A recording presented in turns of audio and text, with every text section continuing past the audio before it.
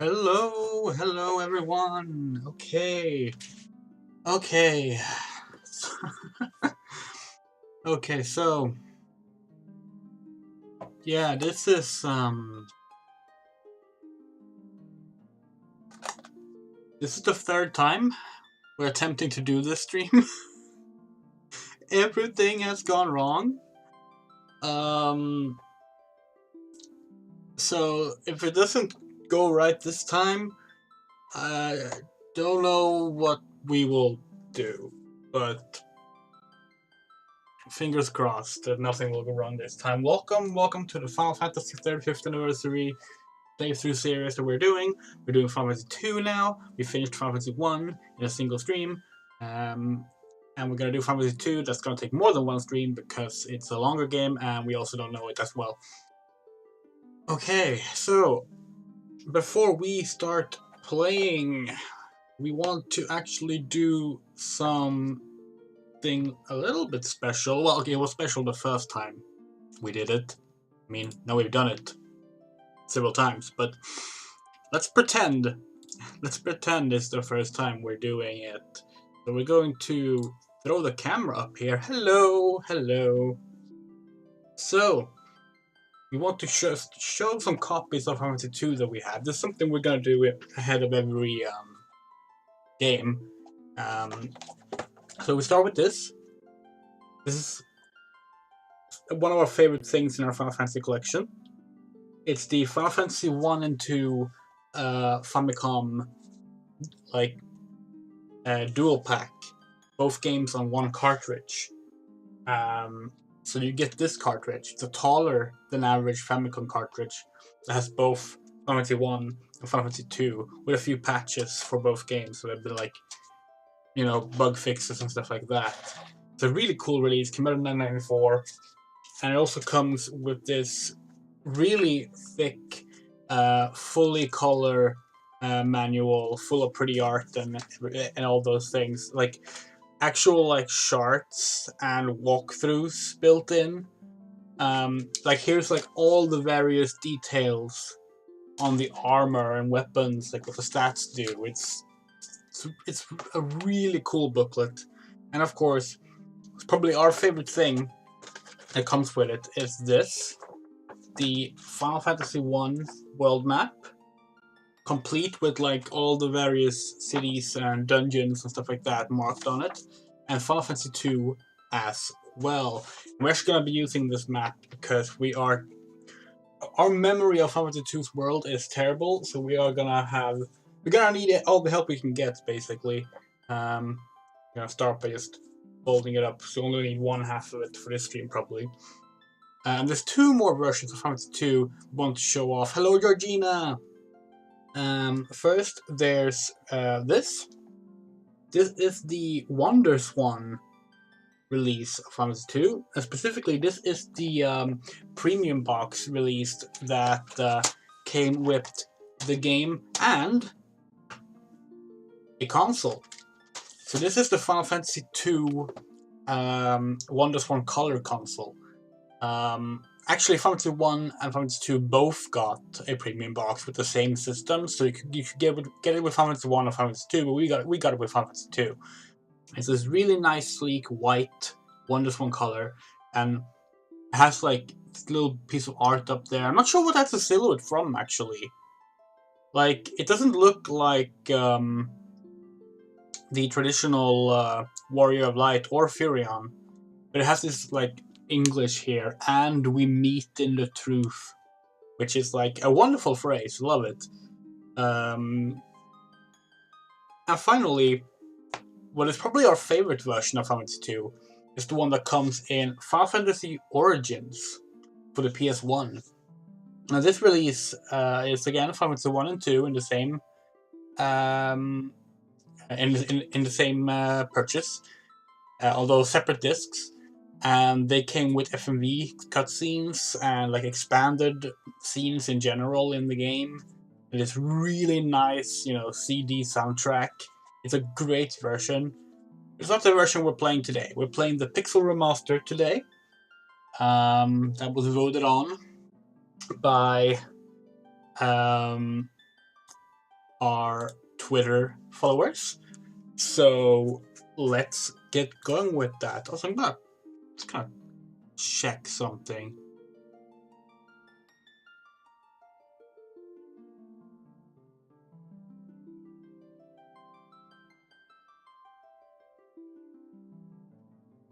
Okay, yeah, no, everything seems to be working. Assuming you can hear me, and you haven't written that you can't hear me, then everything should be working this time. Okay, okay. I think things are actually ready to just work. So, did you mod it to have a different writing? No. The only mod we have done, which is barely even a mod, we've modded the fonts.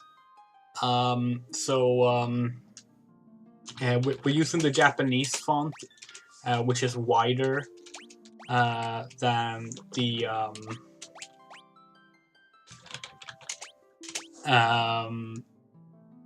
English font. But yeah, we were told that there was a rewrite that fixes the localization a bit, and the localization does seem a little off. We kind of want to see. It's been fine for the most part, and okay, that's what you meant. Yeah, because there's been rewrite mods. Maybe that's one of the other Final Fantasy games that has it. I'm not sure. Anyway, let's go. Again, the party name was also picked by Twitter. A long-lived peace. This scene is all new.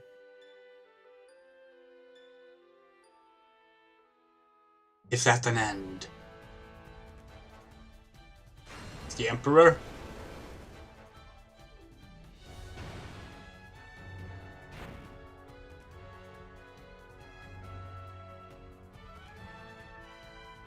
The Emperor of Helmesia has called forth monsters from the underworld and has begun his campaign for world conquest.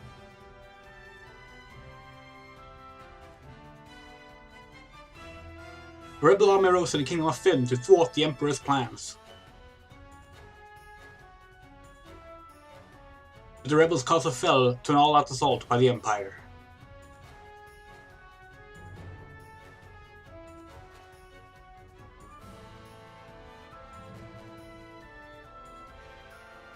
With left little choice, the rebels withdrew to the remote town of Altair. This text is so fast. 4 youths on Finn also found themselves fleeing the Imperial forces. They had lost their parents to the hands of the Empire. Their escape wasn't over.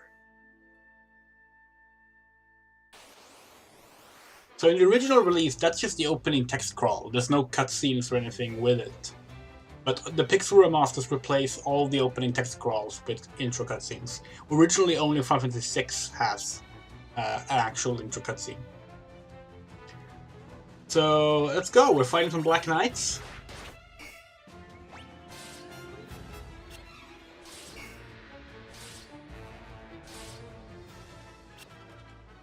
And we're dead.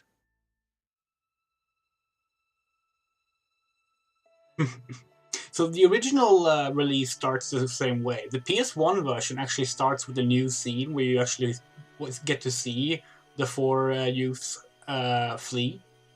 But that's not in this version. It's only in the PS1 version and no other release. Will he live? He will. I sense a strong life force within him. He should regain consciousness soon. We found them like this on the escape from Finn, fallen from terrible wounds.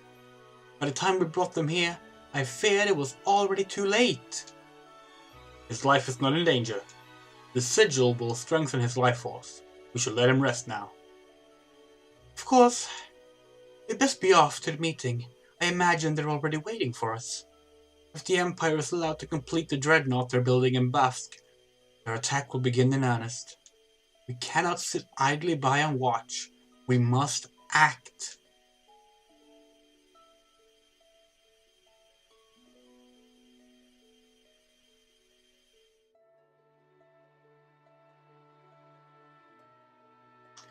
Where am I? So right here you can see again that Look how perfectly this room is built for a 4:3 resolution. This is why we don't like playing in widescreen for games like this. Like, this is what it's supposed to look like, you know? It's perfectly framed. Knuckles! Amy! Tails! Where are you?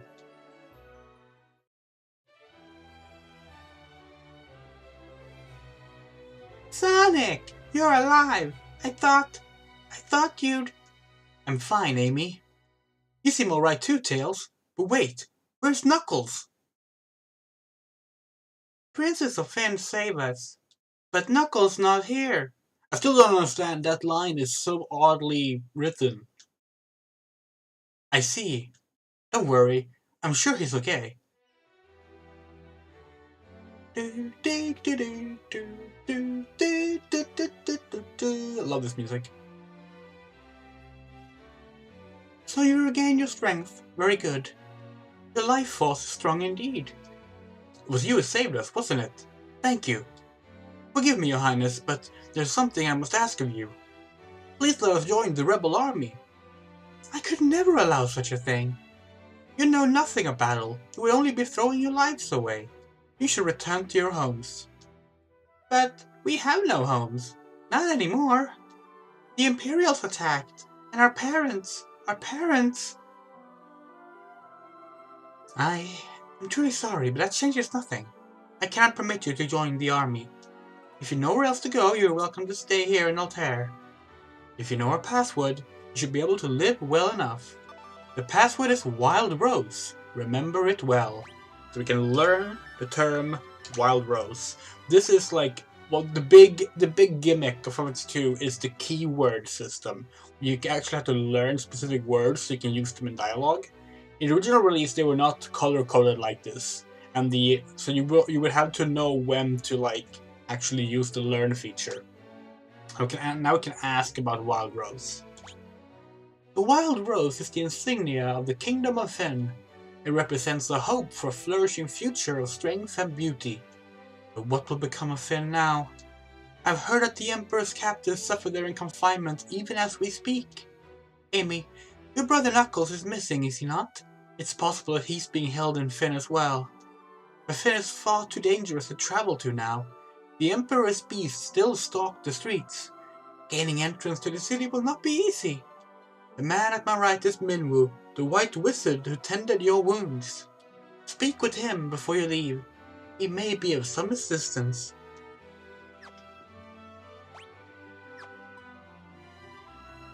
I see your destiny clearly. The future it holds seems closely entwined with my own. You will begin by journeying to Finn. That is your first step towards realizing your fate.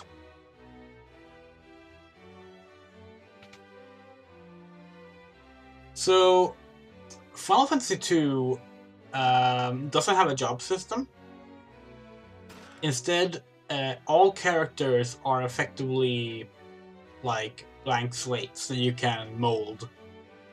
Princess Hilda fled here when Finn was sacked. She's doing a remarkable job of leading the rebel army while His Majesty recovers. And yes, a rebel army led by a princess that youths want to join, and there's an empire with a deadly weapon being built that they must stop. Wonder what they got the inspiration for this story from.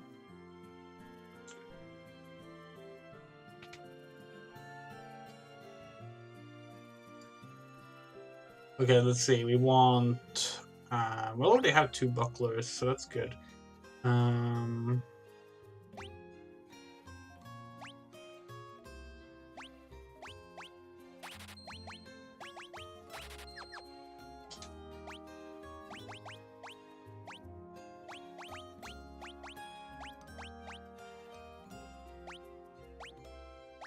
See. Buckler. Blood sword, buckler, leather gloves. Leather cap, leather gloves, bow. Leather armor, leather cap.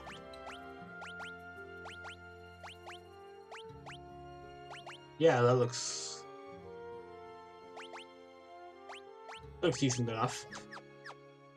Oh, actually, we want tails in the back row. Amy front row. I'll put them like that for now.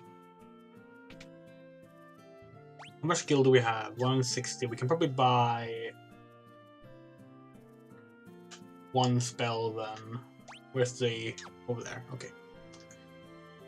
In this game, all the spells are the same type. There's no black or white magic.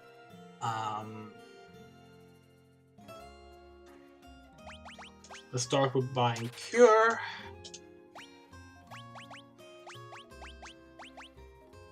I'm gonna give that to Sonic.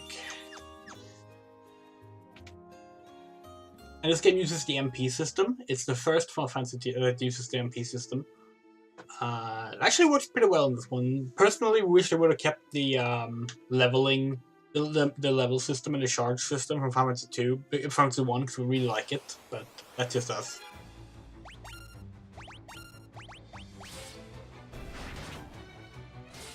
So the next thing that's a bit different with this game compared to every other Final Fantasy game is how the leveling system works. There is no linear level progression. Instead, you go up whenever your skills increase depending on what you use. So like here we used swords, shields, and a bow. So we're leveling up in those affinities. It's very similar to like Elder Scrolls, for example. But there's no level 1, 2, 3 that individually raises your stats. Like, no, it's based on how much you use something and what equipment you have.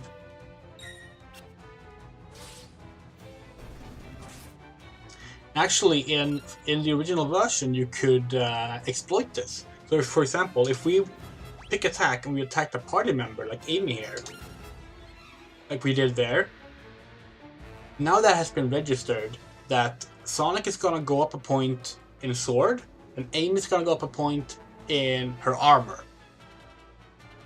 We can cancel it, and that would still remain. Like the game would still have acknowledged that we're like leveling up these skills, even though we canceled the attack, and that way we could effectively get to like max skill in the first battle if we wanted to.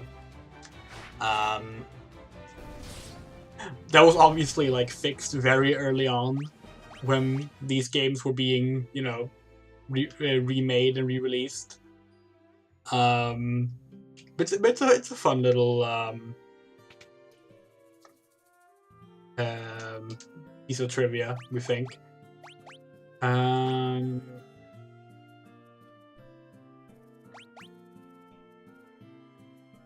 We're not gonna do any dual wielding just yet. Yeah, you can cheat that way.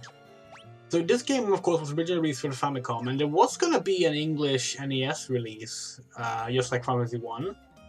And the reason we didn't get one it was actually two separate reasons. So the first reason is pretty simple. So like the Super Nintendo was coming out, you know, like Final Fantasy 1 released in English in 1990. That was the same year the SNES released. So localizing an NES RPG was not really high priority at that point. But there was another issue. Namely, there was so much text in this game, and the keyword system meant that you had to like write things in a specific way that they would work with the keywords. And it just proved a real hassle. Now, there is an unfinished localization of this. The NES ROM has leaked online. And it's pretty cool, and it's really well done for like a still work in progress NES localization. But it's also very clear that like this was never going to work and fit on a regular NES cartridge.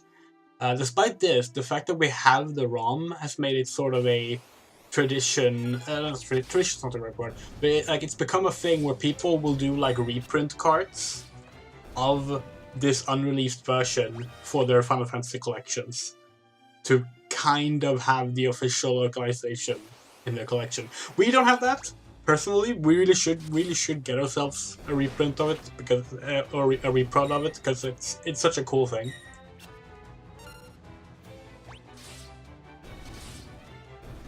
The first official English release will of course be the PS1 version that we showed earlier. Well, the most popular one is probably the GBA version. Just as we've heard, the city is crawling with Imperial soldiers. Hello, Lyda! We should test to see if the chat works today. Let's see if the chat works today, okay?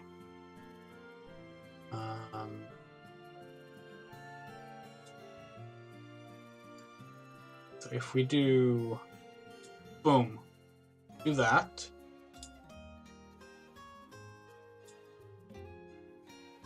Let's see. Hopefully, write some stuff in the chat, and we'll see if it works. Because not yesterday, 2 days ago, when we tried to get the chat working, it wasn't showing up, and we're not sure if we fixed it or not. Oh, I missed that line. Oh well.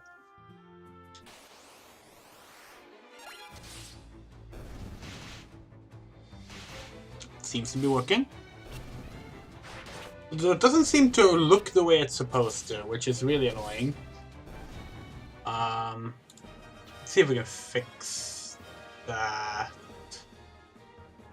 Where is the chat thing? Oh, you can switch who walks around. There's only one female character in Final Fantasy 2. See. Oh, okay. Wait, hold on. Boxed. How do I save the settings? There we go. And we don't want.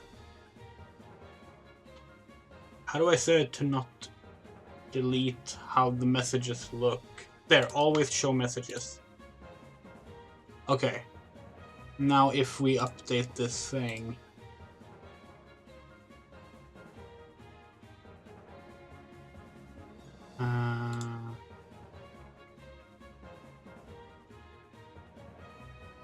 Now it should in theory work.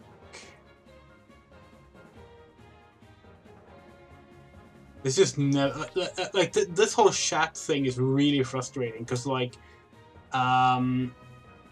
it's the one thing that like doesn't work as smoothly on OBS as it does on Streamlabs.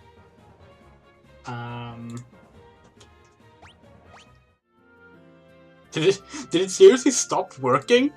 After what? No, wait, no. Okay, no, it just erased all the old messages. And now it did it again. That is so odd. Why is it doing that?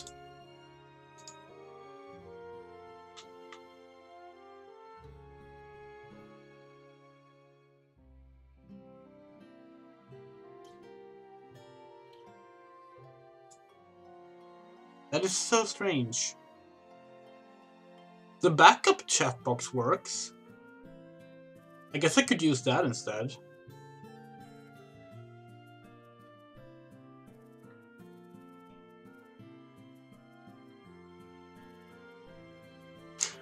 Yeah, because like basically what I'm doing, I'm like we're using the Streamlabs chat in OBS because I like how the Streamlabs chat looks.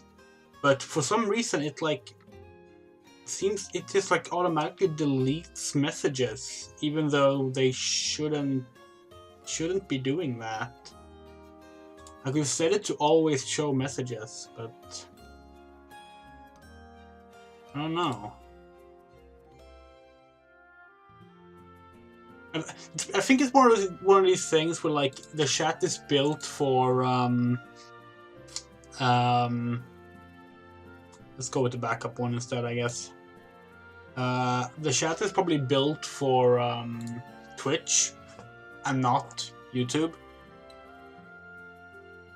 which leads to this issue.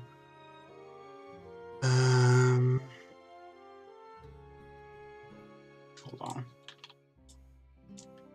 Sorry about the midstream housekeeping. You know what? Someday, these things will, you know, just work.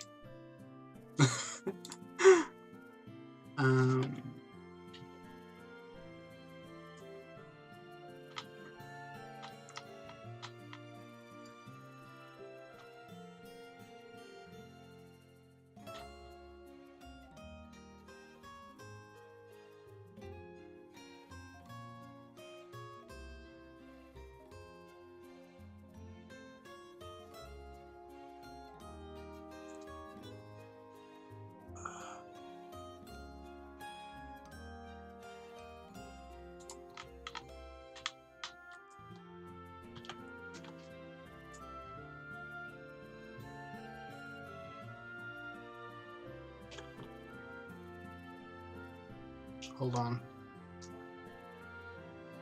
Gonna make the chat look a little bit prettier.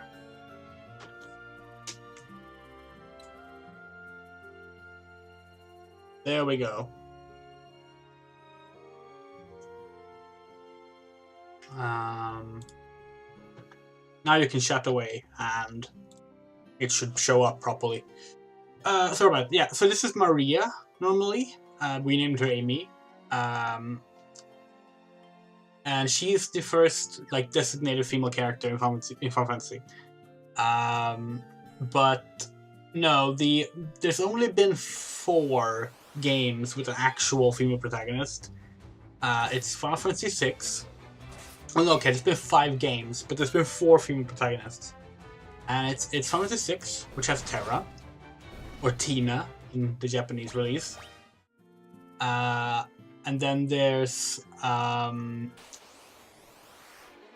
oh, what's her name?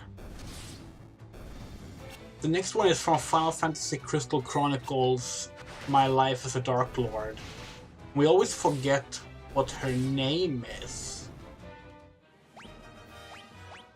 But yeah, it's her. And then of course Final Fantasy 13, Lightning.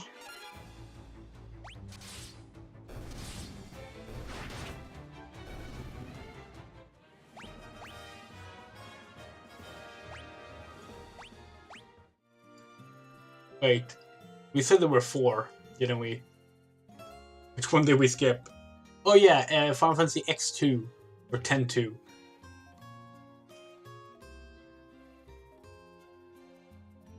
Which has Yuna, of course. Whoa! Where do you think you're going? Customers aren't allowed behind the counter. Aha! You're with the rebels! You'll find a secret door in this wall. There's a wounded soldier back there. Go see if you can help him.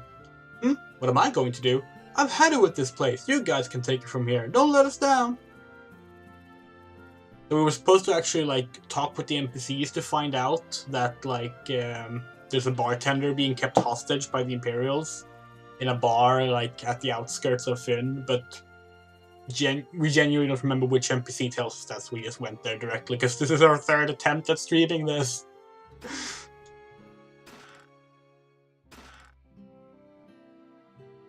Are you going to turn me over to the Empire? At least have the decency to kill me first. I don't want them to take me alive. So, you're rebel soldiers, are you? My name is Scott. I am a prince of Kashwan. Prince Scott? We were told you fell in the battle. Thank goodness you're still alive. I am, but not for much longer. I'm afraid I must ask a favor of you. There's something you must tell my brother Gordon. Tell him he has great strength. He must learn to have more faith in himself. I also have a message for the king. Tell him the reason Fynn fell so quickly is that Count Borgin betrayed us. He's been made a general in the Imperial army. There's one more thing. Tell Hilda that I love her. No, don't deliver that last message. The confessions of a dying man. They would only bring her pain. My brother, Knuckles. Have you heard of him? I'm sorry, but I have not. I wish I could be of more help. Here, I want you to take my ring. I'm sure it will be of use. Maybe it's all this talking, but I've grown extremely tired. If you'll excuse me, I just need to rest. Just for a little while.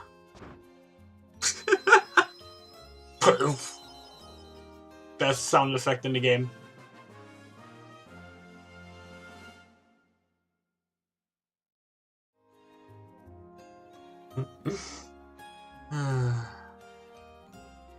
Okay, so let's see. I don't think there's anything else we can do in Finn right now, so I'm just gonna head back.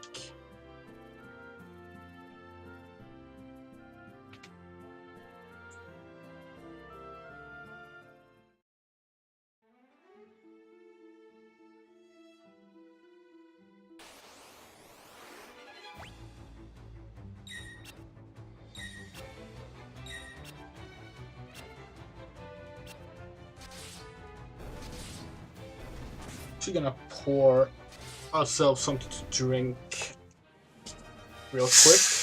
Oh, that's the sound of soda.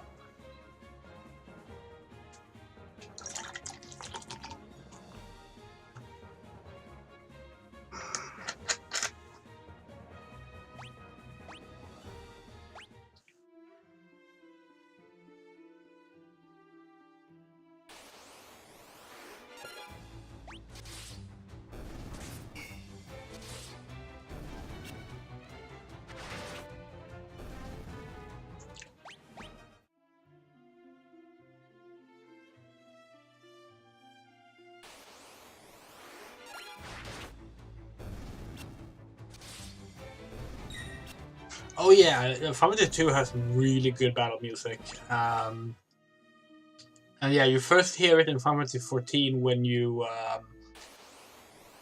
in Ul'dah, when there's like this woman being harassed on the street and you fight off like a bunch of men.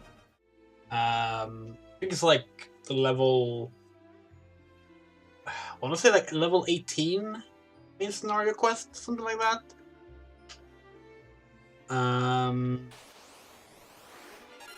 Like, we remember like the first time we got there, we were just so pumped from hearing the Final Fantasy 2 battle music. It's probably our favorite of the like standard battle themes in the series.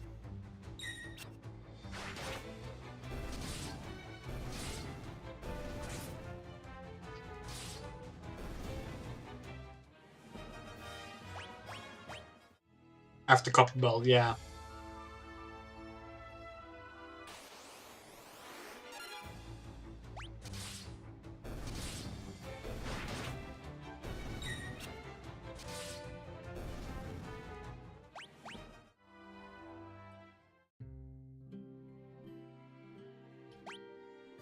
What's her equipment like?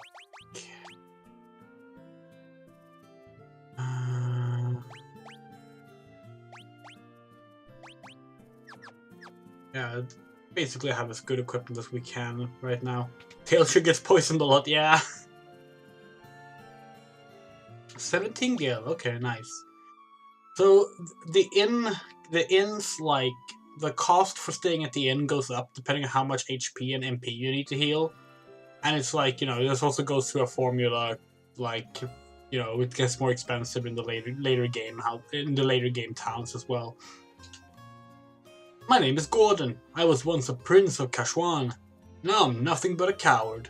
When my brother Scott fell in battle, I abandoned my kingdom and fled here. So we're supposed to actually, like, learn about Scott having fallen in battle here first. That ring! It's my brother's! You really said all those things about me?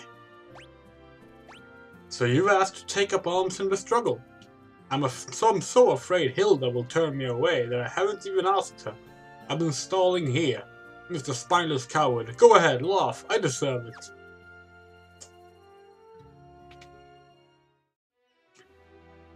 We're curious now. We were supposed to give a message to the king and one to the princess. But I'm pretty sure we cannot actually give a message to the king. Like, an arrow struck me in the back during the battle, leaving me in this state. Perhaps I really have grown old. My daughter Hilda now serves as regent. You should speak with her. Yeah, it's like we cannot actually give the message to the king.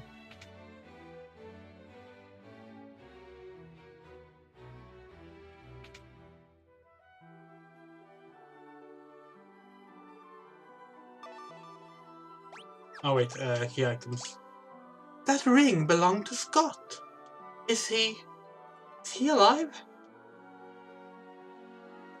Gave us this ring in Finn, just before he lost the last of his strength. Did he say anything? No, nothing.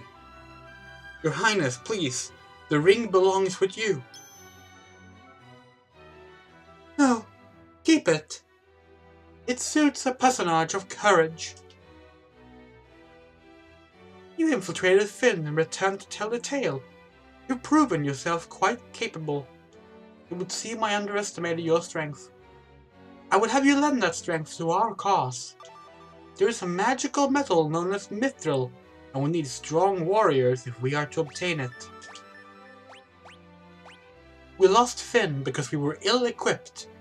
The Empire fought with weapons and armor made of mithril. I have charged Joseph, a man living in Salamand, with the task of finding a source of mithril. I do not know the cause. We've been out of contact with him for some time now. Would you go with Minwu to Salamand to look into this? I heard Her Highness' words and have waited for you since. To reach Salamand we must first pass through the port town of Paloom. Take my canoe and let us be on our way.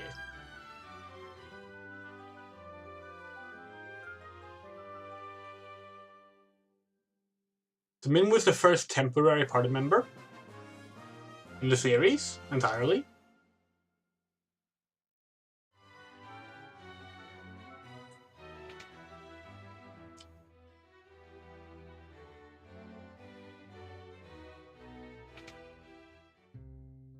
And he's like actually ridiculously like high level. Like he has like every white magic spell you can imagine just equipped casually.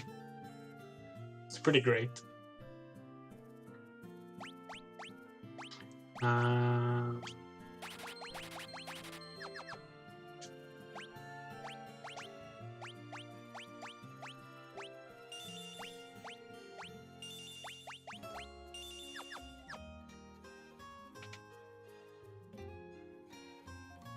Did we check the weapons in Altair? I don't think we did.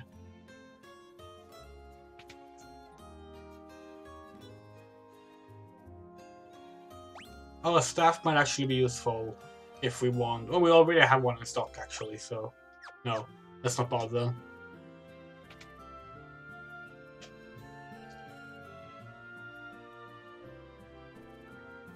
I think we might put Tails on magic duty when we actually start to like specialize them a bit.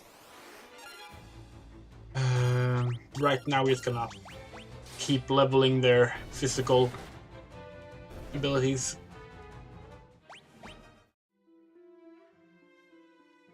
Diagonal walking is like one of the best things that they added in the Pixel Remasters.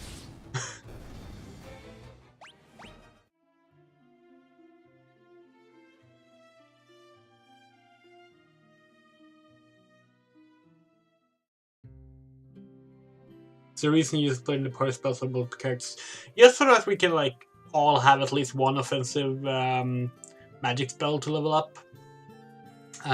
You can of course just like put them all on one character. In fact, we're pretty sure that's what most people do. but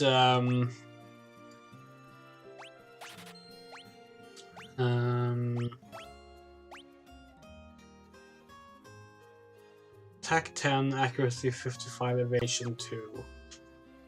Oops. Attack 8, accuracy 60, evasion 2. Yeah, let's get that axe actually.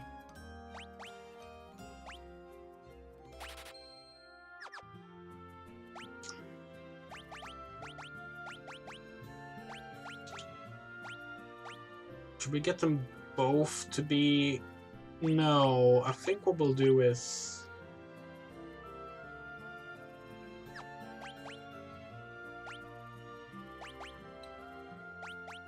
Actually, that might be a good idea. Maybe we should let Sonic handle magic. Oh, wait.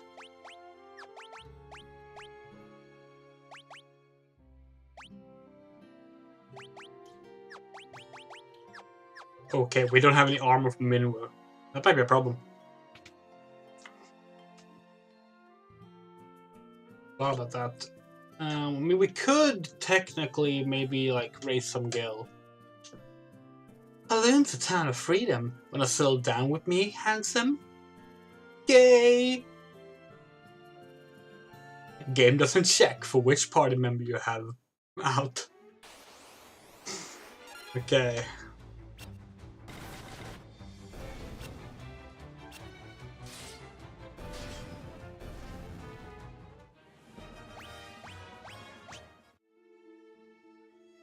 Actually, we can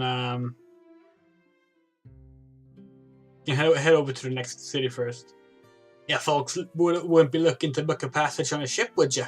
Your 32 gil will see you safely to Puft. Then, just board the ship in front of town and off you go. I don't know what that accent was. Hmm?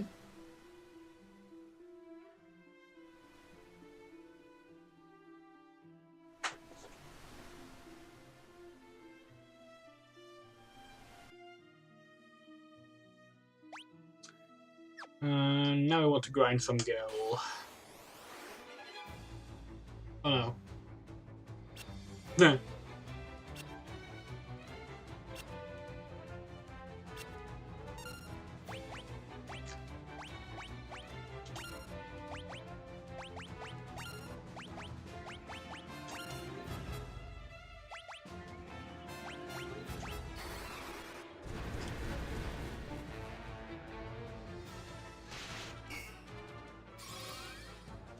Pure 7? Holy shit.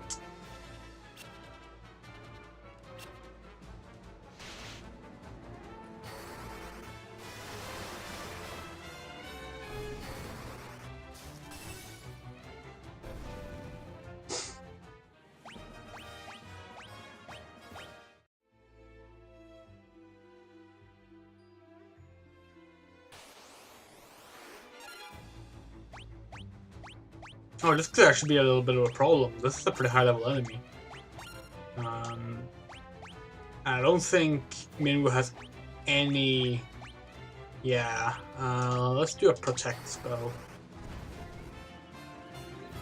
Oh, that's not too bad actually.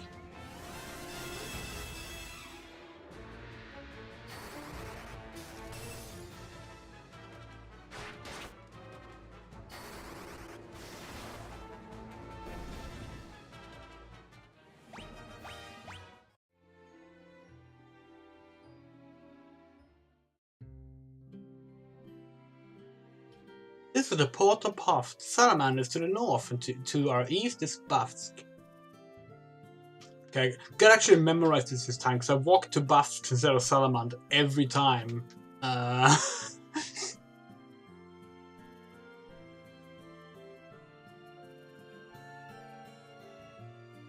Bafsk, the city to our east, is under the control of the Empire. They're building something terrible there. You had to ride the airship. If you got the cash, there's no place I can take you. Sid! Yeah, so the airship here, Sid's airship works as fast travel. We can, like, pay him to go to any city we've been to. And some cities we haven't been to, actually. 82 gil, wow. Price goes up fast.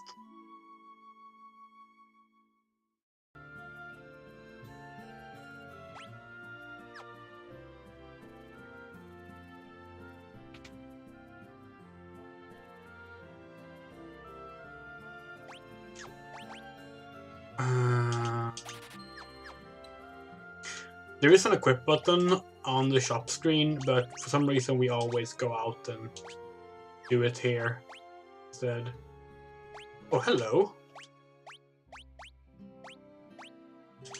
Why not save ourselves some money by stealing Minwoo's armor?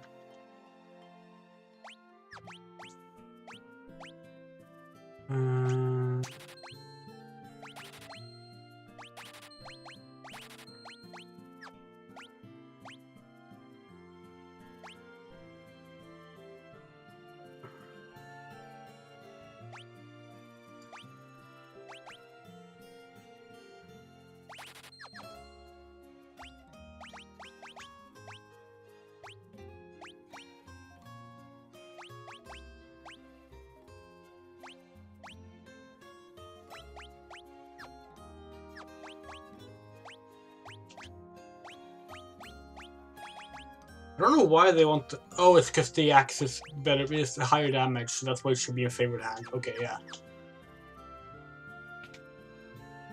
Forgot about the favorite hand thing entirely.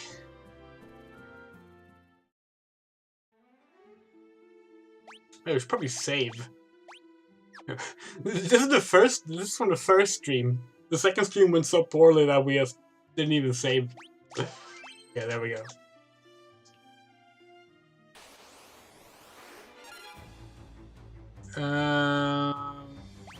Let's get back to attacking this time.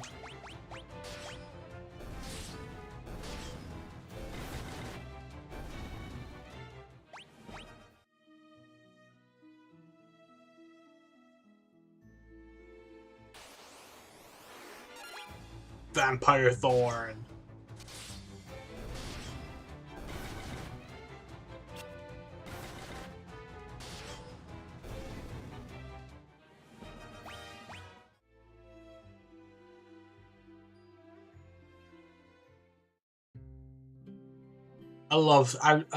Salaman is so pretty. Like, look at this. It's gorgeous.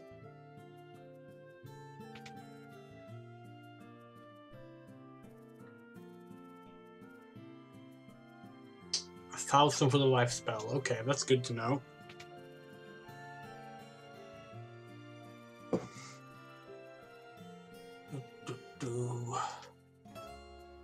Summit Falls is beyond the mountain range to the south of Salamand. That's where the Empire has been mining its mithril. The Empire's enslaved the men of Salamand and forced them to work in the caves at Summit Falls.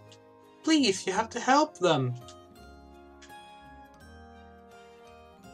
I love Joseph, but I know that if I'm around, I would just get in his way.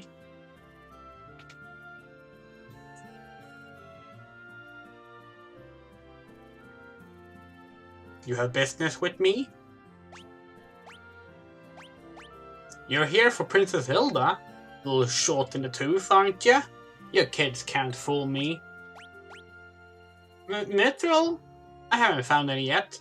I do have a few leads, but I don't plan on sharing what I do know with a bunch of perfect strangers. I'm gonna need you to do a little something to prove who you are, you say, There's a bunch of people from Salamand who are being forced to work in the cave at Summit Falls. Rescue them, and we'll talk. I mean, dude. The regular townspeople already told us that's where the mithril is. Useless. I'm not sure you can get in the way unnamed wife / girlfriend something. Because he's clearly not doing much at all, but you know, fair enough. That's our gil, 85. Okay.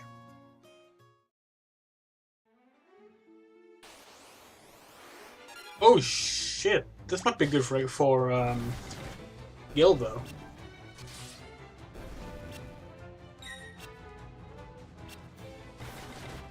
So one nice feature here is that if you're dual wielding weapons, you attack twice, and you can attack 2 separate targets. And that wasn't a thing in the original release, of course, but it is it is now that you can actually hit 2 targets. It's really nice. Oh shit! I thought the poison wore off.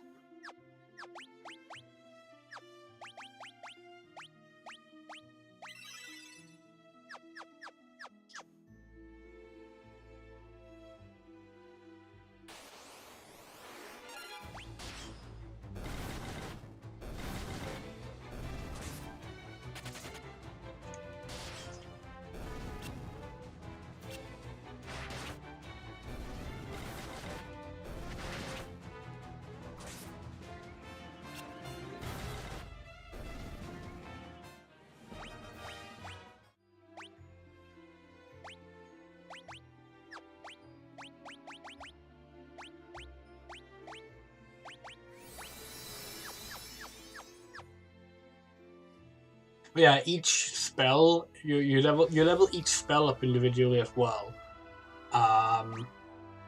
which is different from a lot of the other. Is this the right way? No, no, it's not. See, it helps to have a physical map to look at. What?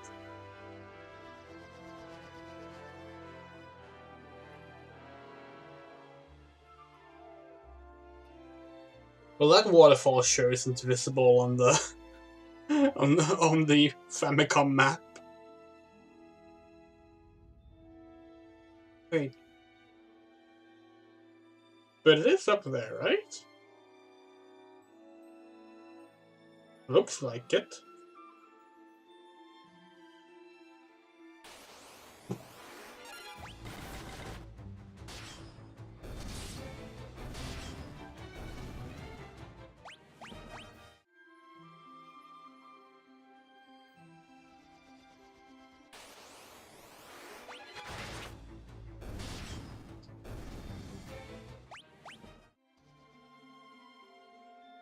Yeah, there's the cave, so.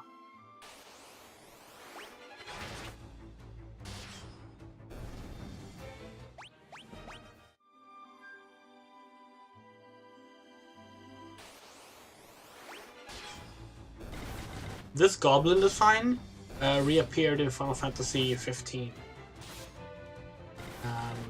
One of the few like classic designs in that game.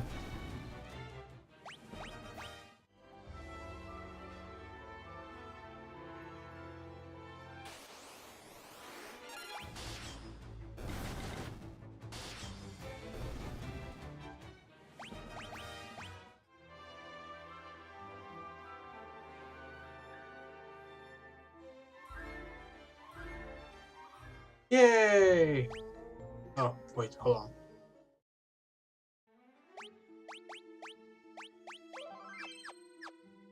Now we can start.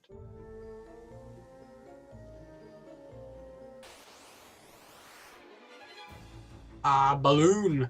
The lowest level version of the bomb.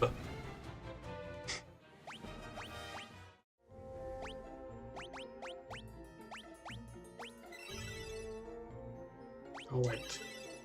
There.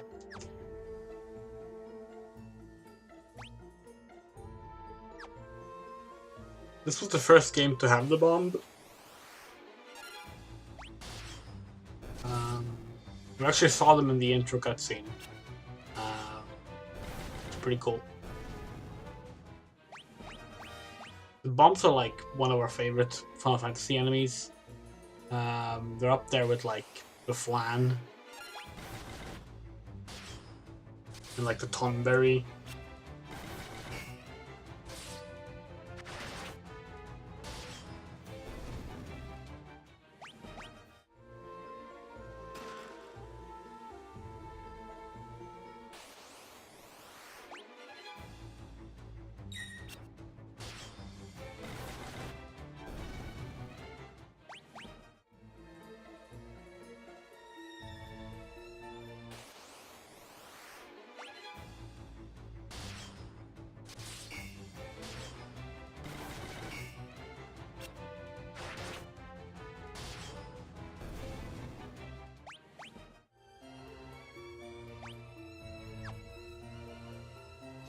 We've almost caught up with the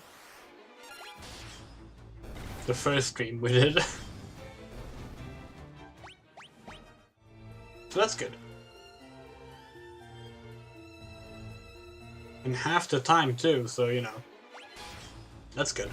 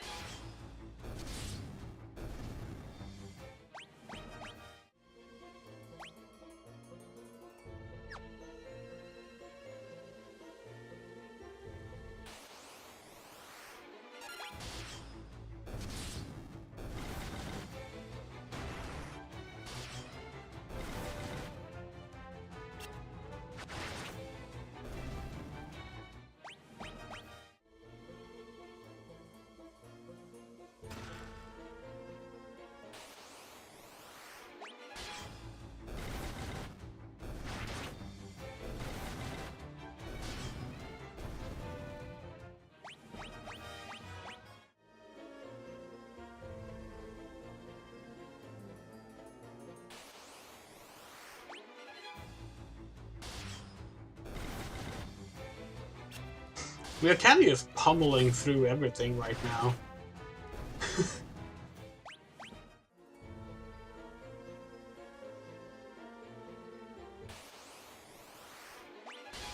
What were we gonna be like a little over leveled at this point?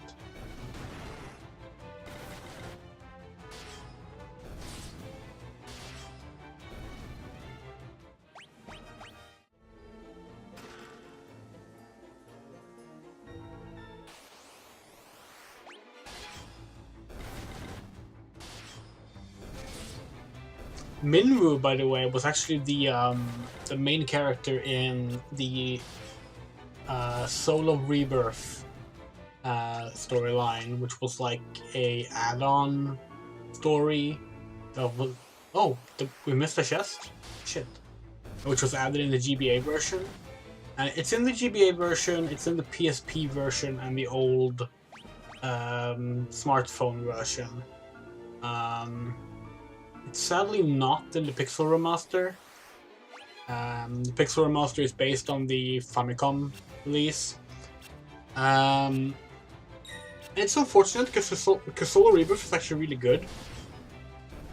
It's the only one of the like FF Advanced like add-on content things that we actually liked.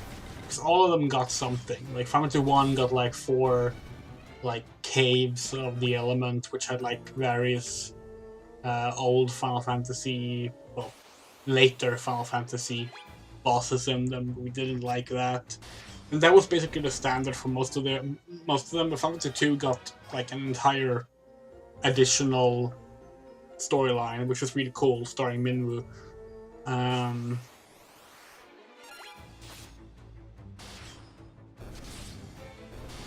wonder if that story is playable without having to beat the GBA version. If so, then we might actually like just play it on an emulator or something. Actually, even if you have to beat the GBA version first, we could just, you know, download a save file.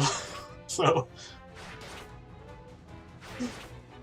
because either way, we could definitely play Soul of Rebirth as well, because we do kind of want to do that. It's a good one.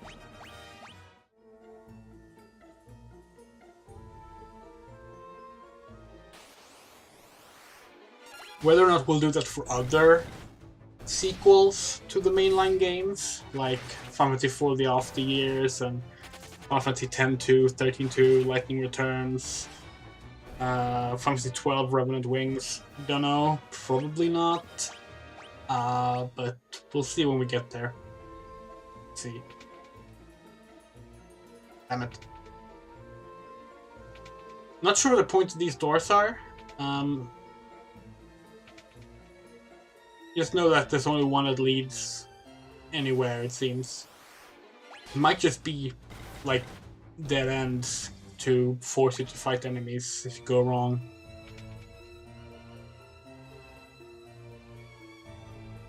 Now we're caught up with the lost stream.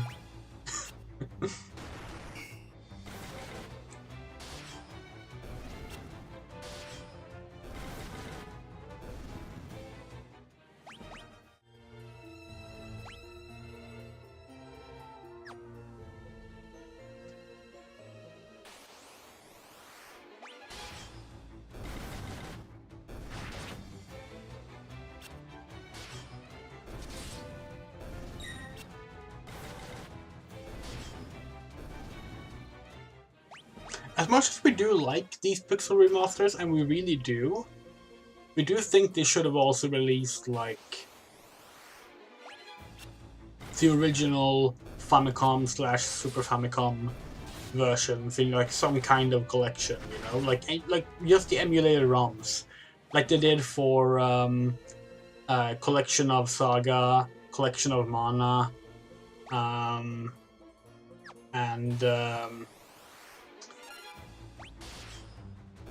was something else they did that with, where they just drop the ROMs in a collection and let you play them.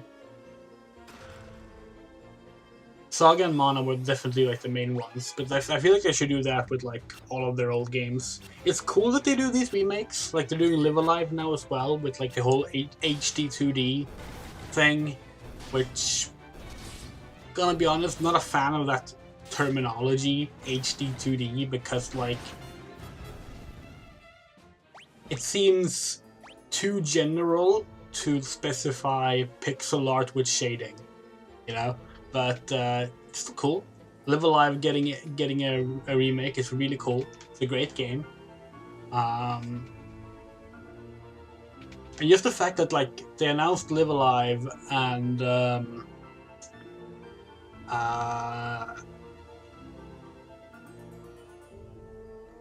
Radical Dreamers in the same like Nintendo Direct, that was amazing.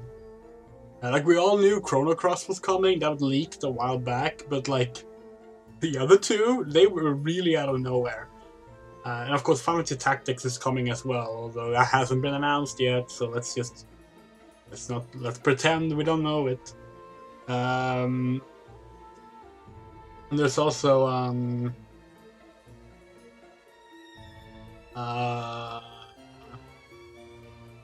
Front Mission's remake. Help us, please!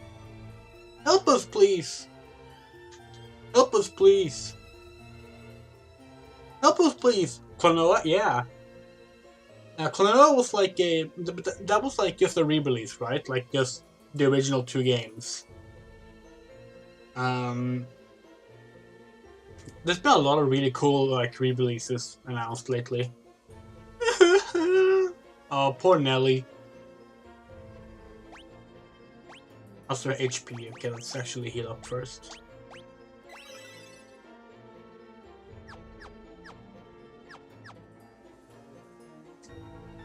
Sonic, it's you! Am I ever glad you're here? This is Joseph's daughter, Nelly. Oh, we didn't talk to Paul! Oh, we forgot. Paul is a thief who appears in the first town. We forgot to talk to him at the start. Oh well. I think that dastardly Borgen's been holding her hostage to threaten Joseph. Princess Hilda told you to bring her back some mithril, right?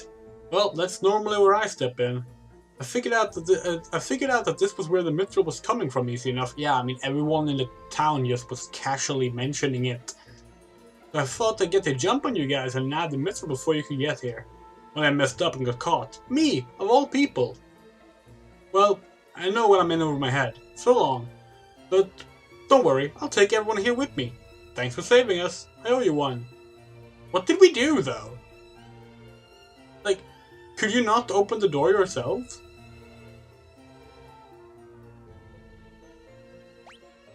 Oh, there's still a bit left of the dungeon. Okay. Yeah, Klonoa was really cool. And there was something else. There was like some other re-release as well, apart from the ones we just mentioned. What was the other one? Oh yeah, the Earthbound games. Earthbound Beginnings and Earthbound.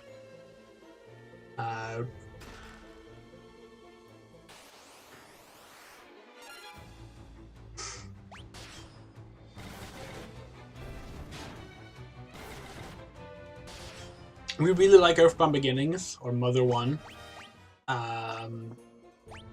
So seeing that announced was pretty neat.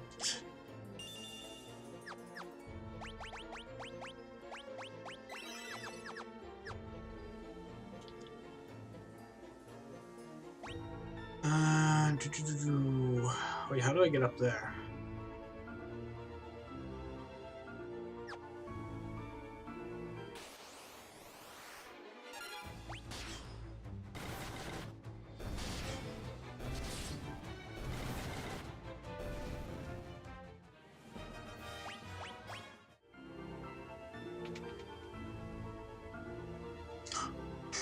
It's another dead end, of course. We've said this before, but there's this one thing we... Oh no. Flans. Classic flans. So, like, flans have a ridiculously high,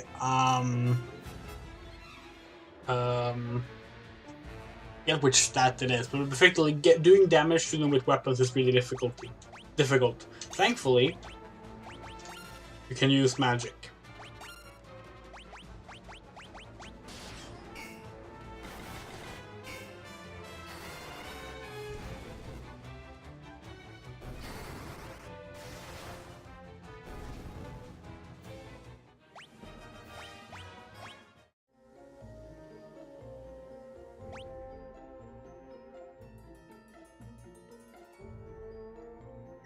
That's because it is. Hello, Louise.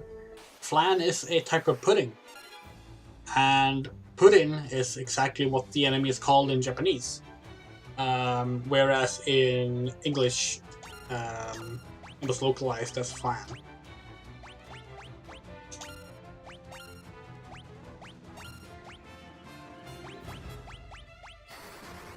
Of course, the one we fought now is called Green Slime. We think the first one called Flan is the yellow slime. Yeah, in Japan they're pudding.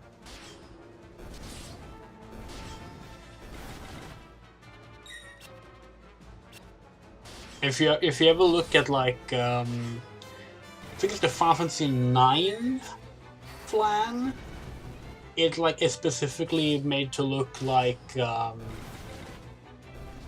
caramel flan. So like it's like white and yellow.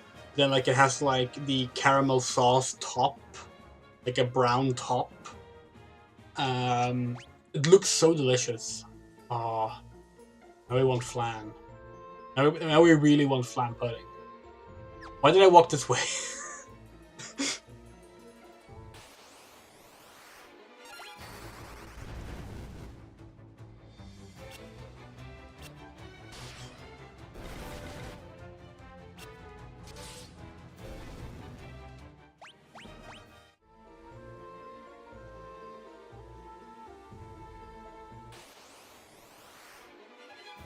Oh shit.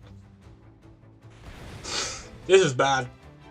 This is potentially really bad. Getting ambushed by 4 bombs. Okay, good. Not all of them exploded.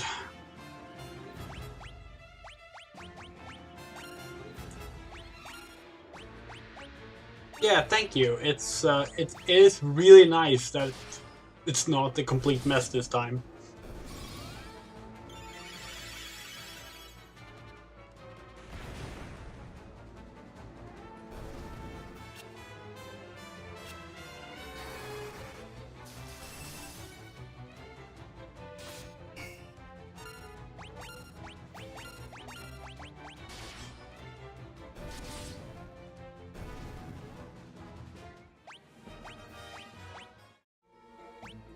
Okay, let's see.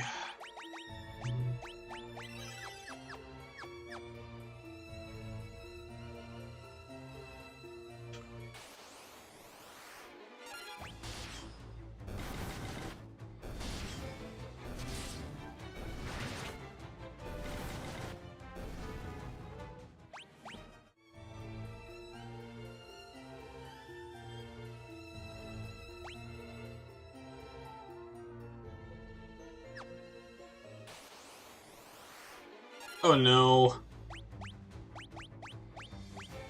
Oh. I thought maybe we could like click right to cycle around to the left, but no, we could not do that.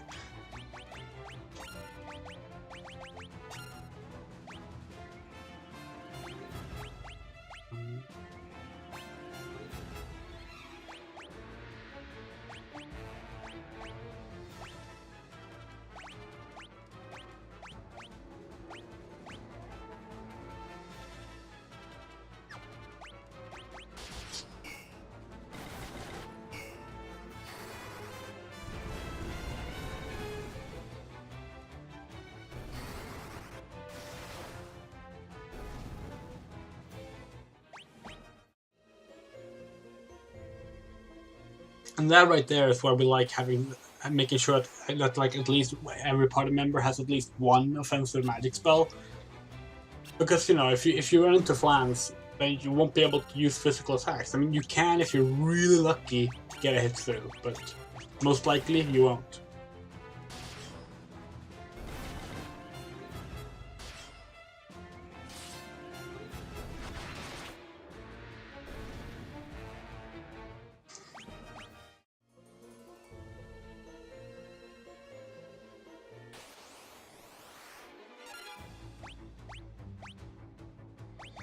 Actually, talking about like RPGs getting re-released, we really hope that they announce a collection, like a PC and console re-release of Bravely Default and Bravely Second. Not Bravely Default 2, the one that came out last year. Bravely Default and Bravely Second. The games that people liked, or at least mostly liked. Bravely Second was a bit controversial, but not more so than Bravely Default 2, which might have had one of the like least celebrated releases in modern, like, well, that's true, but like in terms of like Square Enix like return to quality era, Bravely Default 2 might have had one of the like most meh receptions we've seen. But people were more excited about like I Am Setsuna than they were Bravely Default 2. But Bravely Default 1 was really popular, and oh god, Land Turtle! So I guess that would be the first Adamantoise in Final Fantasy.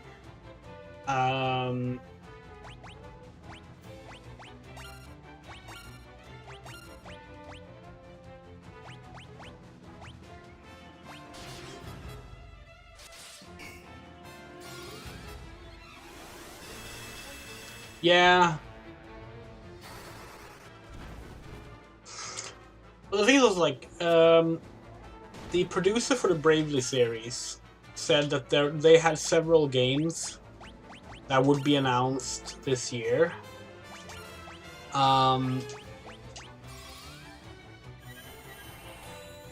So, like, and we can't imagine, like, if there's several games, that sounds like more than two, right? So, but let's assume it's two.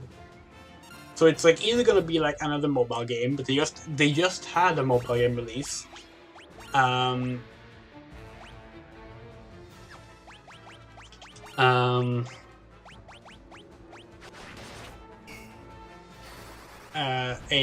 brand new sequel, like unrelated to previous games, again, or Brave the Third, or some kind of collection release. But we'll see.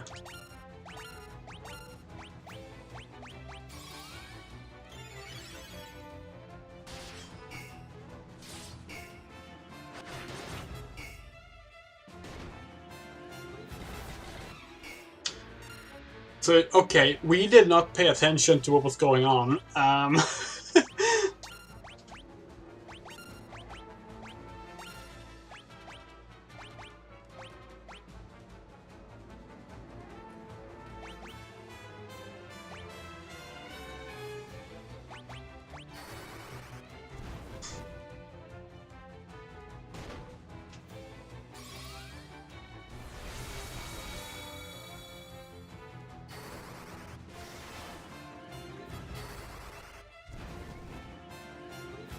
we're too busy talking about Bravely Default. We only played the first Bravely Default personally, and we really liked it. It is effectively like, you know, what if the Final Fantasy series was only Final Fantasy 3 and Final Fantasy 5 and Final Fantasy before Heroes of Light, and then we made a sequel to that. But, you know, those are all great games, so it works.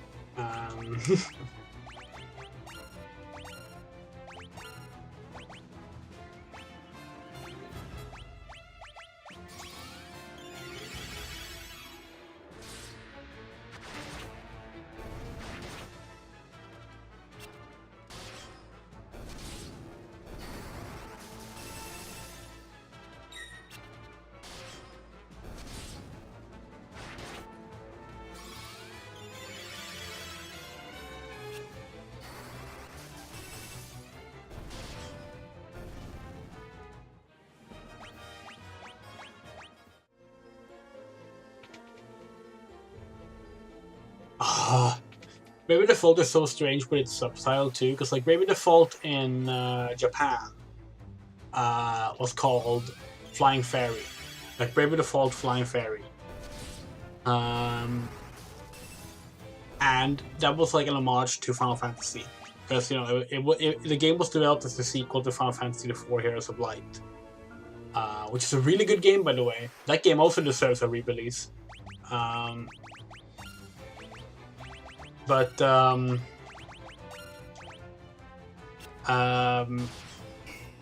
it got localized for.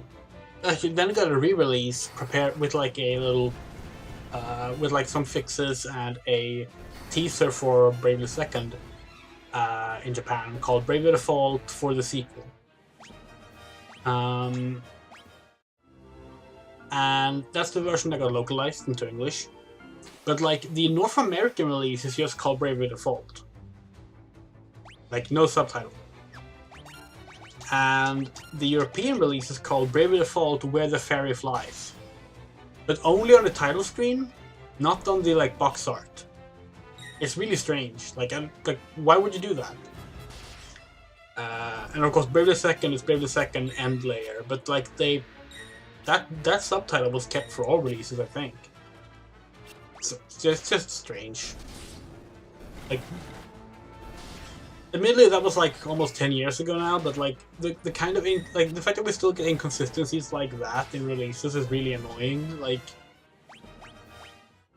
can we just have like consistent names on new games, please? Oh shit!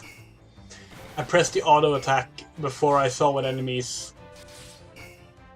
Damn it.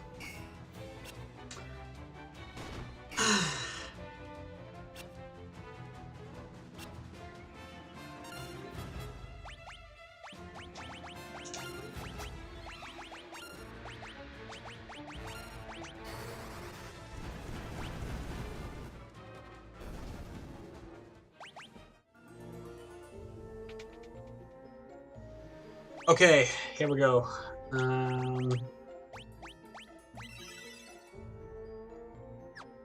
Don't have that much MP left. We don't think we have an ether either. Nope.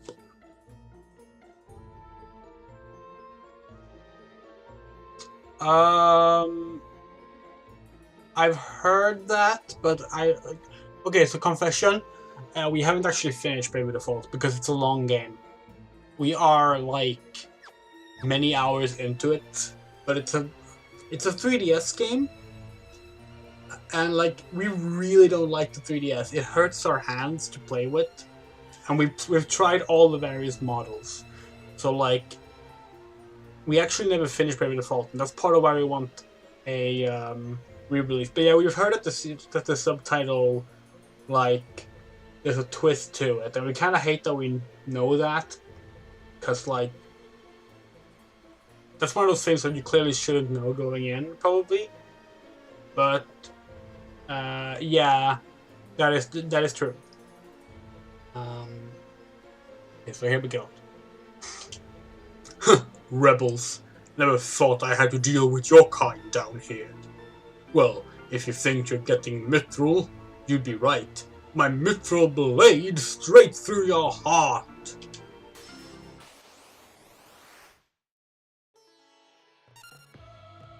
Sergeant. Oh. Oh damn, this music.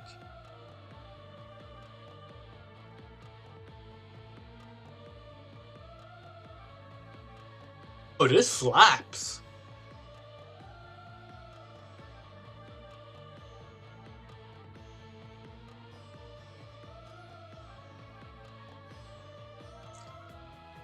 Oh, I love this. This is such a good tune. Yeah, it's the Star Wars A New Hope. Well, it's one of two Final Fantasies that's basically as A New Hope. Oh wow. Oh, this might be the best track we've heard in the Pixel Remasters so far. Oh, that's just beautiful. Okay,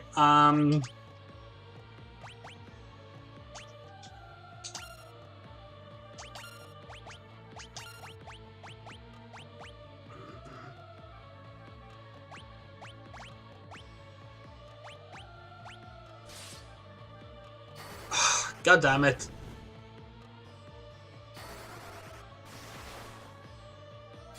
Amy has the strongest armor. Why did she die first? I mean, okay, because they hit her first, but like...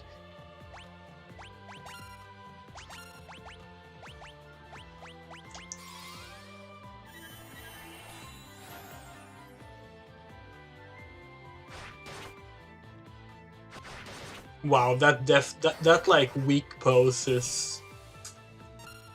That sure is some let's show off the tits pose going on right there.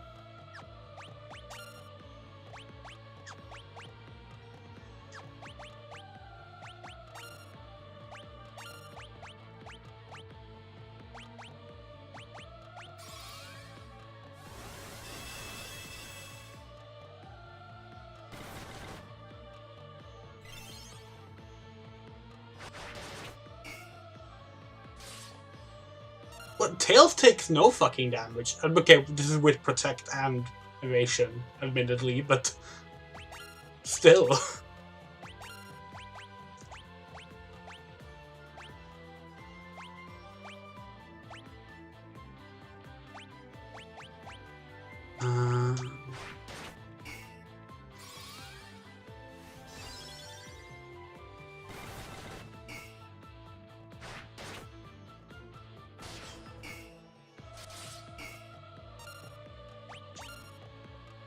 Yeah, Tails takes less damage because Tails is in the back row. Right, that makes sense actually.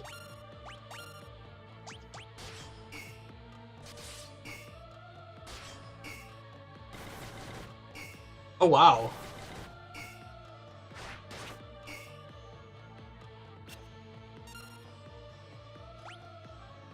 Dude just blocked all of our attacks there. Again, this is why it's good to have spells with those.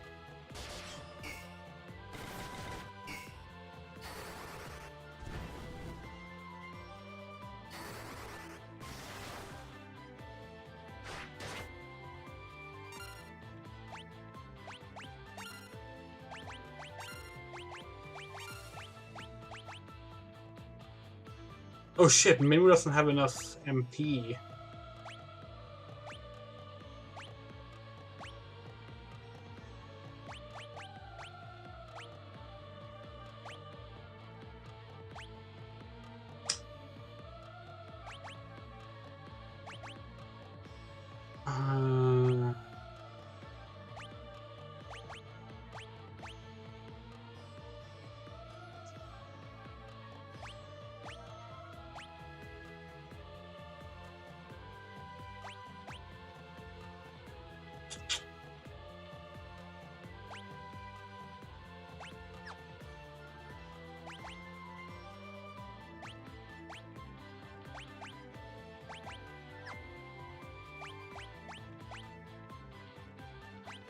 Wait. The regular HP should be enough, actually. We should have bought some ethers when we were in the town. We seemed so over level, we didn't think we'd end up running into like an issue with not being able to land physical attacks.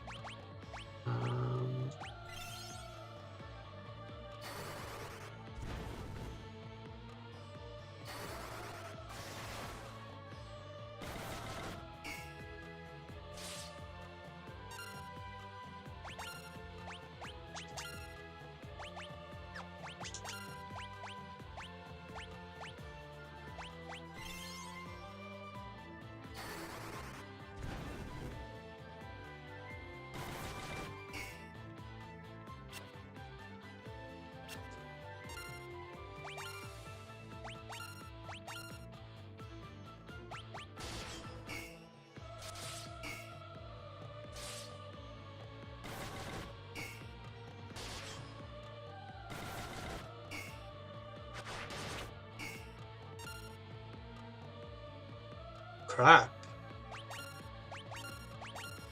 Not sure what to do now. Like, I mean, we could try to like swap HP and MP, but that will just put us at a really low HP.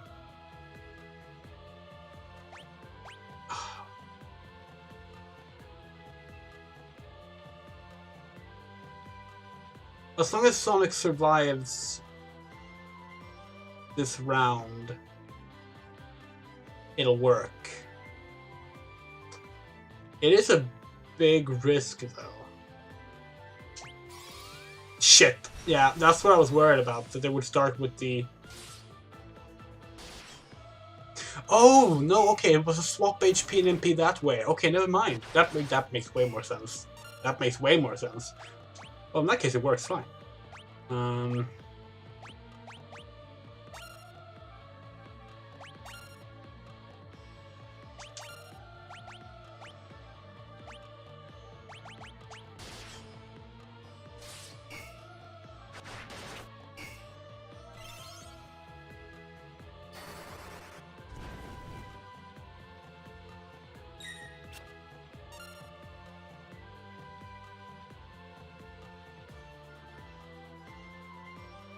Vom today. Not sure what that means. Oh, no worries, Luis.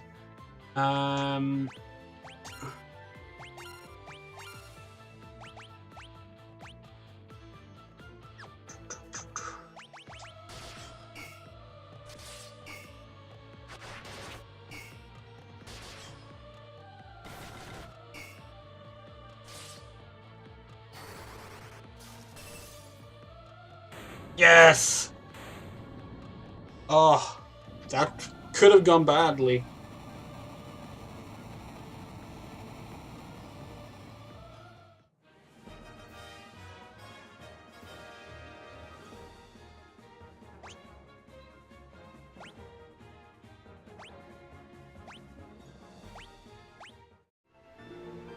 I think one of the problems is that we're playing Maria or Amy as a tank.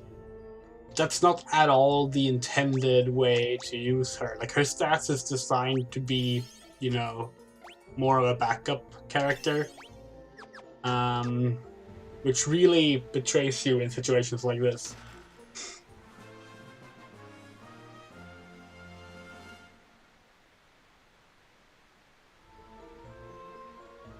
We all have some mithril in the chest, don't we? Okay, let's use... Oh.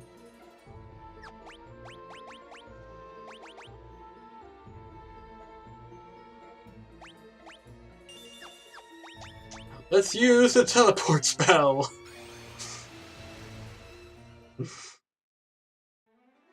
Oh. Made it.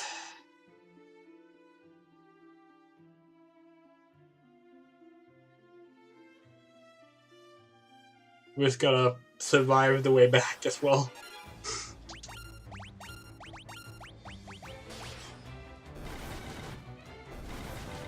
Oh, nice.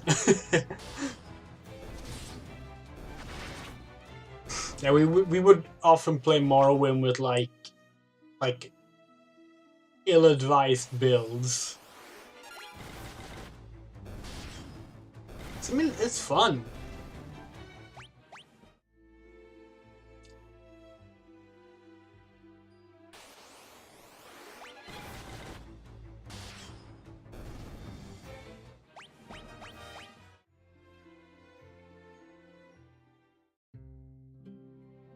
Oh hey, all the men are back in town.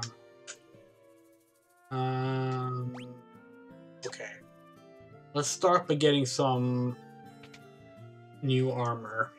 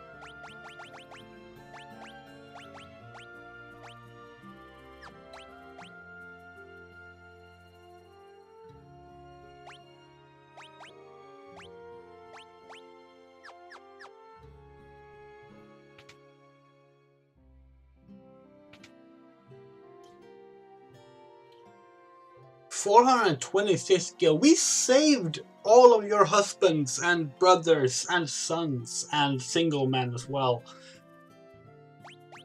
Sure, yeah. Why not pay more than the price of fucking 2 broadswords to stay the night? Jesus. Take the mithril to Altair and give it to the princess as soon as you can. Yeah.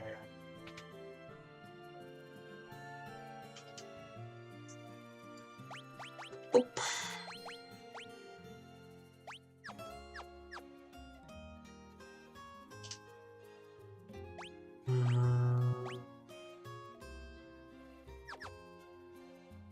Economy, yeah. God, Ether costs a lot, doesn't it? Yeah. No, not gonna waste an extra one. We wanna buy more spells.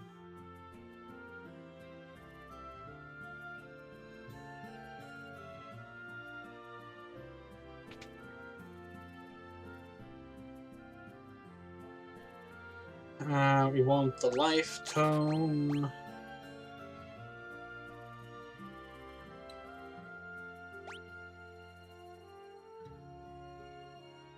I think we'll be happy with that for now.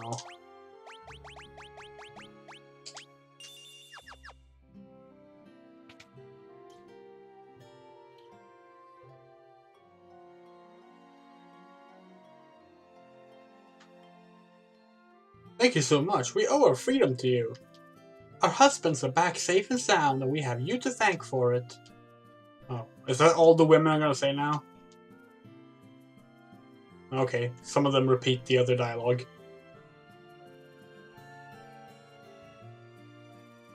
There's no way to cross the snow on foot. You'll need a snowcraft. Alright. I heard that Joseph keeps his snowcraft hidden on the first floor of the cavern at Summit Falls. I seem to remember him saying something about a wall near the blue stone or something like that. Oh. We have to go back there. I love... Oh, she just says the same thing still? Okay. Hey, Joseph, loser. You better get that mithril back to Altair. Princess Hilda is waiting for you. I don't remember if that was the voice that we gave him, but it is now. Thanks for saving me. Okay. Should we get the snowcraft first? Guess we might as well. It's good. It's good if we just have it done with. While we still remember where it is.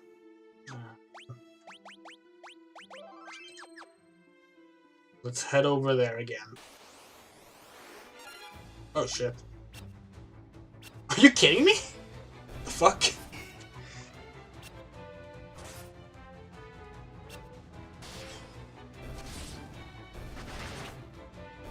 So this game has two types of status inflictions, some that last past the battle and some that don't. That's why we got confused earlier, because like there's like the temporary poison, which is like the green bubbles, and then there's the one that you actually need to use antidote for, which is the purple bubbles.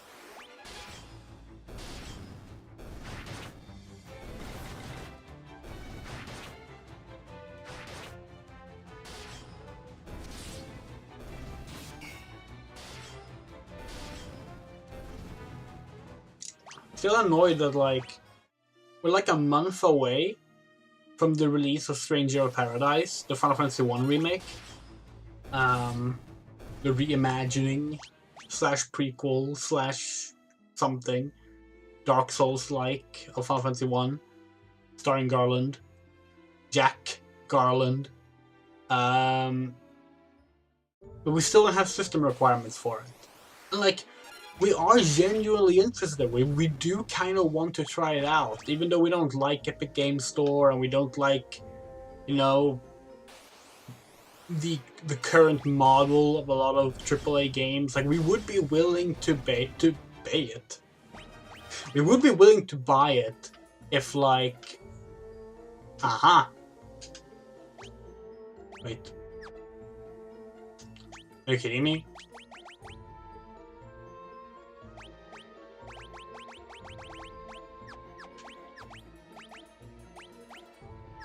So we can't do anything here yet. Oh well.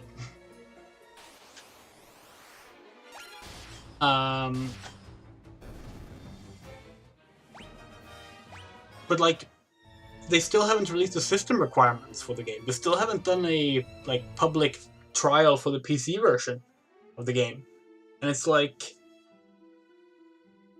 it's really difficult to justify, you know, buying a game if you don't even know you're going to be able to run it well. And like, you know, you could argue like, well, you know, it's the Unreal Engine, it's a pretty, you know, it's a pretty like decently optimized engine, and you know, you can go by their past releases, etc., etc. But like, even that isn't too accurate, because like the only past releases of like Unreal Engine big budget titles that Square Enix have put out is like Final Fantasy VII Remake and Kingdom Hearts 3, and those are also Epic Games Store exclusives. So we haven't tried those PC versions out either.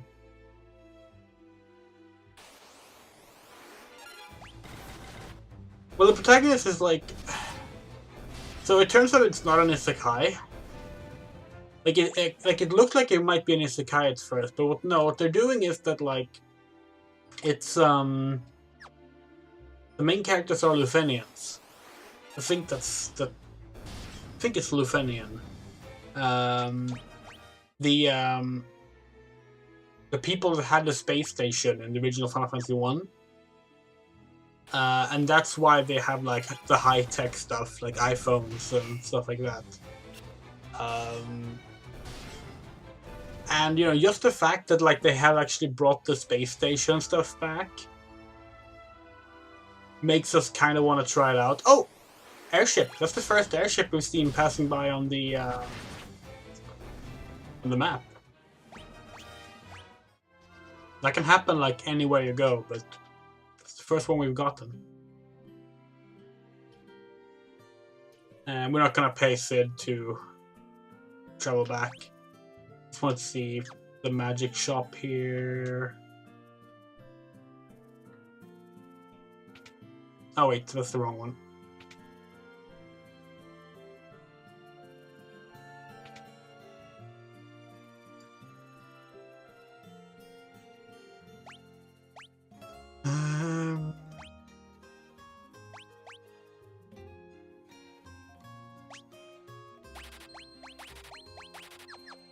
Yeah, so in the original NES release of Final Fantasy 1, the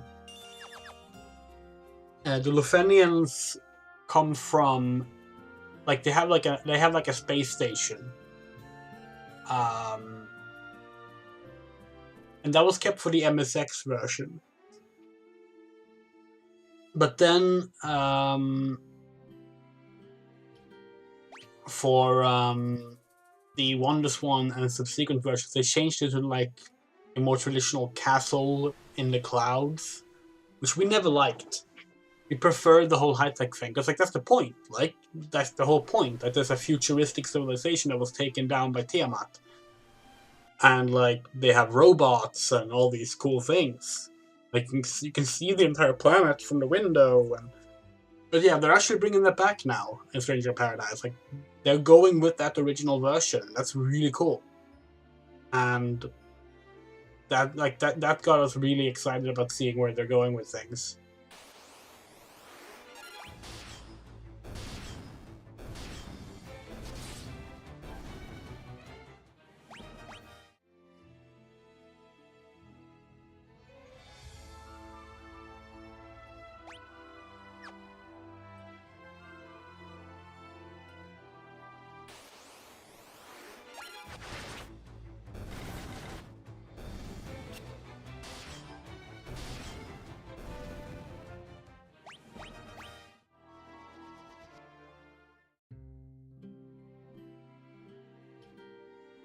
Yeah, so here, right here is where Paul usually stands at the start.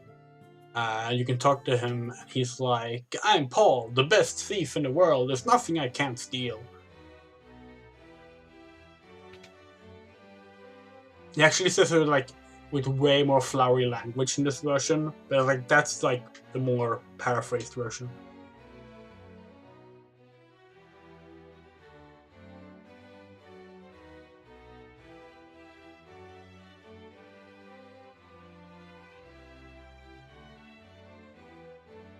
Yeah, it's gonna be cool to see. The Empire also suffered heavy losses at the Battle of Finn.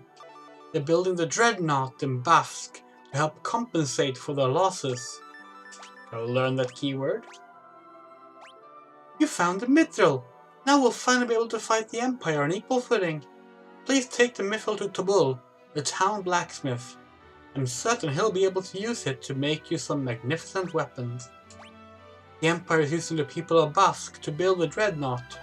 The Dreadnought itself is a massive, heavily armed airship. Oh, so you can learn the airship term here. Cool. We already know it though. A man named Sid, the former captain of Finn's Order of the White Knights, built an airship. It's a ship that sails the skies, but the airship captivated him, body and soul, and he soon left Finn. We are poorer for his absence. I am told he now lives in Poft, granting travelers passage on his airship, for a price. He then uses this money to make further renovations on his airship, or so the story goes.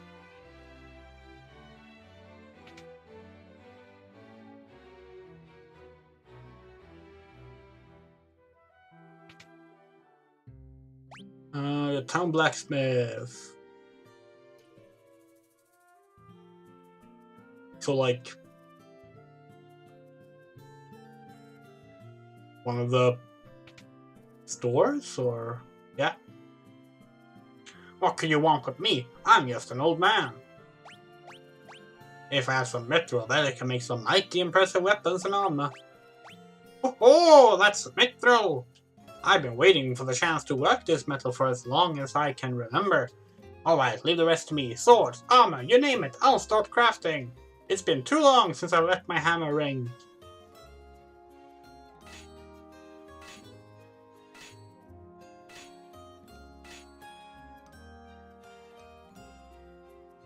I like Isekai when it's like done well. Like I think it's a really cool literary device, like a framing device for story. And yeah, Bookworm does it really well. Ascendance of a Bookworm is a beautiful series. But like, yeah, I don't really like it when they're doing the whole thing where it's like they're not trapped in a video game, but they still make it seem like it's a video game. Like either go all the way and make it be a video game, like Sword Art Online or Log Horizon is a good one, where like they actually are inside the video game, like either because they're trapped or because they are, or if it's just like a dramatization of them playing it, like in what's that one called? Bofuri. Bofuri is really good. Or stick to, you know, just a traditional stuck in another world thing, you know, like Ray Earth or Bookworm. Yeah. You can buy the equipment I made over at the shop counter. This'll keep my hands full, I'll tell you that.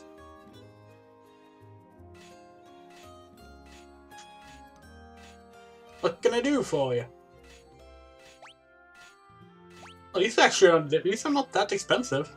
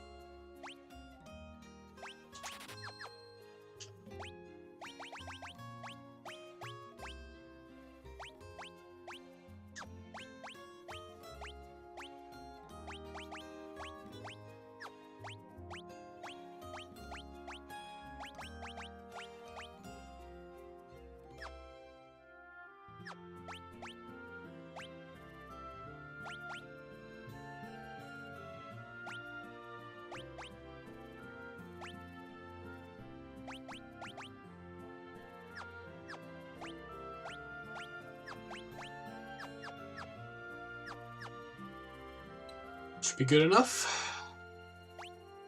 We need to go to the inn.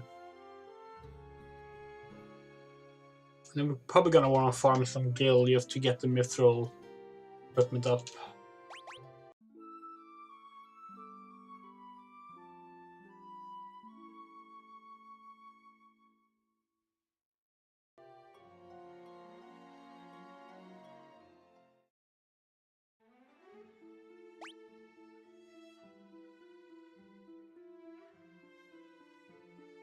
Where did they say we were gonna go after?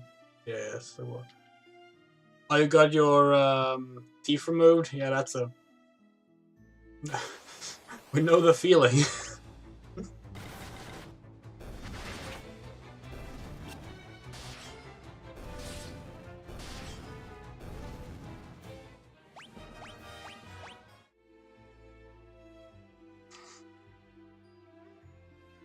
We actually need to have pretty extensive dental work done, but it's gonna cost us like so far beyond what money we have, and we're gonna apply to see if we can get like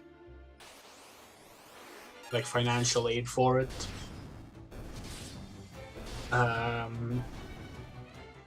Because it's like scary amount. Like it will cost more money than we have ever owned. So like, yeah. Because we basically need to get a prosthetic for our upper teeth, because our upper teeth are like destroyed, rotten. Our lower teeth are fine. Our lower teeth are fine. That's the really strange thing. And it seems to have something to do with our anemia, which, you know, was only discovered at the age of 30, when it was far too late to just solve it, you know, before it got bad. That sucks. But, yeah.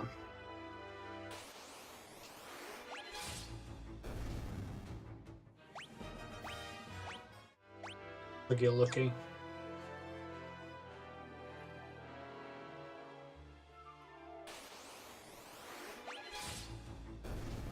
we've actually avoided talking about how much it's gonna cost because we don't want to mention like the actual price until we know if we can get financial aid for it.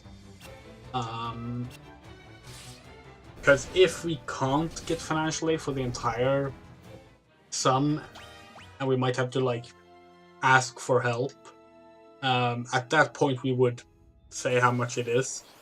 But like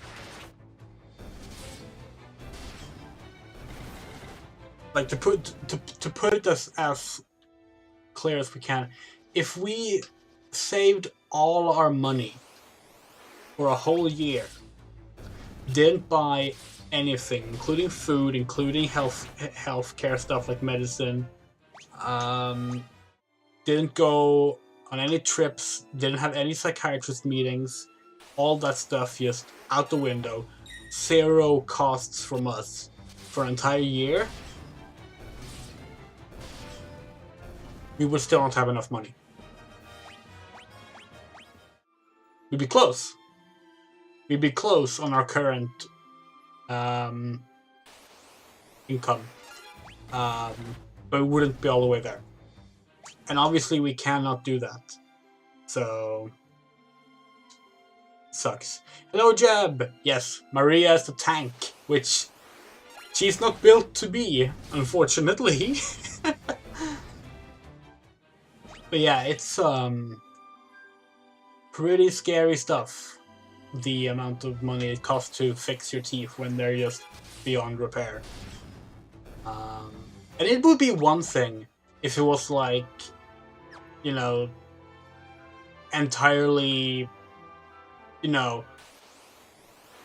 us having been reckless or something, you know, that we didn't bother brushing our teeth or take care of them. But no, that's not even it. Like, it's that our teeth just,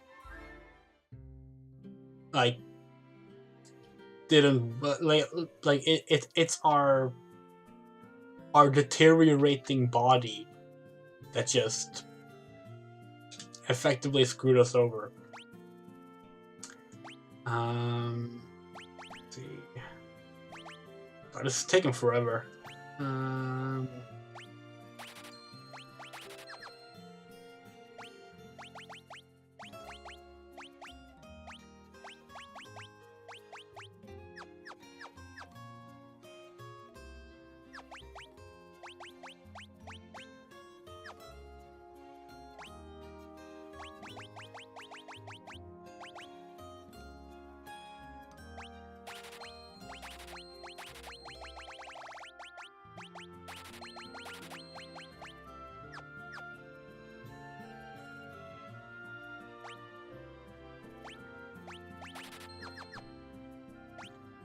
Let's see, tails.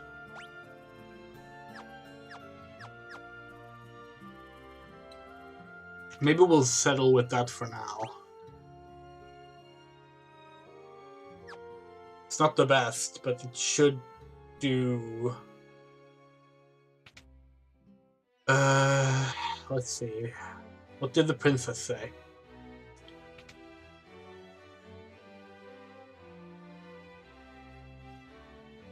The Dark Knight overseeing the Dreadnought's construction was most capable. Fortunate for us, he's tending to other matters now.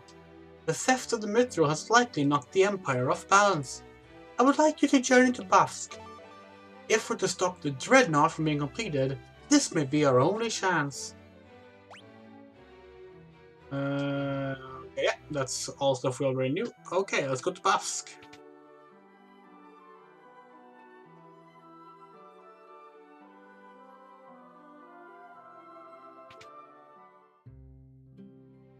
Oh god, yeah, that sounds painful. Or rather, we know that's painful. Yeah, let's just head out.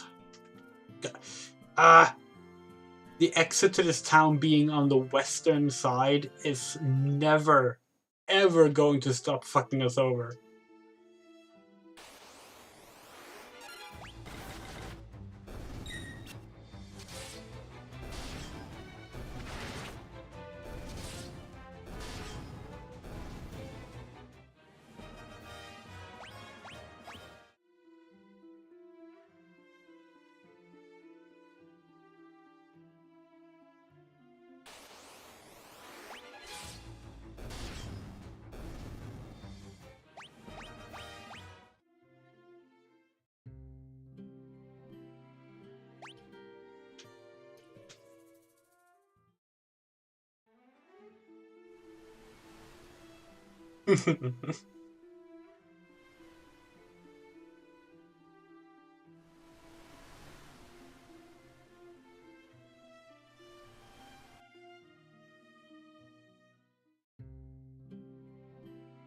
Why did I go into Poft?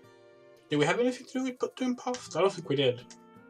I think we just instinctively went in there.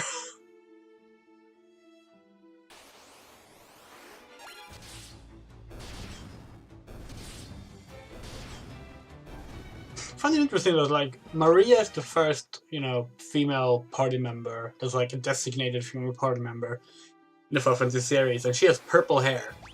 Like, we started, like the very first woman in Final Fantasy has purple hair. Now, you could say it was red in the Famicom version. That is true. But the concept art was purple.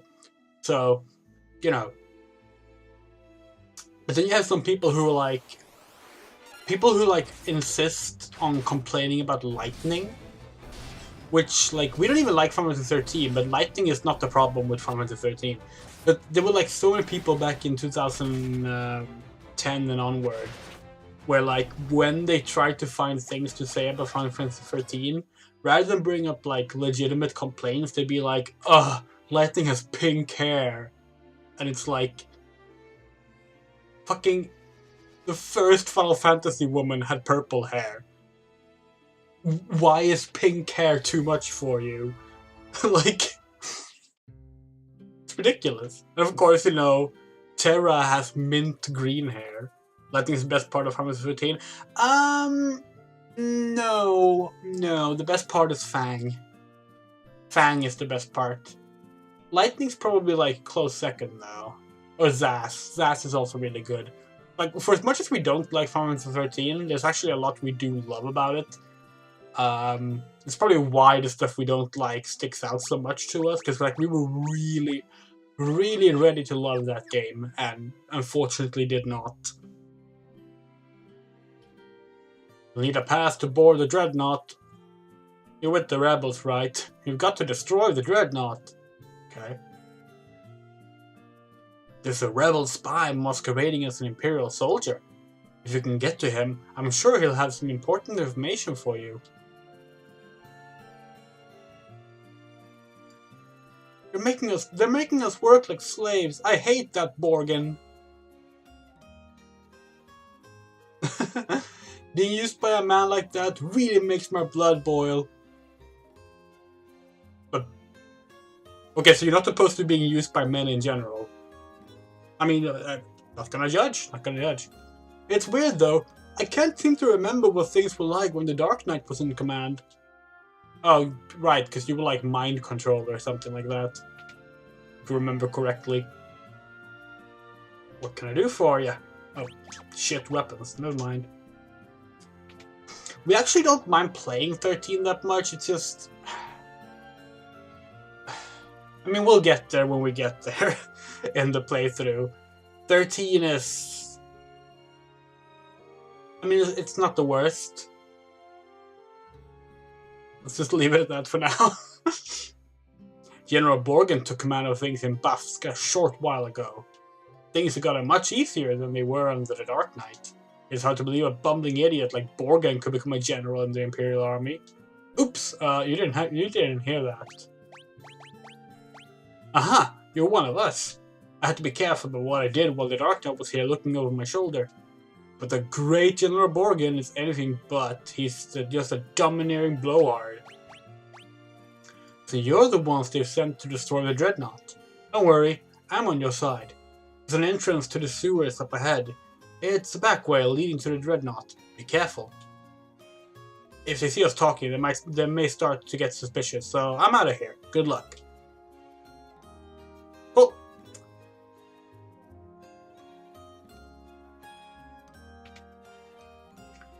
How much does Borgen charge at the end?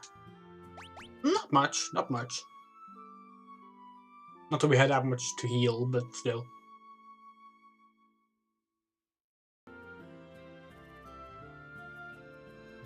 General Borgen is not dealing with these peasants as he should be. This is Borgen then. What's this? Back to To work! Work, I say! If we finish even one day sooner, my glory will be exponentially greater.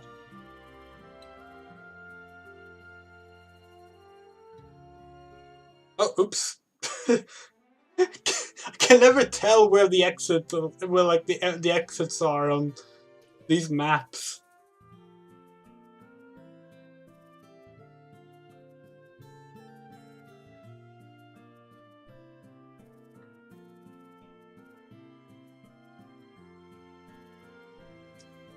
Well, given that like everyone here is like slaves to the Empire, a guard accidentally saying something bad about the Emperor, like it's not likely that like this regular person's gonna report that, because more than anything, that's like a nice way to like.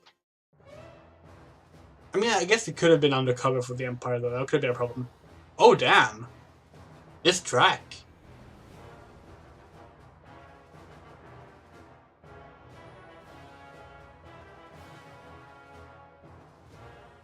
Oh wow!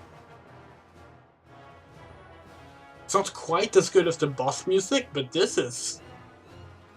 Oh nice, I love it. We did not save. So let's actually just head out and save first. Can we save here? No. They really should let you save in towns, like... Yeah, like... We weren't... We liked the arrangements in Final Fantasy 3 and 4. But Final Fantasy 2 has been just... like... tremendous. Like... The soundtrack in this version might be our new favorite version of the soundtrack. Take care, Louise. Okay, let's see. Gonna save our magic.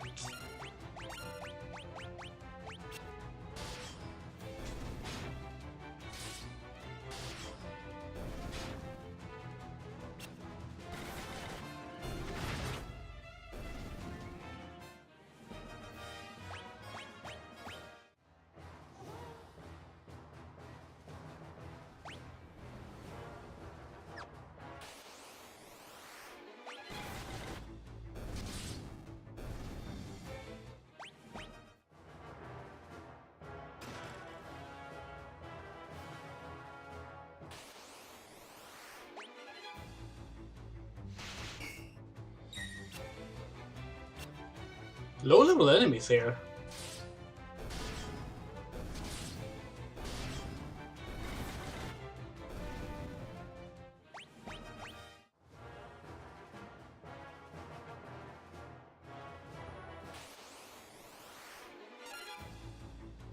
Yes, we've been thinking about what to do with the chat.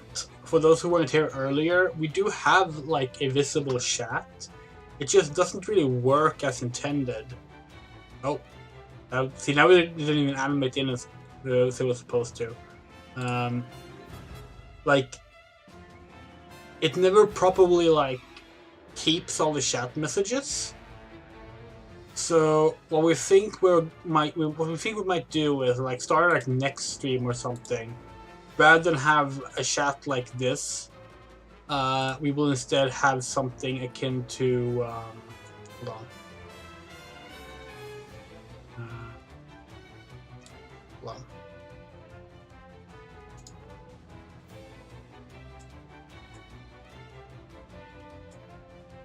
Like... Wait, hold on. There. Something like this, but with the messages, like, fading out when they come in. Because, like, we do like this one. We really do.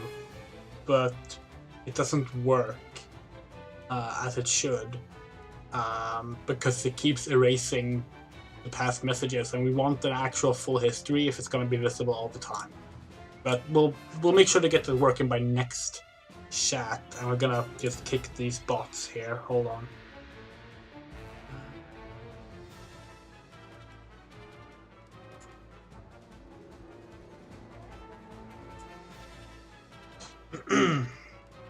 Oh shit, I didn't even notice that it was balloons. That's not good.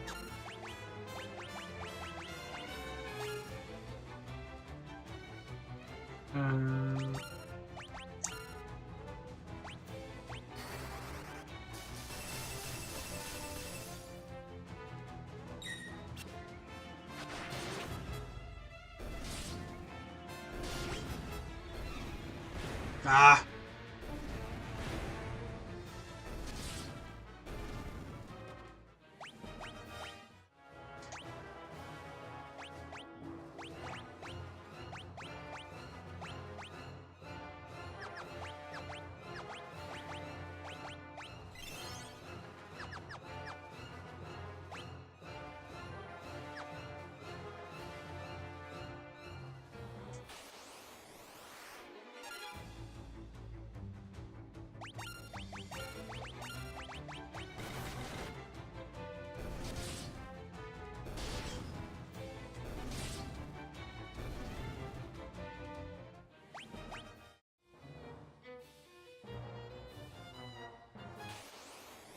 Sonic gave me Tails and Minwu. Hell yeah.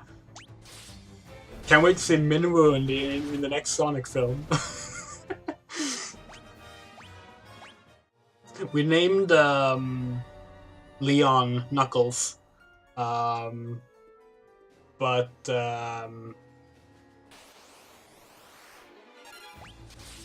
no, he doesn't show up until later. So need to figure out what we're gonna name the Final Fantasy 3 party as well. We're gonna play the 3D remake of Final Fantasy 3 since we already did the Pixel Remaster just a couple of months ago. And we did consider if we were gonna just go with the official names, but it's just more fun to have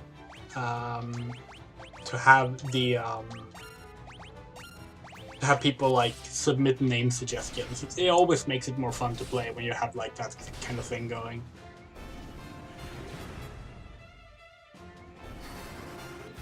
Wow, we just wasted Fire 2 on 1. Oh well, whatever.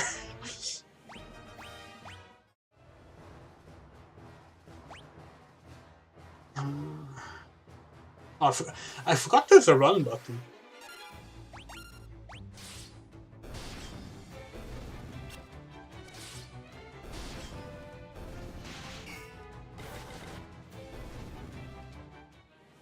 I haven't decided yet if we're gonna play the PC version of Final Fantasy 3 remake, or if we're gonna like be extra and like go play the DS version on emulator or the PSP version on emulator. I mean, it's nice, you know, while it's a little annoying that like Square Enix like only keeps like 1, maybe 2 versions of Final Fantasy available at any given time. It's at least nice that like all of them are really easy to emulate on any system. And like Square Enix, at least to date, have not been interested in cracking down on that. Like if you do want to play the GBA version of Final Fantasy V, you can do that. If you want to play the PSP version of Final Fantasy 4, you can do that. And like they don't seem to care. Because they know that like the people who want to buy these games will buy them, and the people who don't want to buy these games won't buy them. Like the kids, that's just how it will be. Okay. Let's see.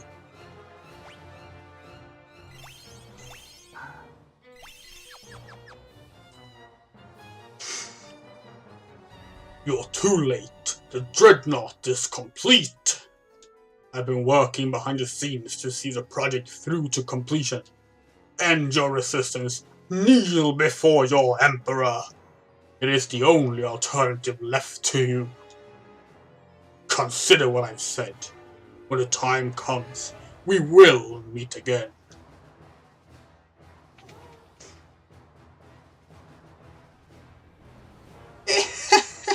Looks like you came all this way for nothing. See for yourselves.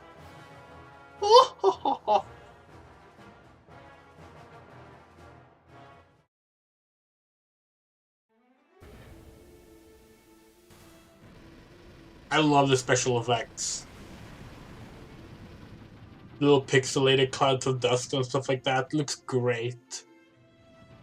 These versions are pretty. The only thing we don't like, we wish the towns were like, you know,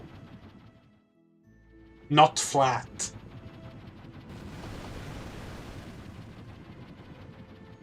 Like that is obviously like a creative choice, because they could have just had them remain staying up like the towers do, and so clearly they thought it looked better that way, but we don't agree. Oh no, we lost. The Death Star is, I mean, the Dreadnought is loose.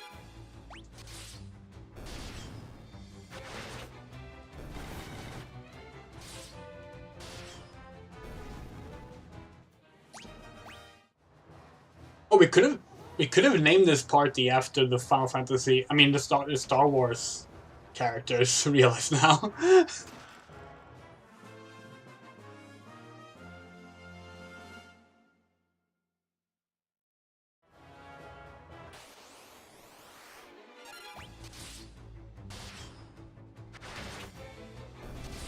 Well, that's probably been done though. That's a pretty tired idea. Oh, we could have done the Force Awakens cast, actually. Like we could have had Finn, Rey, Poe, and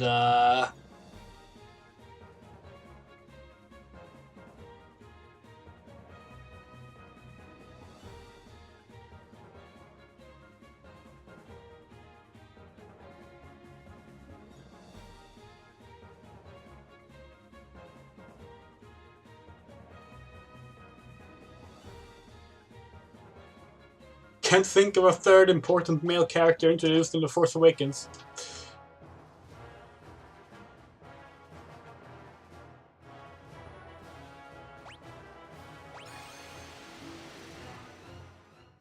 Finn, Rey, Poe, in Star Wars. Yes, that would be awesome. Okay, let's see.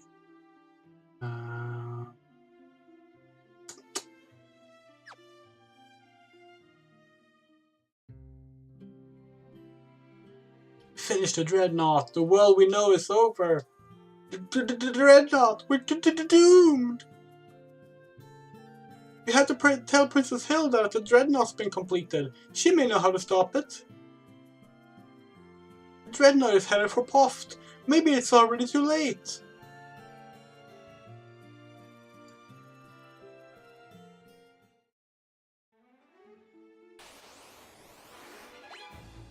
And these Basque folk are like such doomers, huh?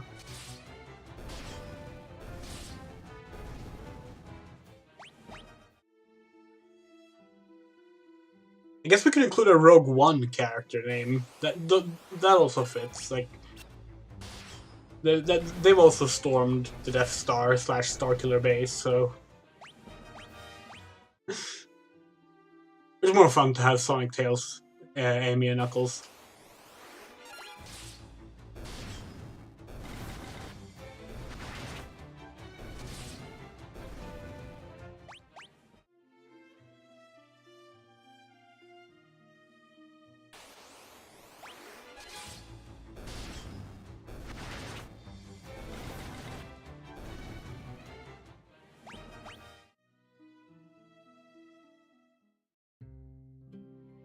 Oh wow!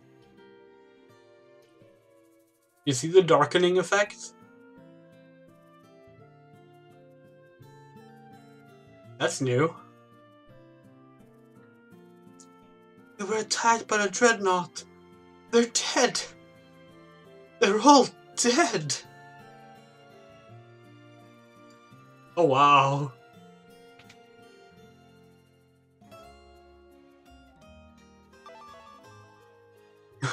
Okay, Sid hasn't changed. Maybe they should have changed the music. You know, false working for the ship. It's 32. Okay, yeah. So the ship owners don't care either way. Okay.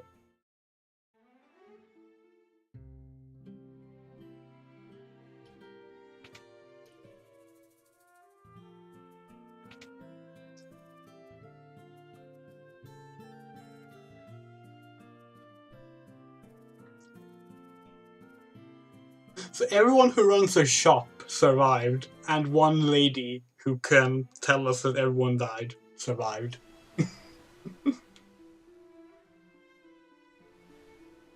Just like Alderaan.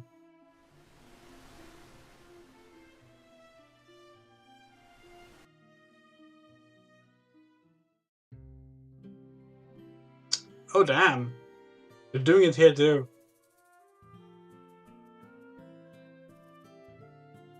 This is really effective. I'm hurt. Hurt bad. I don't think I'm gonna make it. Well, if only someone knew how to cast Cure. For about half of them, yeah. My daughter! They killed my daughter! Oh, that got dark. Wait, no. Wait. No! Our wife! The woman who said we were handsome and asked us to settle down with her. She's dead. Can't believe this game would pull a bury your lesbians on me. The Dreadnought attacked and destroyed the entire town.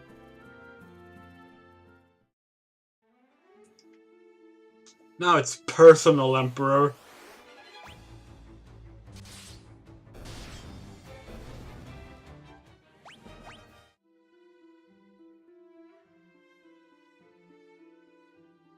Emperor Matthäus of Palamecia.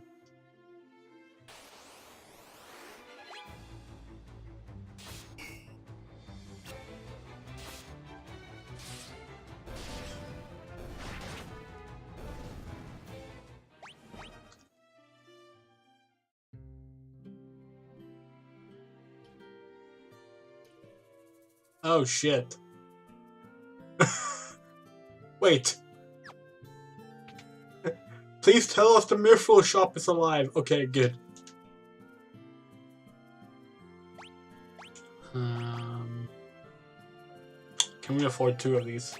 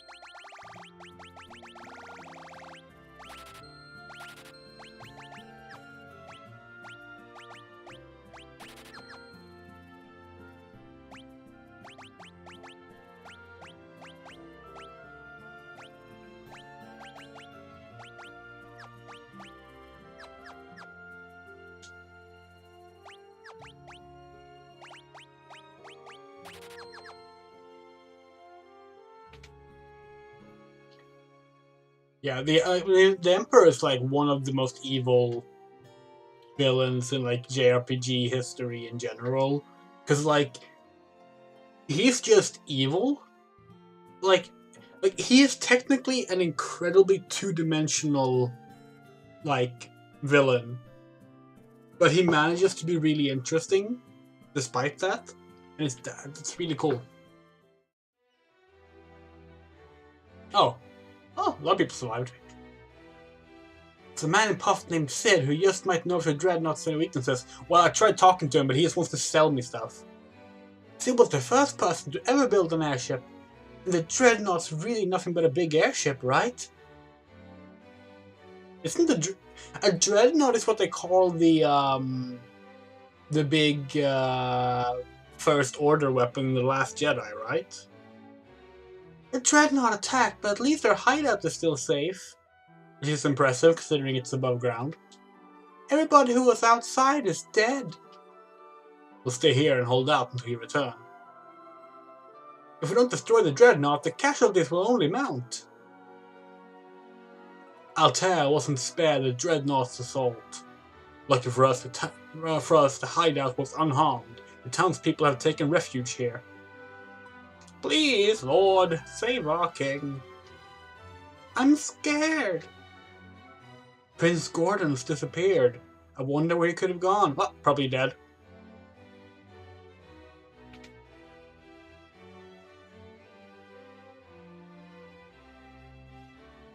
Many were wounded in the Dreadnought's attack. The shock has even caused my father's condition to take a turn for the worse. I hate that my father has to see this. He knows. He knows his death is near. Is there nothing we can do, Minwoo? All those who live must someday die. It is our fate. Still, it is my duty as a white wizard to ease the pain of those who suffer. I think I pressed... There we go. I shall remain here and devote myself to the care of the wounded, but take my leave of you. The fate of the world rests on you, Sonic. Waste no time in destroying the Dreadnought. The Death Egg. Minwoo left the party. My father's condition has improved a great deal thanks to Minwoo. Nothing happens. Okay. Ask Dreadnought. Minwoo is taking over the airship. Oh,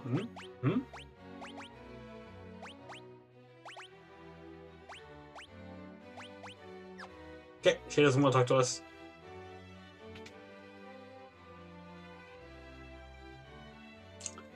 Behold my floating masterpiece, the egg carrier! But its power pales in But it pales in comparison to the power of chaos. Adieu until we meet again, my friends. God, I love Sonic Adventure 1's Robotnik. Okay, gonna just do a quick bathroom break and then we'll continue. So, BRB.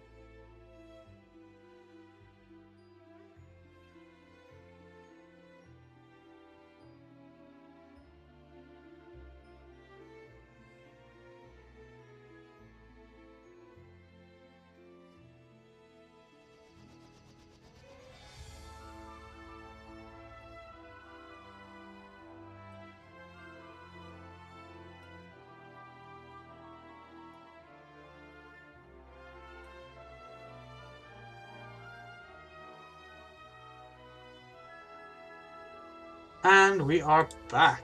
Okay. Let's go see what Sid has to say.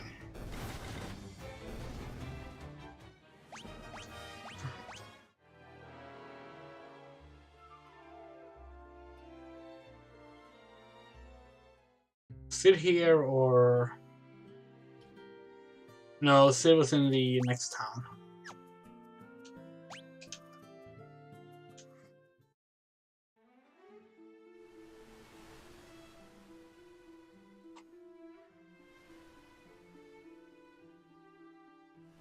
And if only the Dreadnought had hit the pirate, we could have just stolen the ship.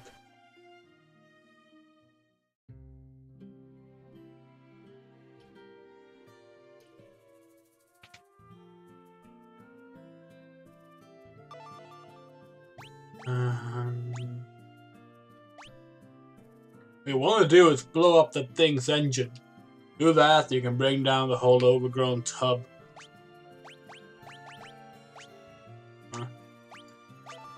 Airships are powered by sunfire. I'm sure the Dreadnought's no different. Controlling sunfire is a tricky business. If the flames get too high, you gotta run away on your hands. The engine will blow sky high.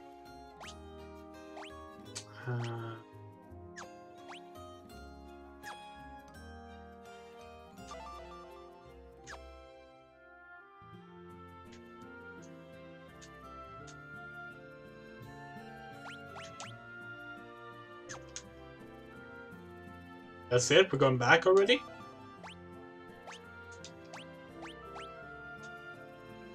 Okay.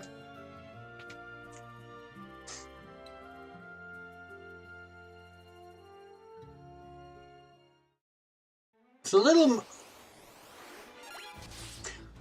too much of just running back and forth between two locations in this game.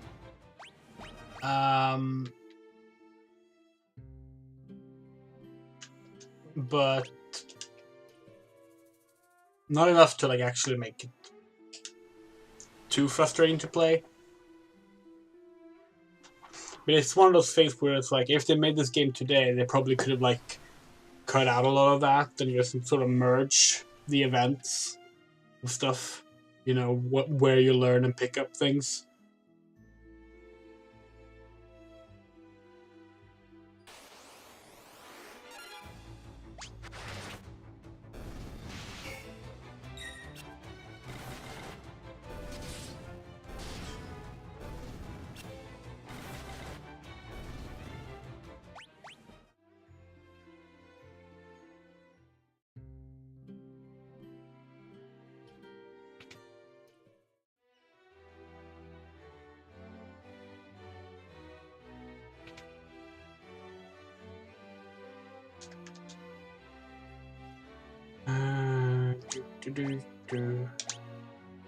Sunfire is the crest of the kingdom of Kashwan.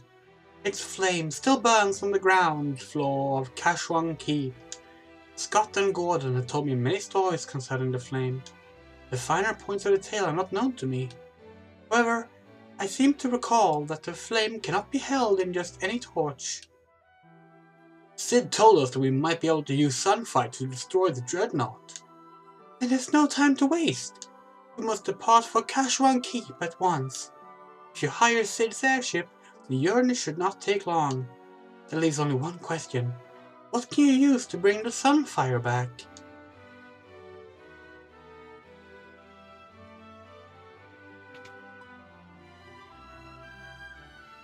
See what the king has to say.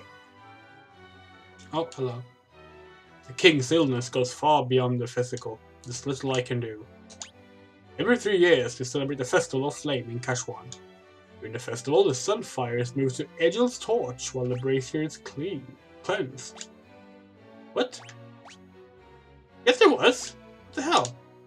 Egel's torch. Oh no, it's not a red word. Never mind. Okay.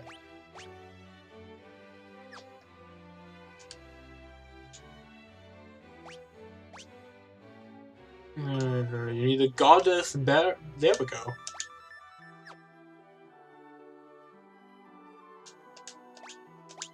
Gordon would have known where the bell is kept, but I have not seen him lately. Someone close to Scott or Gordon may know where to find it.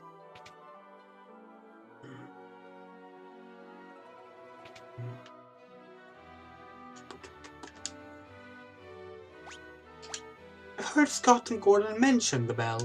The gates of Cashwan Keep open only to the voice of a Cashwan or the ringing of that bell. The bell rests deep within a cavern on the snow plains. It will not be easy to retrieve. So is your intention to enter the snow cavern? Very well. If only Gordon were here, there would be no need for you to risk such danger. But he isn't, so you must. There's nothing I can do but pray for your success. Joseph knows snow plains like the back of his hand. You should seek his counsel. Okay, good. Now we can go ask about the snowmobile.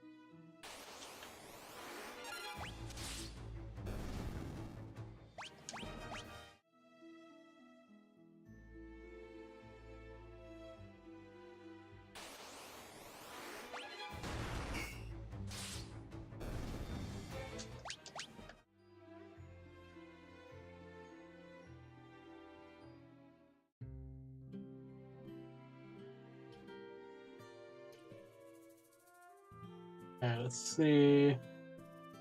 At least they didn't bomb Salaman.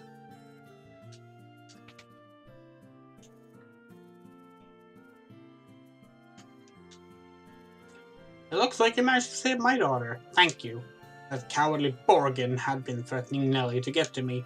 Forgive me. Is there anything I can do to help? All you gotta do is ask. The only way to reach the snow cavern is on my snowcraft. I keep the snowcraft hidden in the mine. There's a blue stone on the first floor that marks the spot. Look behind the stone and to the right. The secret room's there and the snowcraft is inside. I'm sorry I couldn't help you find the mithril. I want to make up for it by pitching in now. What are we waiting for? Let's go. Okay.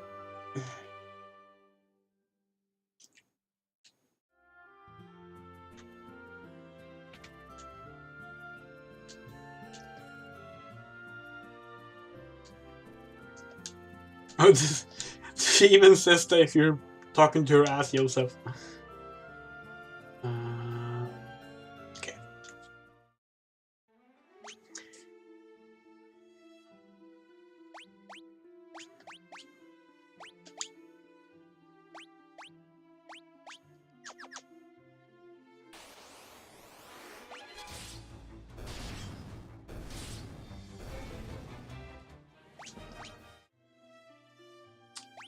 See, yeah, okay.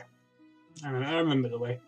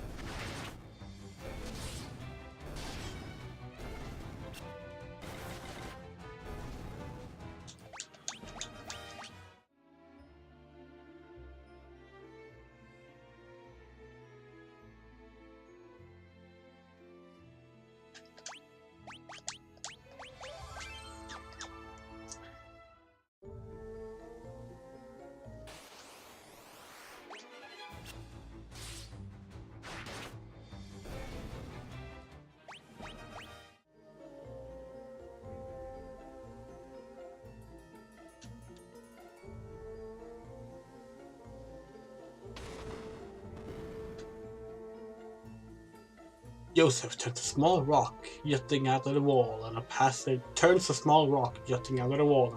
appears. The snowcraft's in here.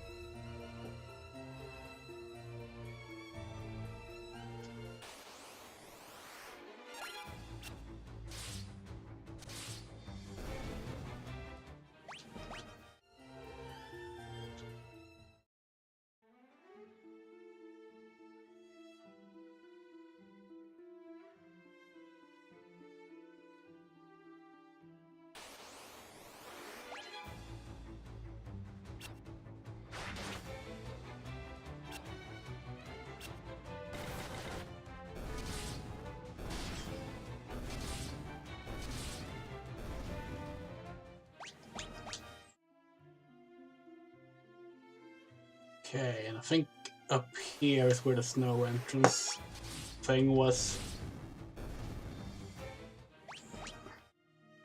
Yep. Cool. HP is decent. Yay!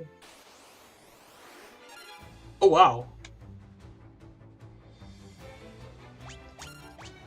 I love this battle backdrop.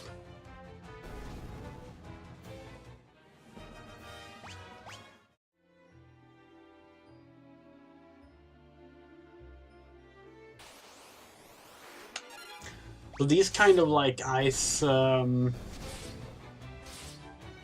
actually forgot what they're called. Like those kind of this kind of vehicle, they exist. We've seen people use them here in Sweden. Back when we actually had proper winters.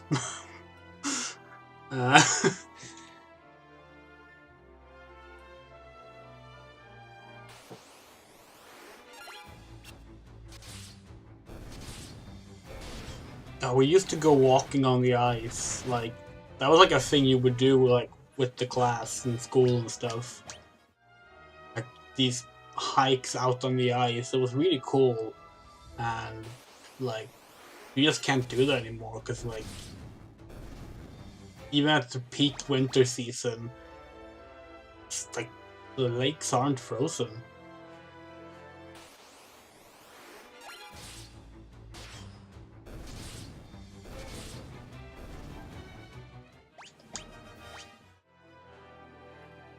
That's like what it really gets us when like people who deny climate change and stuff like that.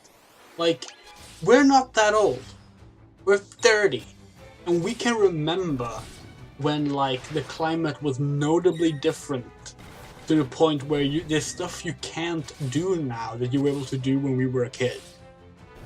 And yet people are like, oh no, like it's always been a little back and forth between what the climate's like, and it's like,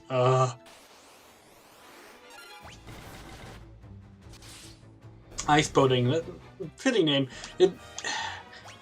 Like, I do not remember what it's called in Swedish. But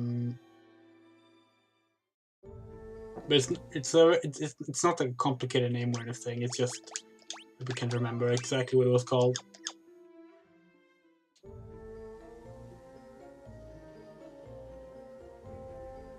Yeah. I don't know if like you can still do that in Canada or not, but at least here you cannot do that anymore unless you live in the very upper north of Sweden. But like we live in like the south part of Sweden, the warmest part of Sweden, and you used to be able to do that multiple times throughout the winter season, and now you just can't. It's ridiculous.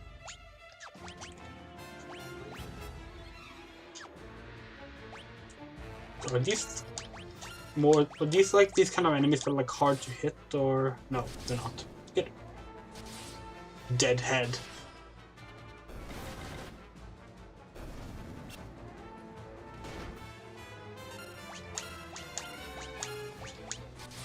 Oh wow.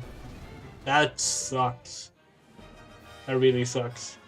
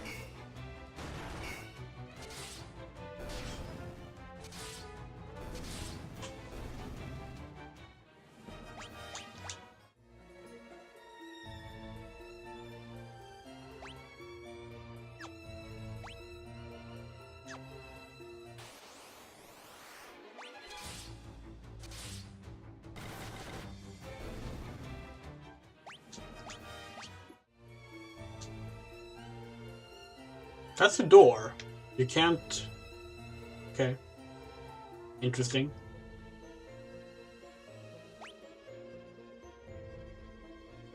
Chest there.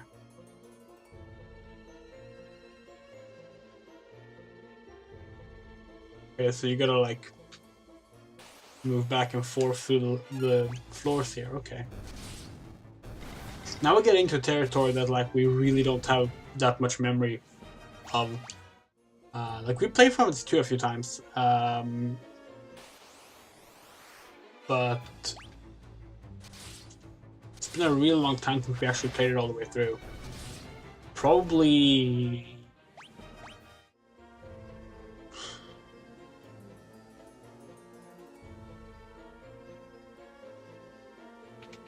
like it would have been when the Dawn of Souls version was the latest version. We never really played the PSP version all the way through. We didn't like the PSP versions. You know, this is like a controversial opinion, but we think the PSP versions are really ugly. Like, we do not like the aesthetic they have at all. It's why we were really happy when they announced the Pixel remasters, because it was like, oh nice, finally a new release of Final Fantasy 1 and 2 made for us.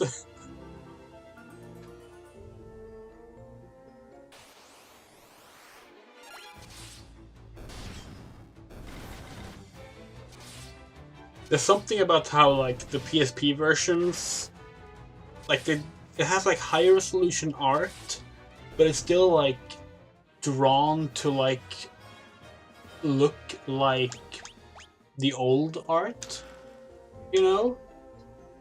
And it feels awkward.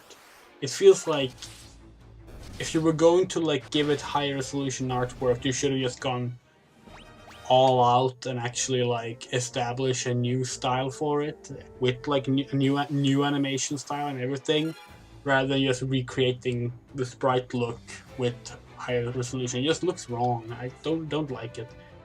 Clearly we're wrong though, because like, oh no, we're not wrong, but like clearly we're the minority there though. People really like the PSP versions. So much so that they are considered the best versions by most people. You know, opinions. What are you gonna do about them?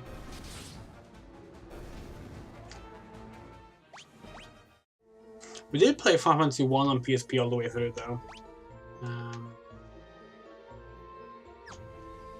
This is actually our third time doing this this kind of anniversary playthrough attempt.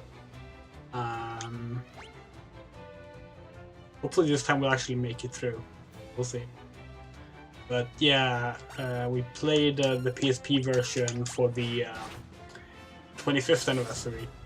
And then we played the MSX version for the 30th anniversary. And then we played the NES randomizer version for the 35th. And this is actually the first time where we finally, like,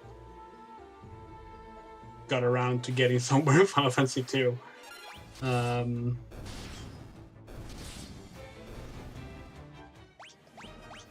But like this game is like cursed for us, cause like the reason we didn't play it back then was because we had like a bunch of various problems that just got in the way, and then like this time we ended up almost not playing it because like we had 2 streams that fucked up.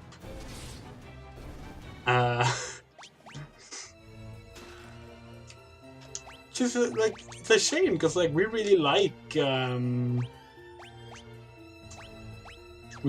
Final Fantasy 2. We think it's like the only underrated mainline Final Fantasy game. Because like at least the Western fan base really shits on Final Fantasy 2. And we think it's really good. We think it's like far better than the first Final Fantasy. So we're glad we're actually finally playing it and getting somewhere in it. Monsters! Oh no. No!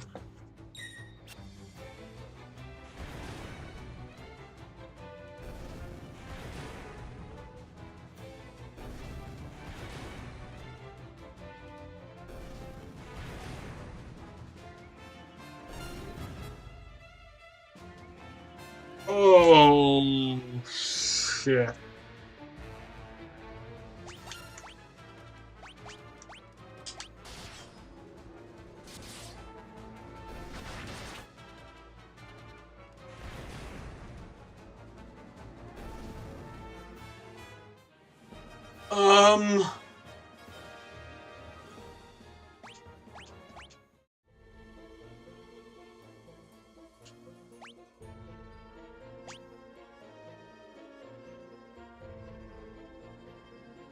Well, shit. What do we do now?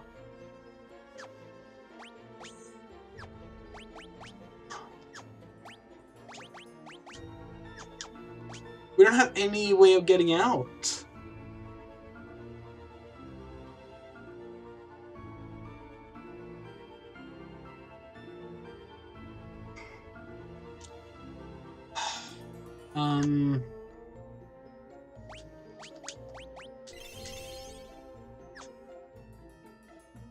Okay.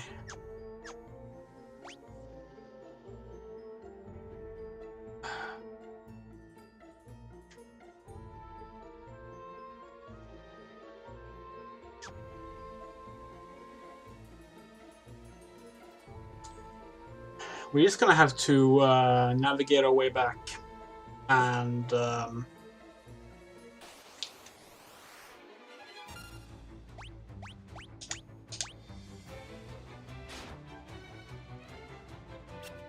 hope that fleeing works out for us.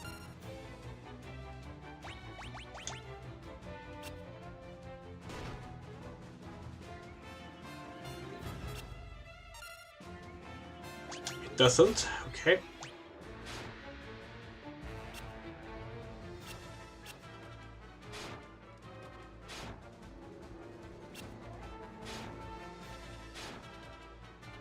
Are you fucking kidding me?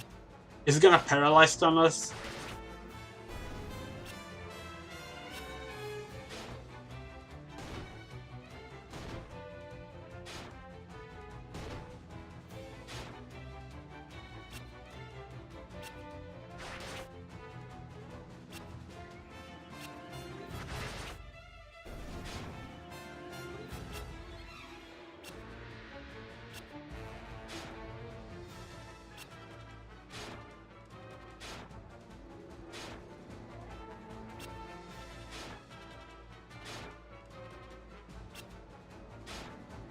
Seriously?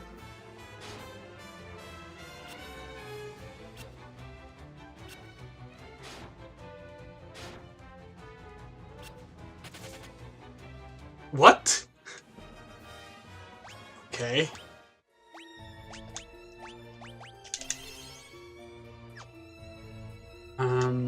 Hey, you know what? Let's just do that.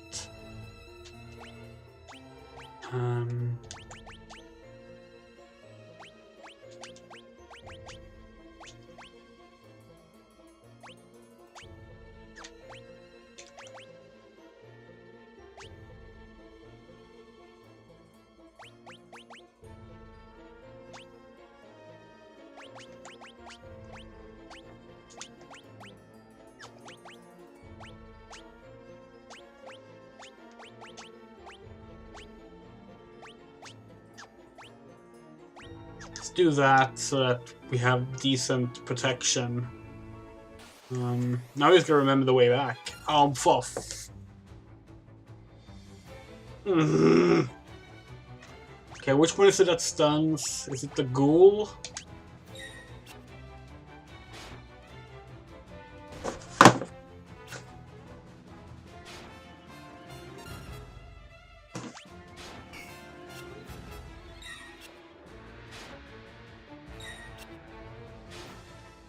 This is fucking ridiculous.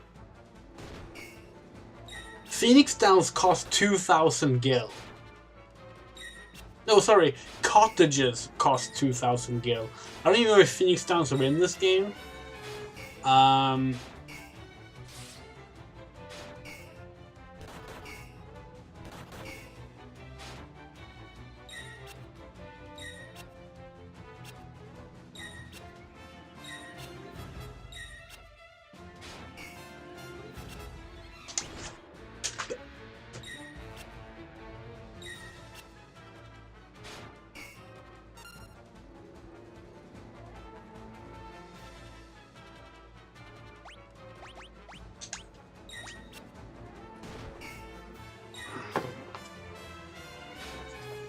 They are? Okay.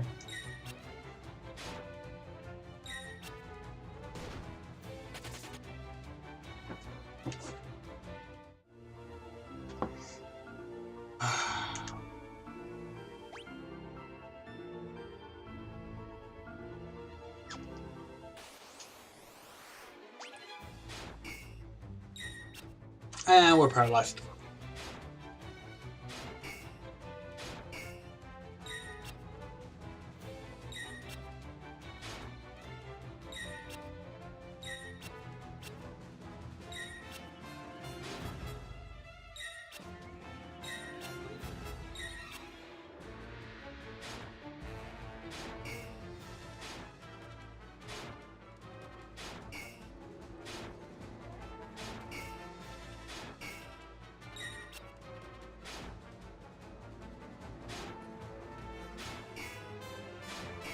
Shit like this is why I wanted to have, like, for everyone to have magic spells, but magic spells are so expensive.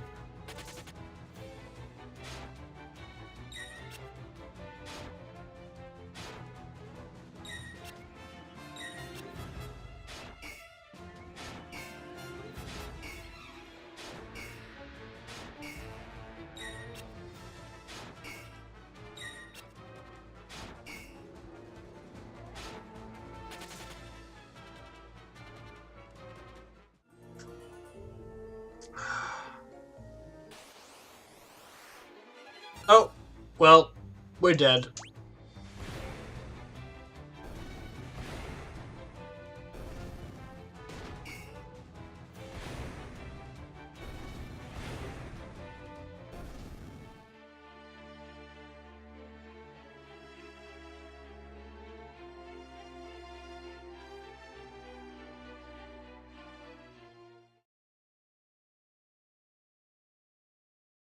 No. Really? I forgot that they save on every fucking floor. Actually, you know what? Okay, fine. Let's go with that instead of the manual save.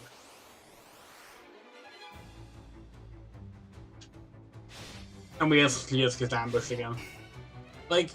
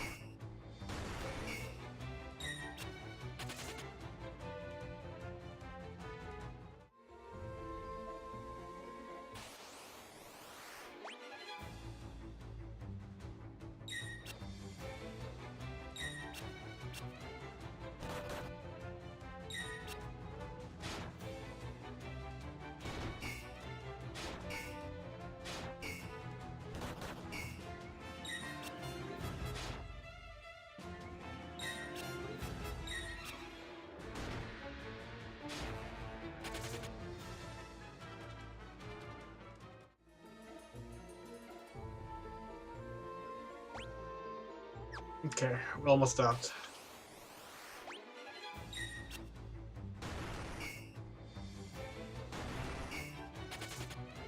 The self-destruct is like the only thing that does good damage to us.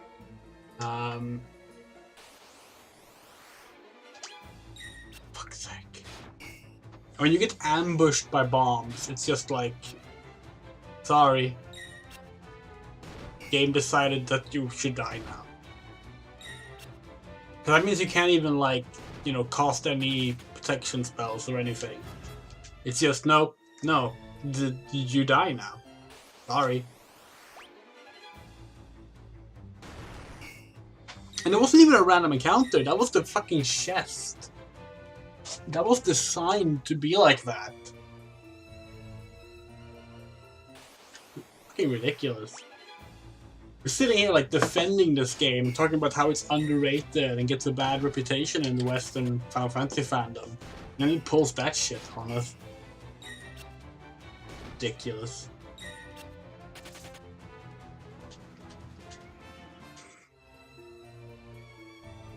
Okay, almost out. Ah!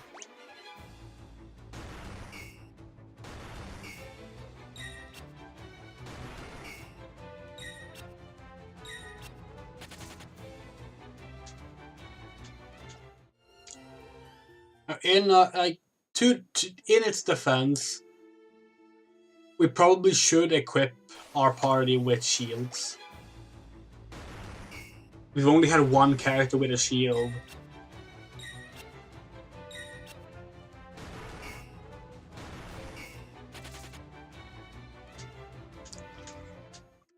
Although honestly, not sure how much the shields help towards bomb destructions.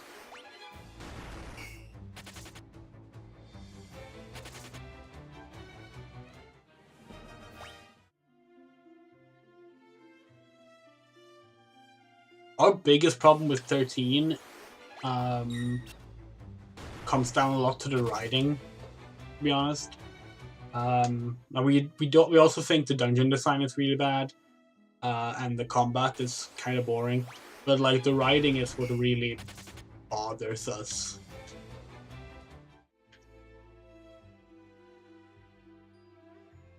Okay.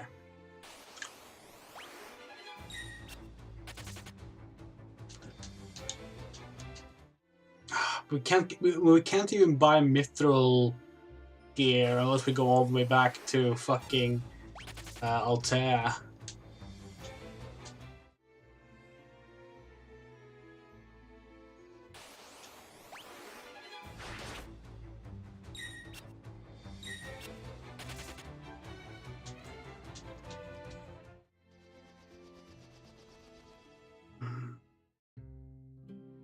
Okay. With the church. I hate that the sanctuaries aren't marked. You just gotta remember, like, where you gotta like find the unmarked building.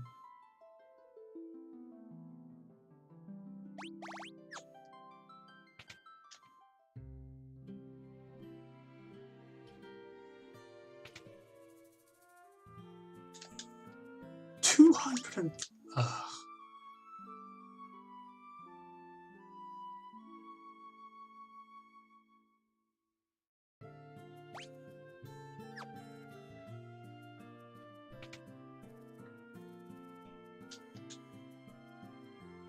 Okay, hold on. Remove all. Equip. Oh, optimal. I'm gonna place that with the Mithril Shield because she takes the most hits. That's accurate.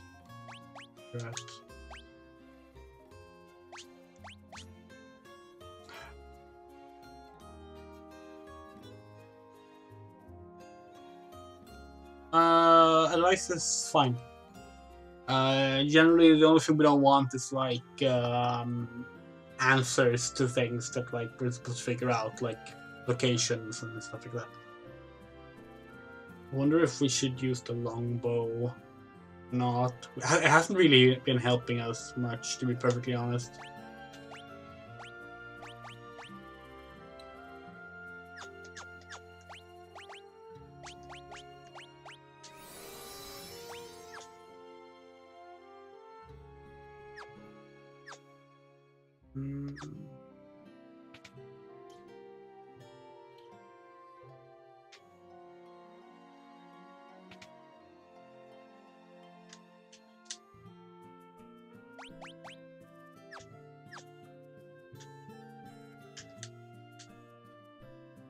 Yeah, that we know actually.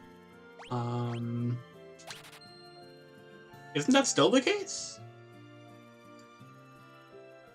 Did they change that at some point?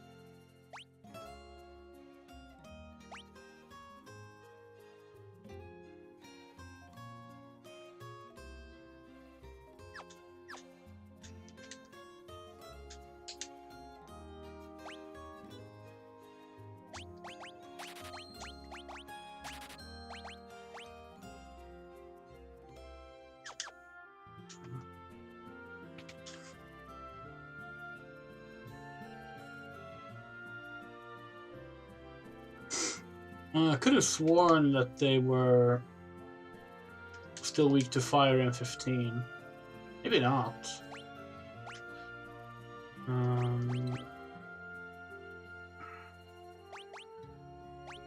So let's see.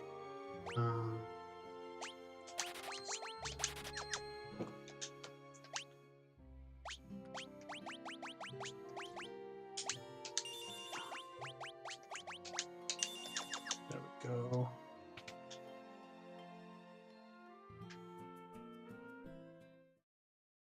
Yeah, you're right, actually, now that we think about it. At least in some of the games they do absorb fire, yeah. Oh, we're ambushed.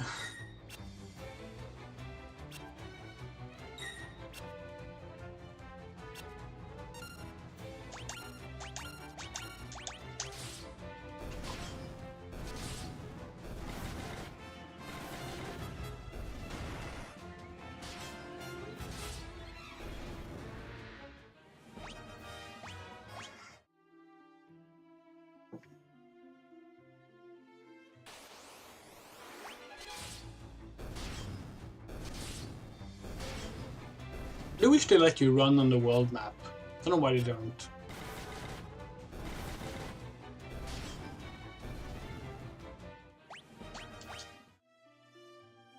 I guess it's so that the airship will actually feel faster.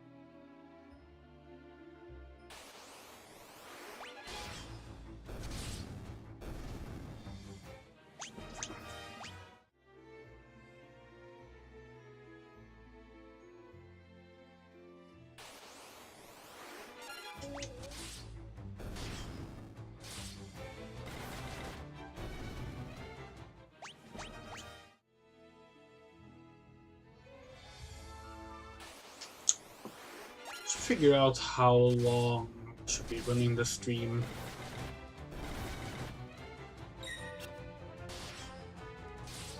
I don't really need to stop anytime soon, but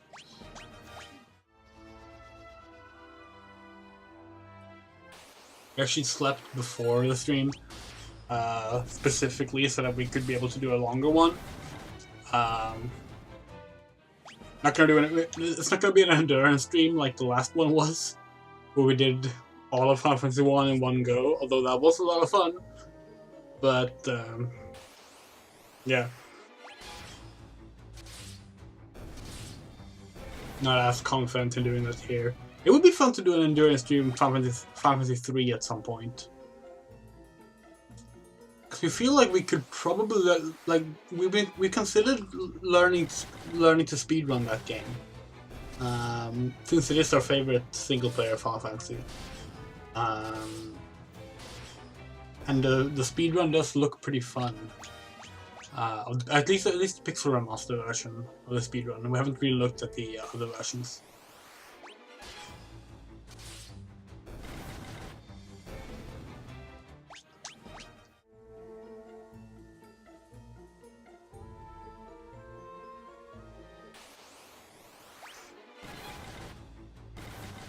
We've been looking for like another game to speedrun because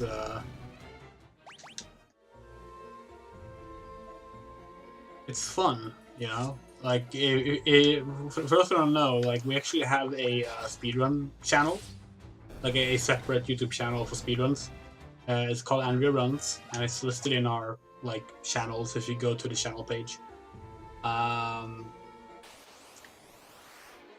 And it started because we wanted to speedrun this like old PS3 and Xbox 360, Wii and PS2 shooter called Jurassic the Hunted, and we actually ended up taking the world record in that.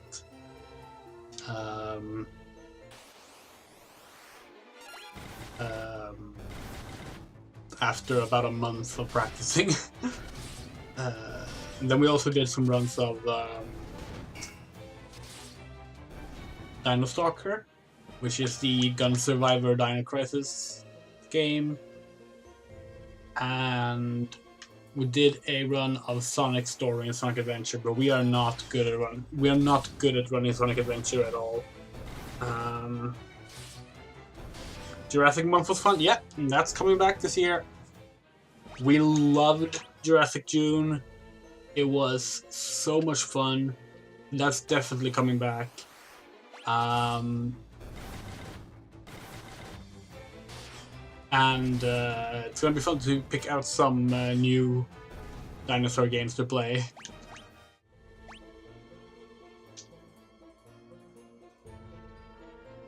Wait, hold on. Where are we?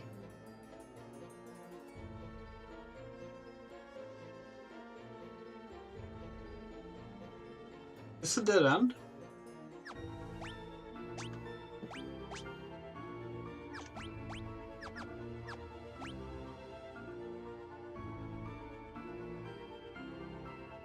We've opened all these chests. Yeah, that's a dead end, alright. Wait, hold on.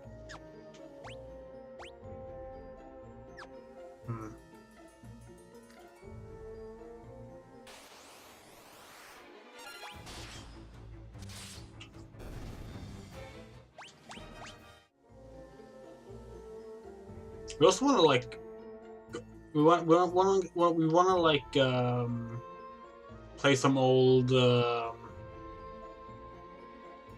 adventure games as well. Like we've really been itching to play like old Sierra games and stuff like that.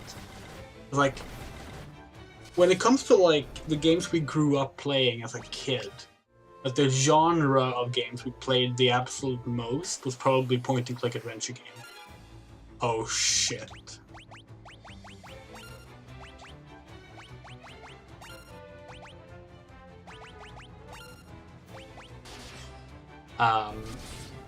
Like we grew up playing, you know, the Space Quest and King's Quest and Riches to Larry, Monkey Island games, and the Indiana Jones games, Gabriel Knight, Larabo, Myst, of course, Atlantis, the Cryo Interactive Atlantis games. We loved those games, especially the first one. Lost Eden, which we played on Jurassic June. Of course, that was a fun stream. I think we played through that in one sitting, didn't we? Yeah, I think we did. But yeah, love, yes, classic, puzzle adventures, and been really itching to play some of those, especially after watching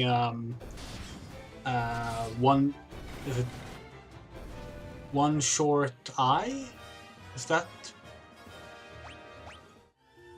their name? It seems like it might be it. One Short Eye, who plays, who like both plays and does like retrospectives on speedruns of Sierra games. You watch their videos on like King's Quest 3's incredibly strange speedrun and such, and it really got us into wanting to replay a lot of those classics.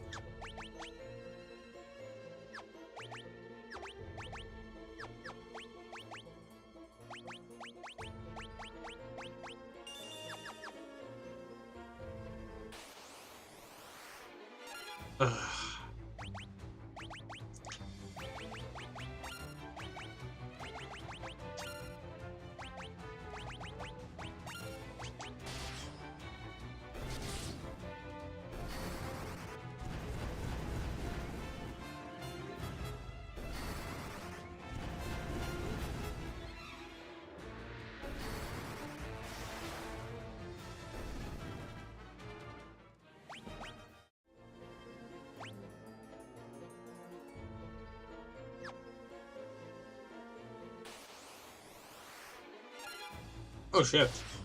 4 of them.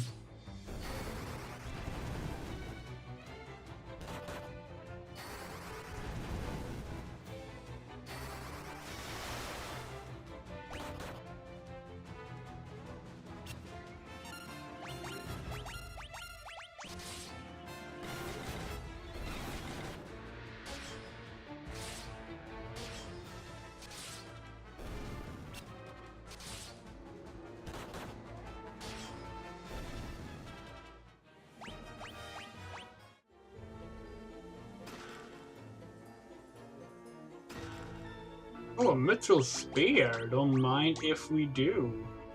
Although maybe mind if we do it in that order.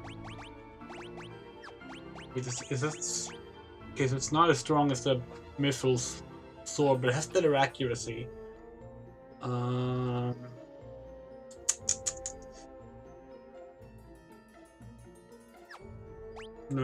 Let's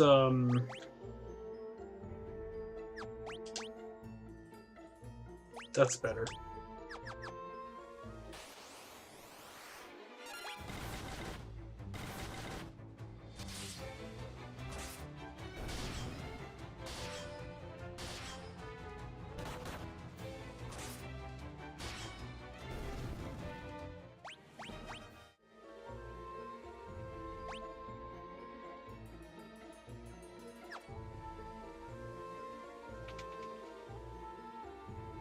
Oh. God, this game's a lot of annoying dead ends. Final Fantasy 3 has that as well. Strangely enough, not something Final Fantasy 1 has too much of an issue with.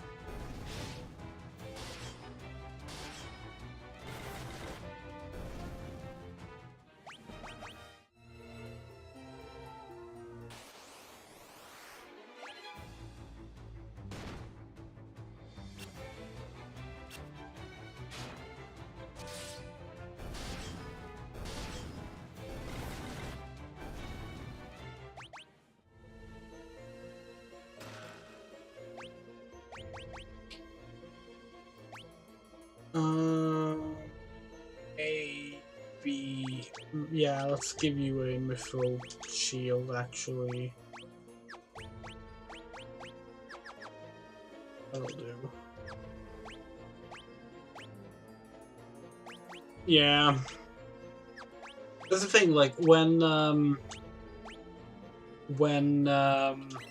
Fantasy 3 does the whole, like,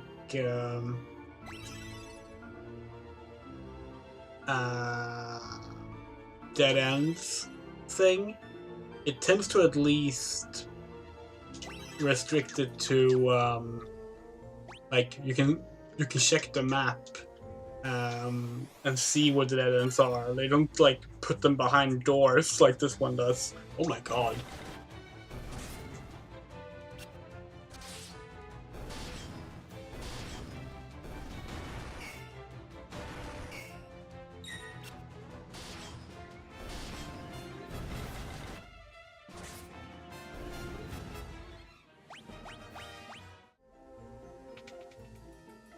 Yeah, I figured. I figured it would be another one.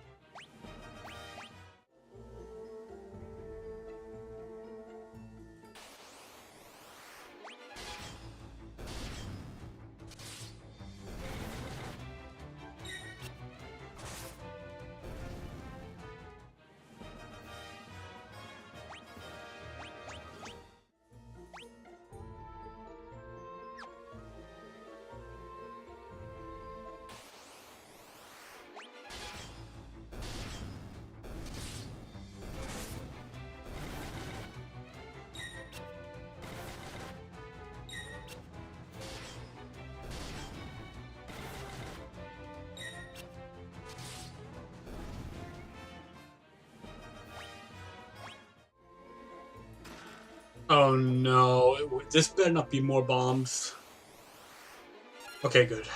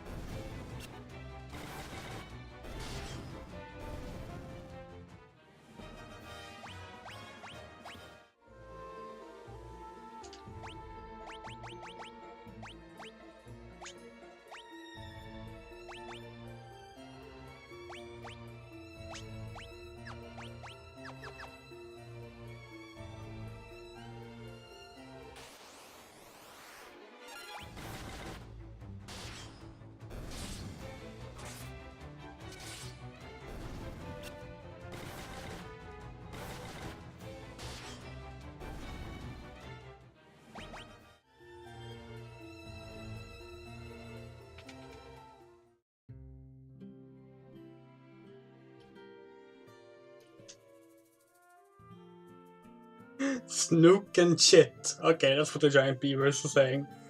Beavers! Fairies beware! No, sorry, pixies beware!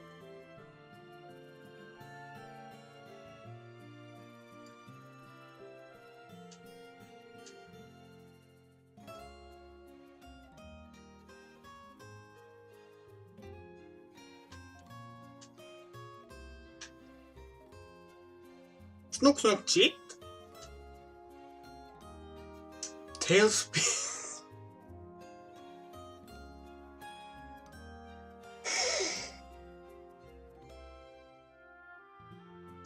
Okay. Okay. So that actually was what they were going for with the broken English earlier. Okay. Wasn't sure if that was it or if like the because like Tiles or Guy hasn't spoken much in the cutscenes, and we weren't sure if that's what they were going for or if it was something else. We've mainly played Final Fantasy 2 in Japanese, is the thing. So we're not used to any of the localizations, really. Tailspeak Beaver. Snoop Snoop Shit.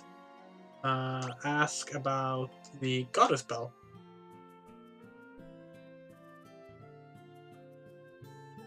Secret passage in wall to right. Monster guard bell. Bell in wall. Okay.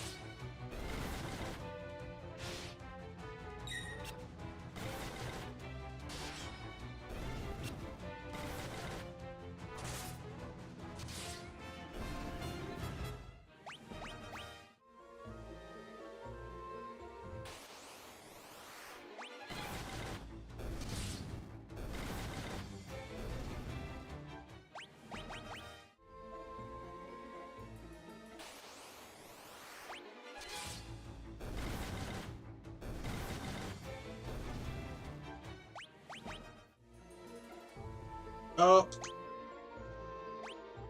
Okay.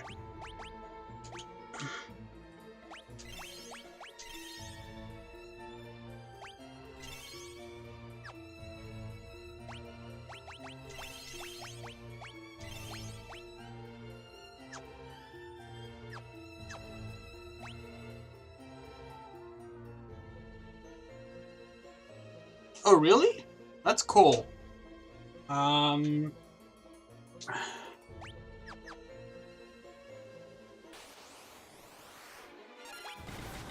Personally, we just really want to know the system requirements, because like we want to know if we can even run the game, like release a benchmark or something. Like we would love to stream it, you know, like, but yeah.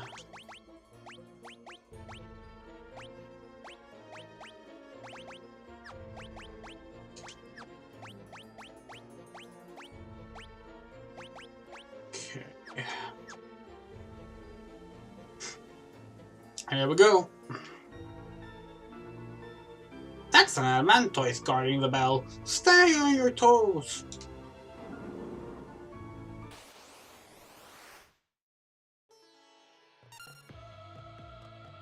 This music is so good.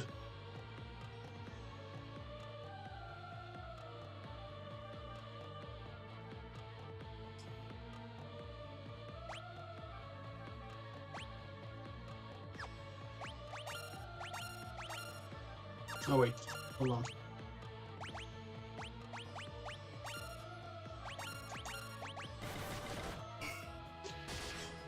Okay, yeah, okay, we're gonna have to use magic.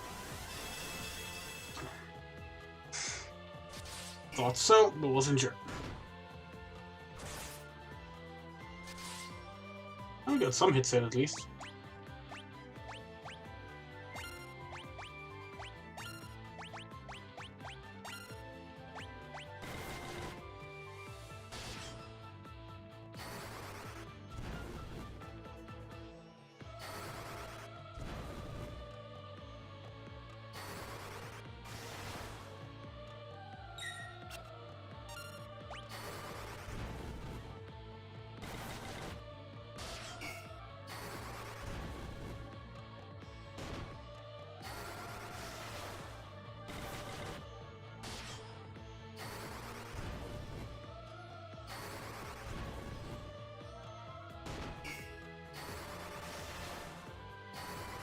This is going pretty smoothly.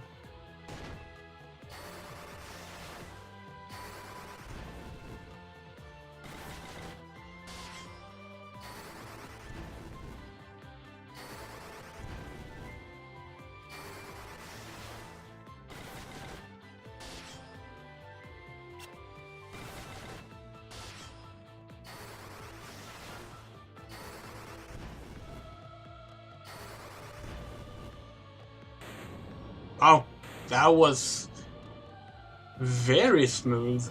Oh my god, why are there so many bots tonight?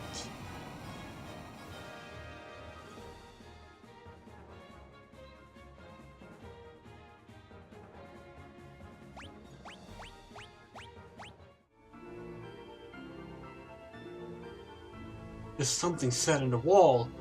It's the goddess bell.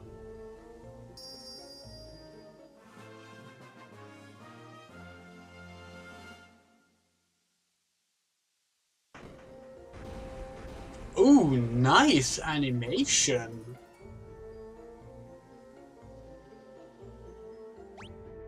Let's see. 13-1. Nice. Oh, that's what that door was for. Oh shit. Okay. Didn't use the skills.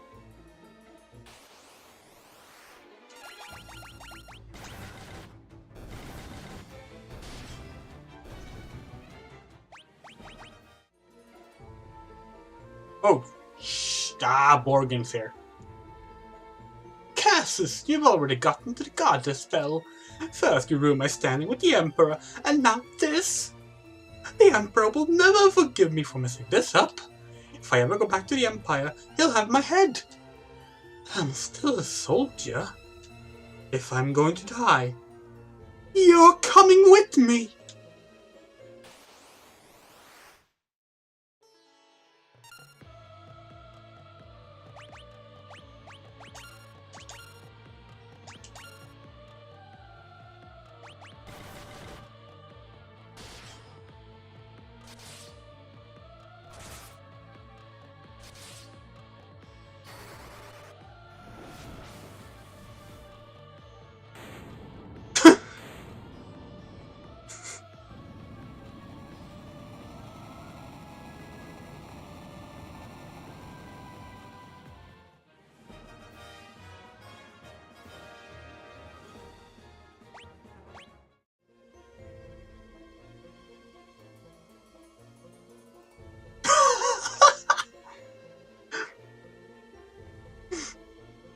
He's walking around.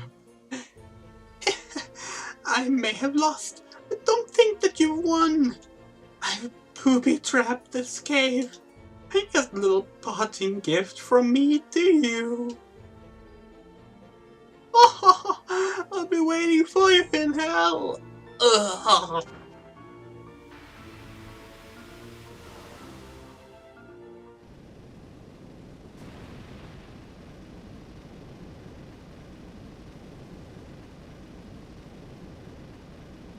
Damn it!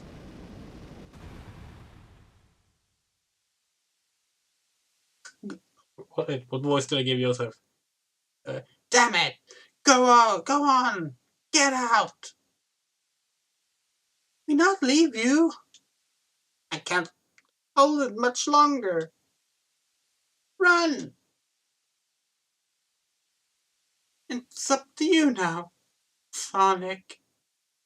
My sweet Nelly.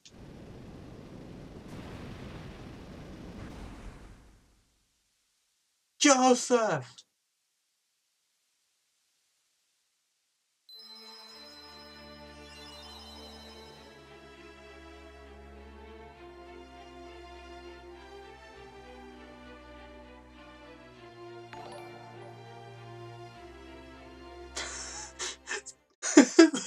Thank you for subscribing. And the glorious timing, Patrick Anglin.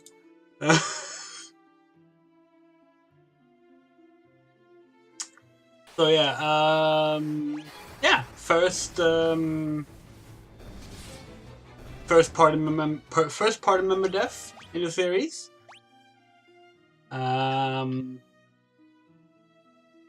Not quite the saddest one, but you know, it's a good one.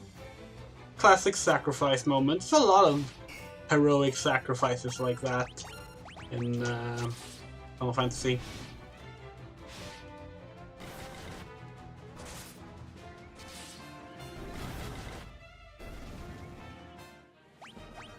Final Fantasy 3 have a few as well. Final Fantasy 4, of course, has probably some of the. Final Fantasy 4 is where like the famous tragic sacrifices start coming in.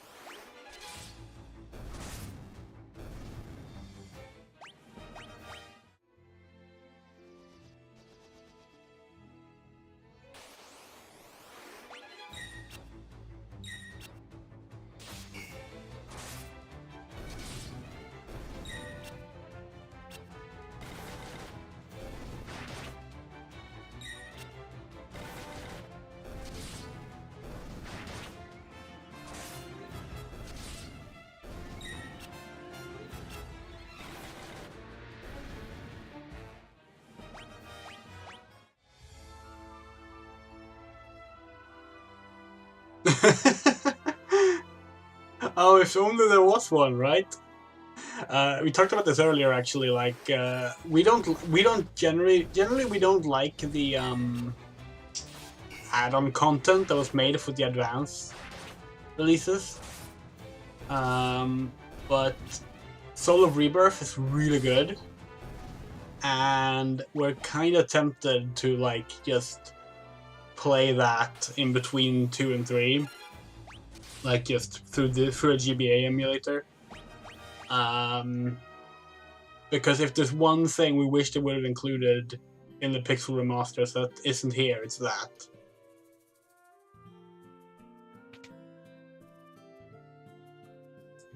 Poor Joseph. I'll look after Nelly in his place. I know that would make him happy. Okay, unnamed wife, stalker, girlfriend, person. Daddy. Daddy isn't coming back, is he? Nope. Sorry.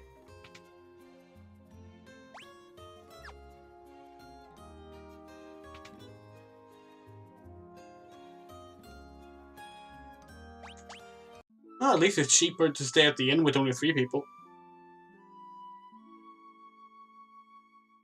Silver linings and all that.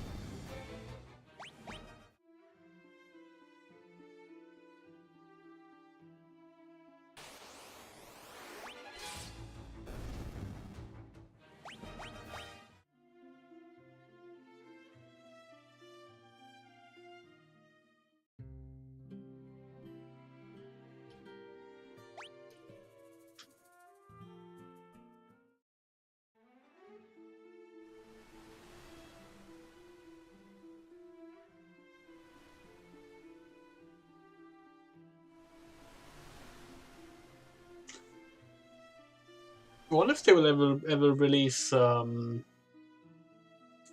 collection of mana on like other systems, because they released Collection of Saga on Steam recently, which has the 3 Final Fantasy Legend Game Boy releases. And Collection of Mana was Final Fantasy Adventure, Secret of Mana, and Trials of Mana, which was also released on Switch in like the first year of Switch when the Switch came out. Well, the first year in Japan, the second year in the rest of the world.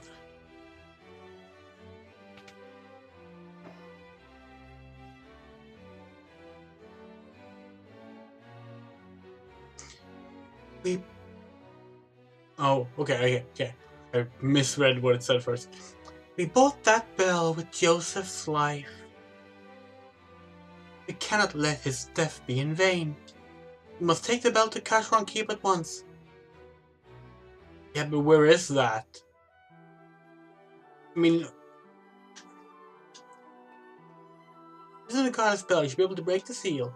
Right now, time is our enemy. Sid and I will meet you outside the keep when you're done. I guess we need to use Sid to get there then? Okay, fair enough. Welcome back, Louise.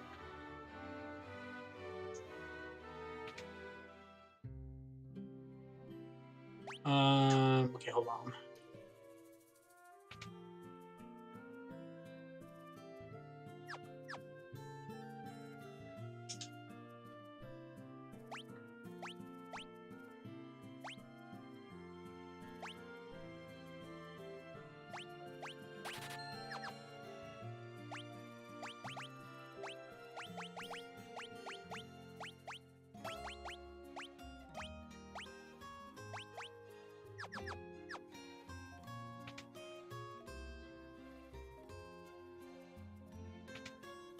Yeah, Joseph is the first and like party member death in the series.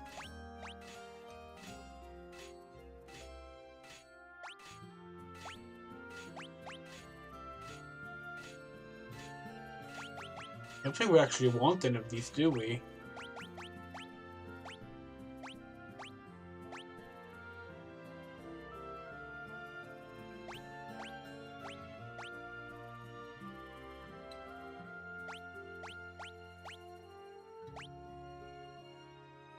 Maybe if we replace one of the mithril spears, but has better accuracy, so it's like kind of a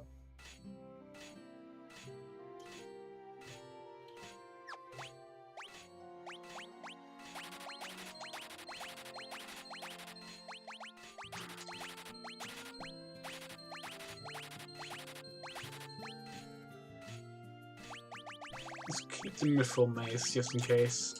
In case you want to go dual wielding mithril maces.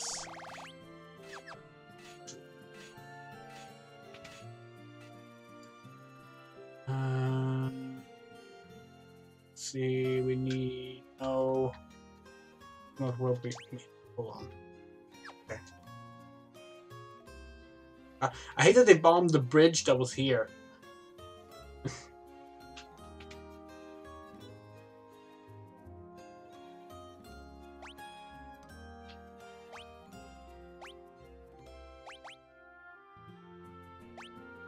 Gotta buy. You know what? Might as well teach everyone the starting spells just in case.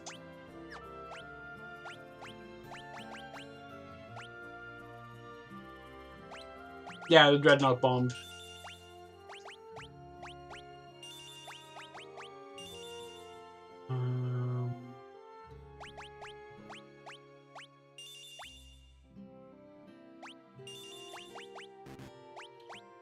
There.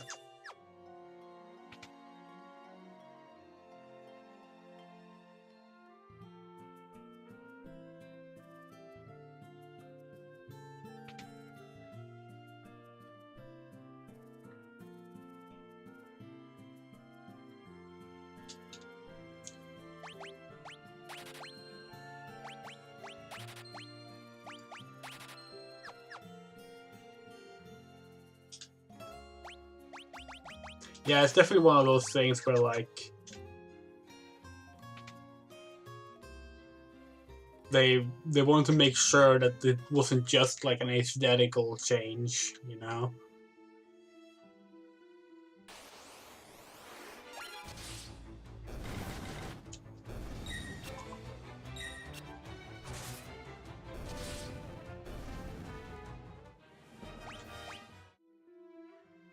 It's a nice bit of environmental storytelling.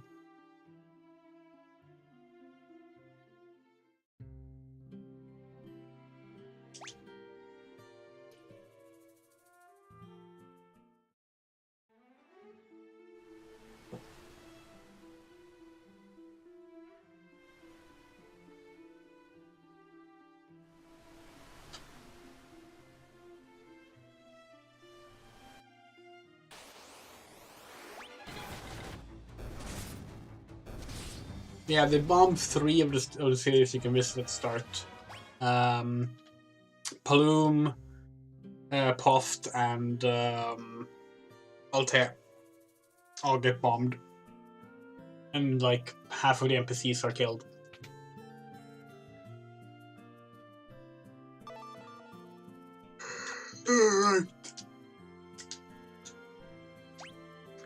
Okay, Kashwan. It's only 400. That's not too bad.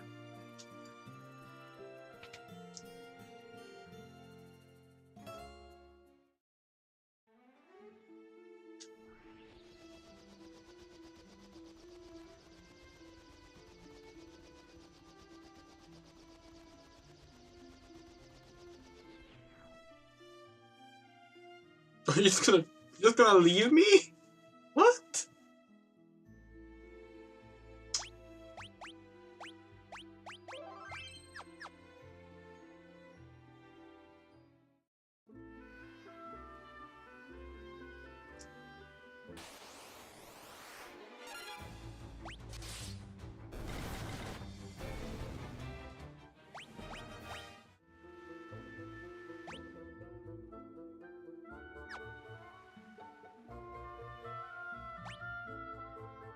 Wait, hold on. How do we... Guess we need to go up and then down. Okay. Ah, shit.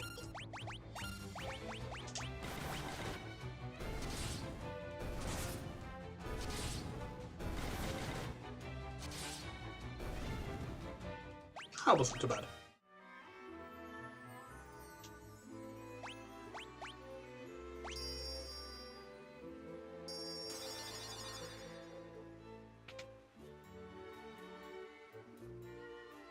Oh, this effect is really nice.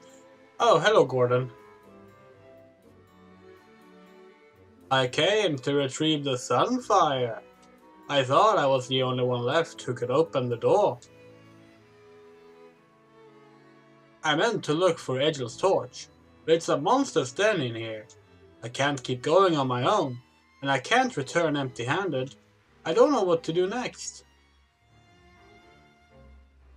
You know your way around the keep, right? You think you could help us find our way through? I'm sorry. The keep is riddled with secrets. I wouldn't know my way around any better than you. But I do want to fight. Will you let me come with you?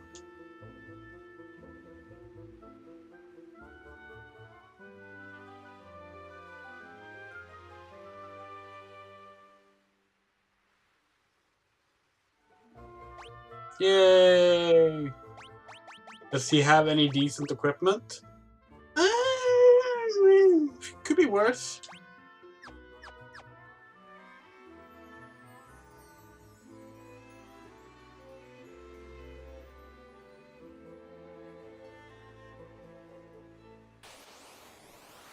Yeah, so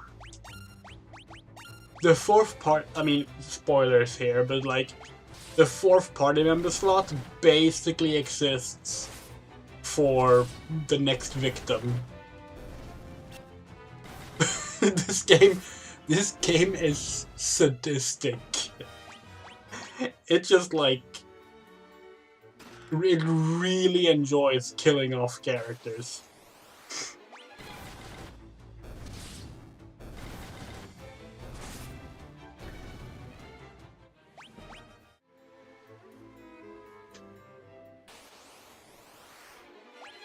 And to be fair, Final Fantasy 3 kind of does this thing as well, where like, you know, you have the 4 main characters that you name, and then like every other person that joins your party dies.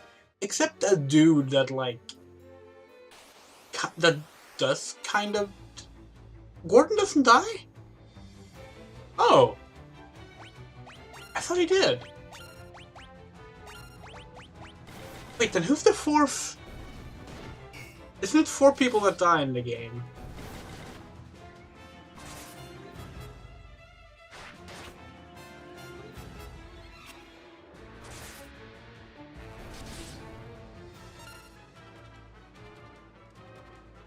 Huh. Oh well.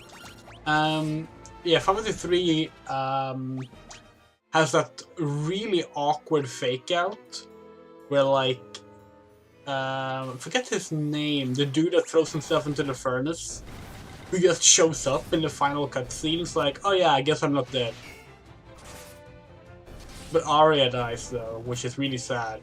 Because Arya deserved to live. Like, what the fuck?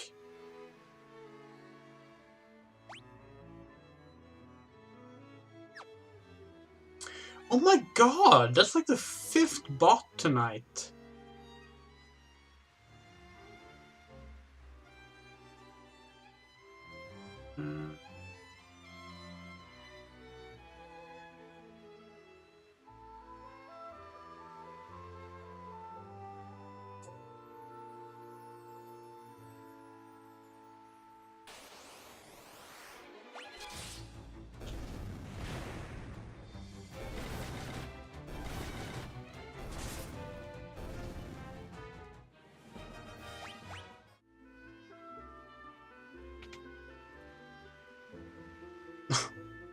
Oh.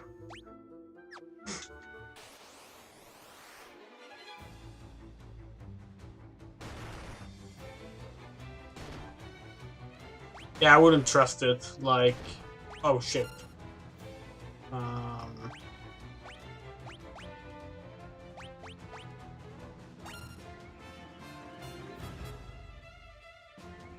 Oh, okay. Yeah, that's true.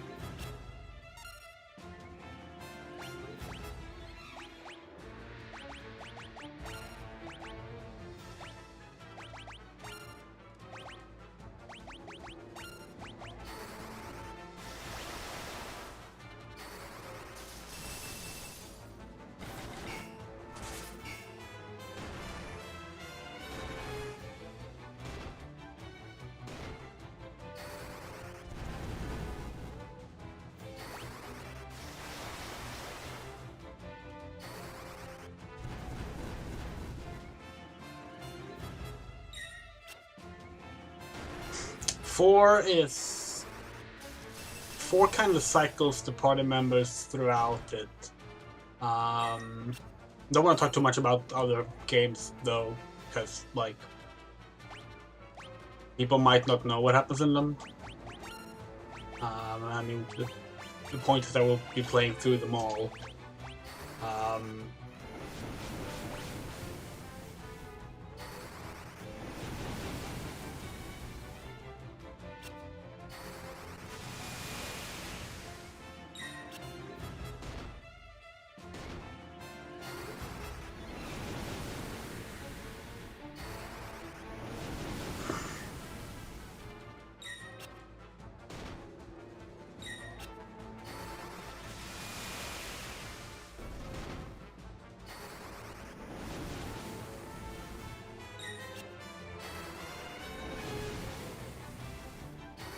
Come on, die!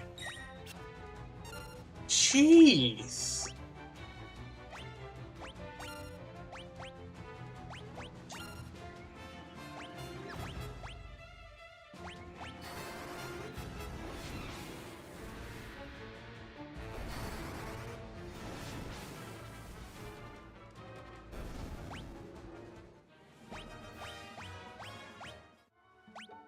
They all just left Gordon.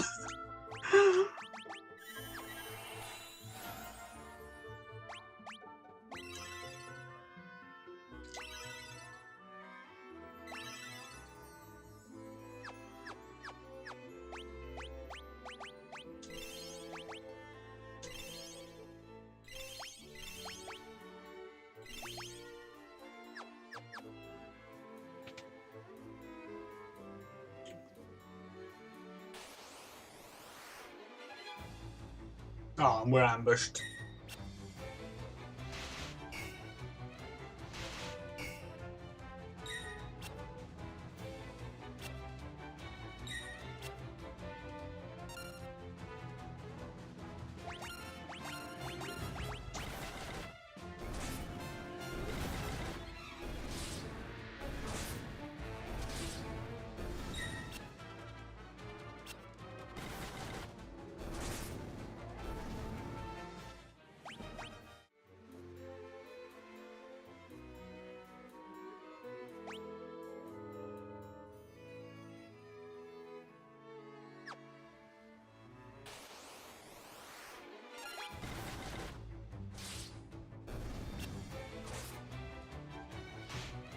Yeah, it's Knuckles.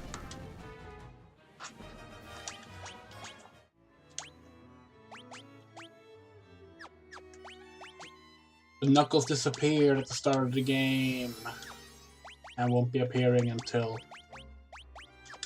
much later.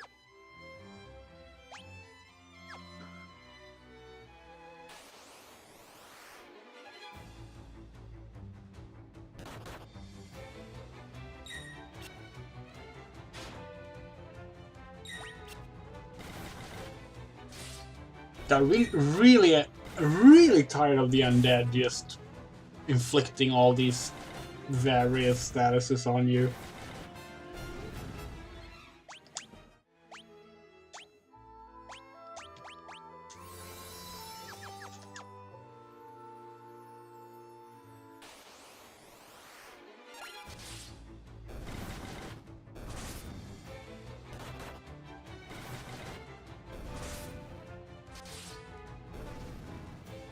No, Gordon, not even gonna give you eye drops.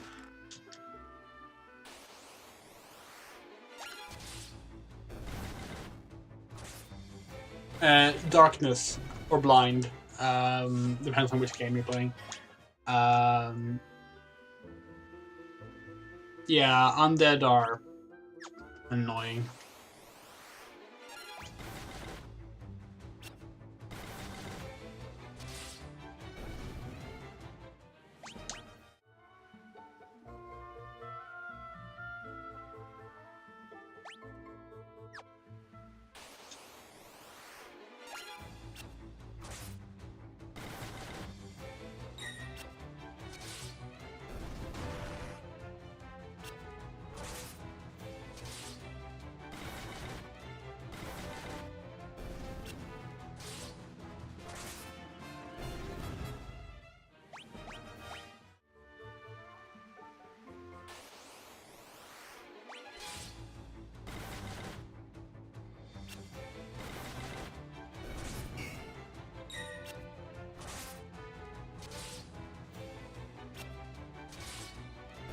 Yeah.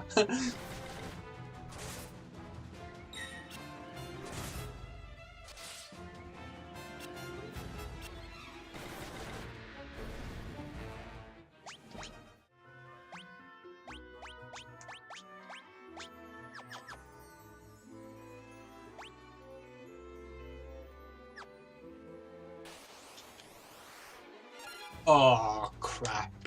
Well, see if we can get a fire in early to not have to deal with them. Yes.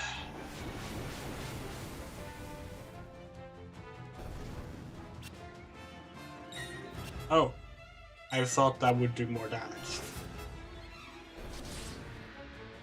Okay, fair enough. We didn't get any more status inflictions, so it's fine. Monsters!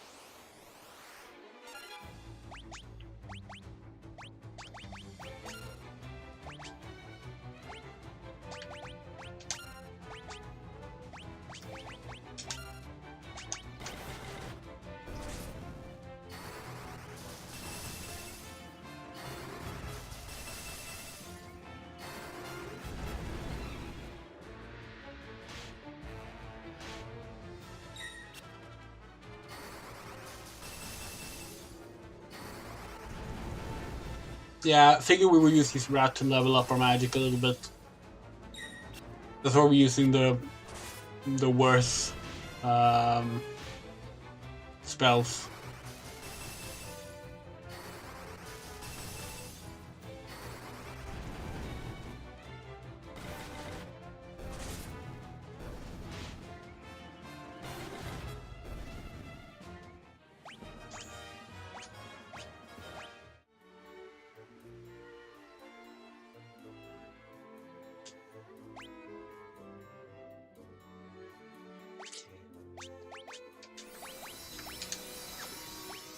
Fine, Gordon, you can have my drops.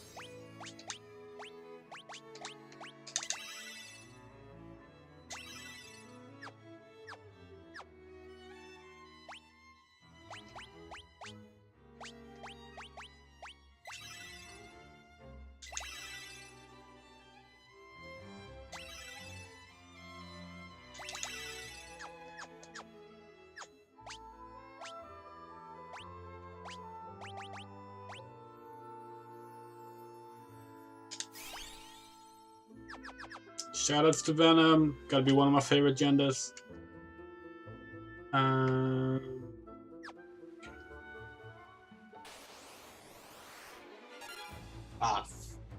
Fuck.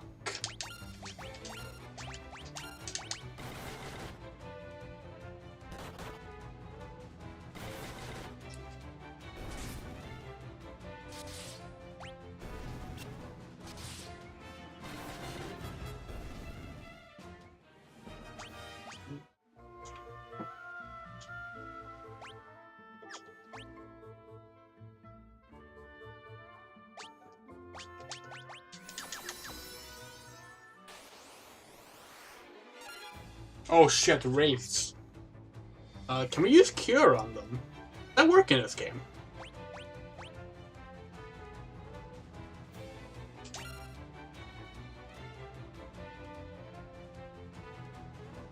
I mean, well, the Sonic games don't really like calculate damage. So, not exactly, but sort of.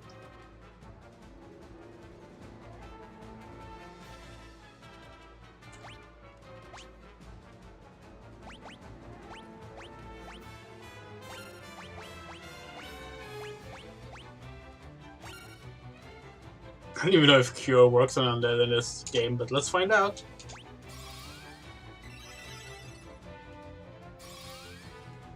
It does.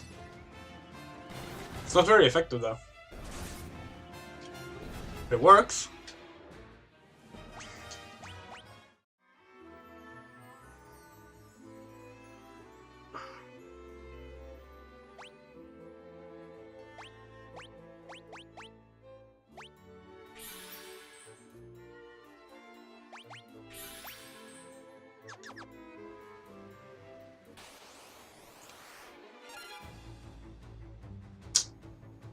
You know what?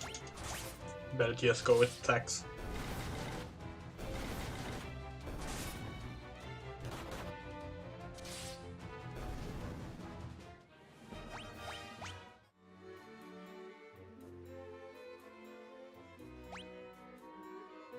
Oh, lots of doors, and I bet most of them will be pointless dead-end rooms.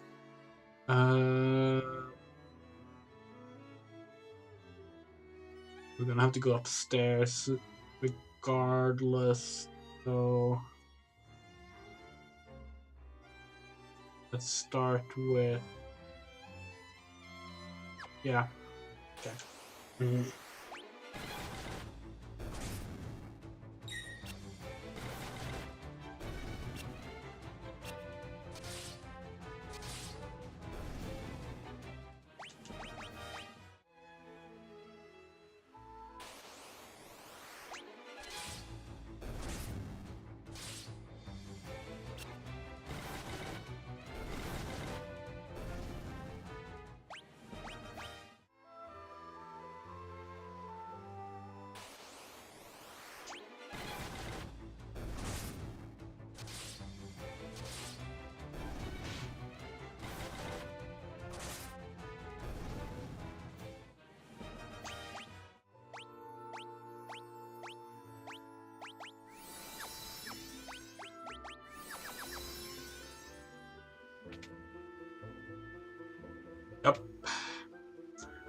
It's dead in room number 1.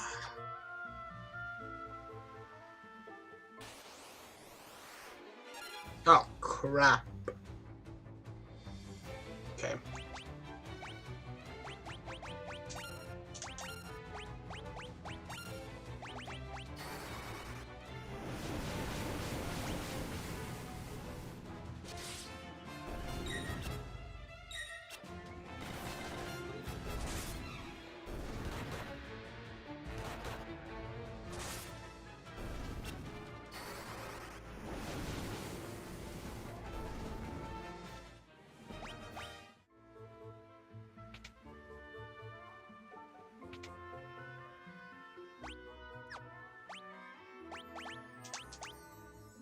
Last eye drops.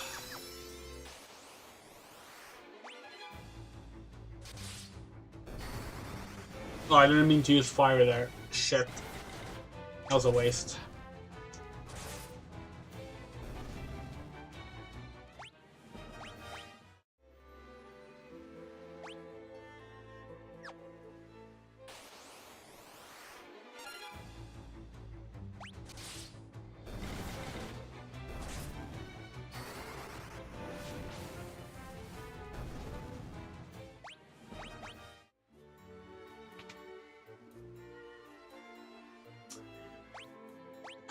Question is, will there be a bunch of monsters here?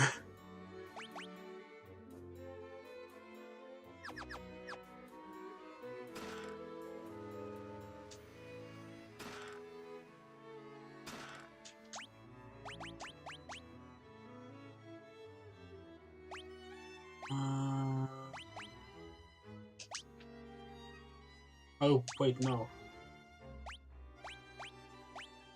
You should have the Werebuster.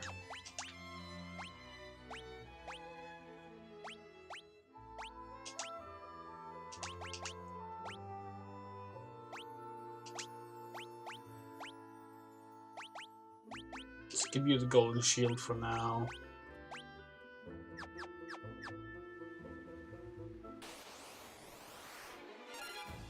Oh, fuck.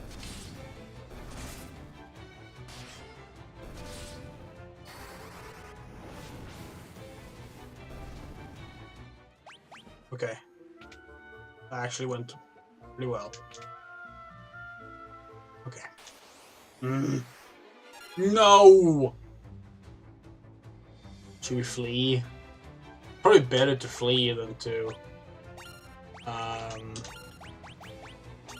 waste all the magic it's gonna take out that land turtle.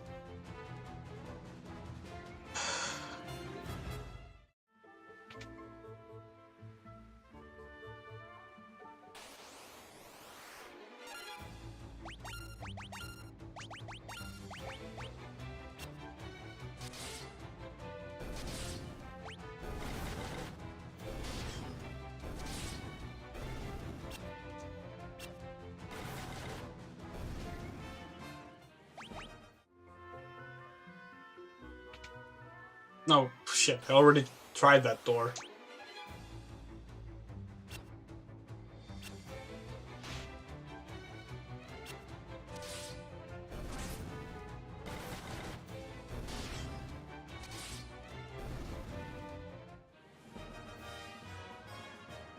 Oh, we got Venom as well.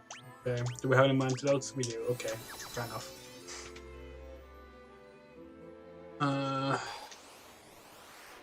No.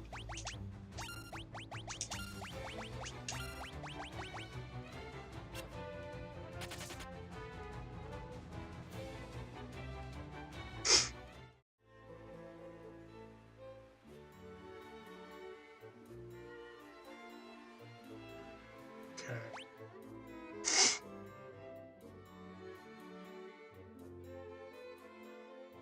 I have a bad feeling about this.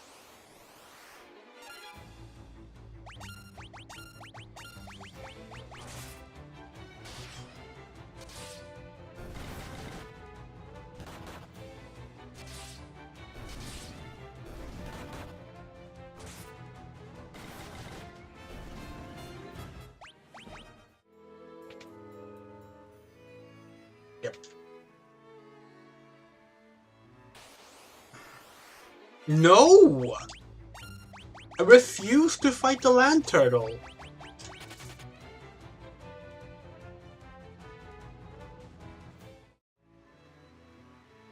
We already killed 3 of them.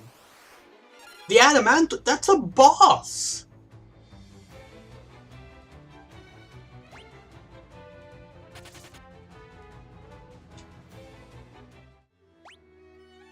Jesus. I mean, that chest is gonna be rigged. Oh my fucking god, it just won't stop. I'm not gonna waste spells defeating a turtle enemy. Like, no. It's not happening.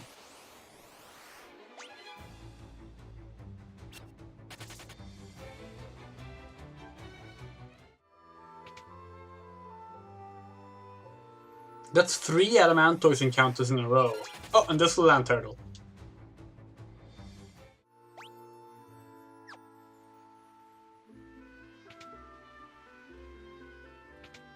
Actually, let us check. There's 2 chests left. Okay. Oh hey, enemies that are actually worth fighting.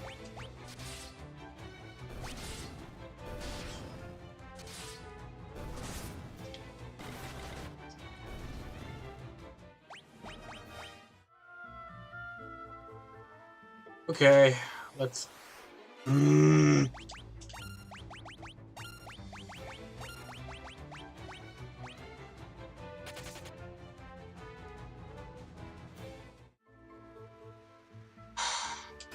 Yep, I knew it.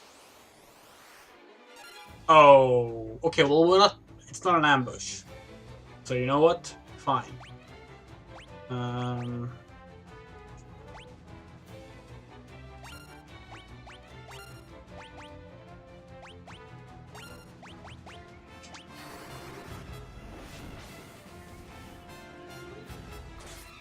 What?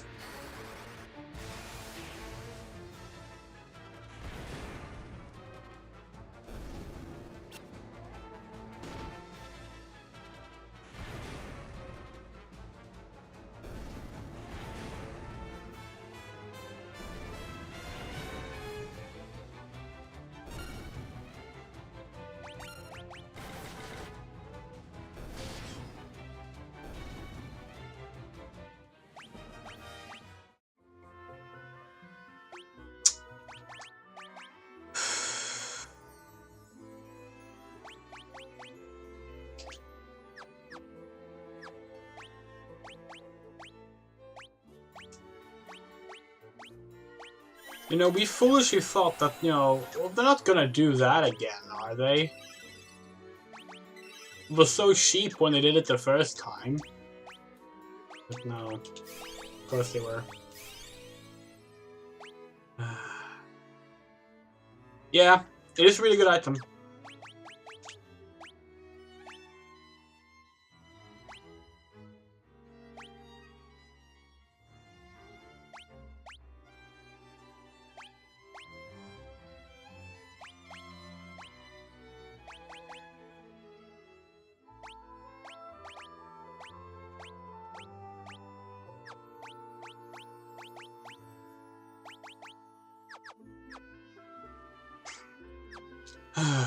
Okay.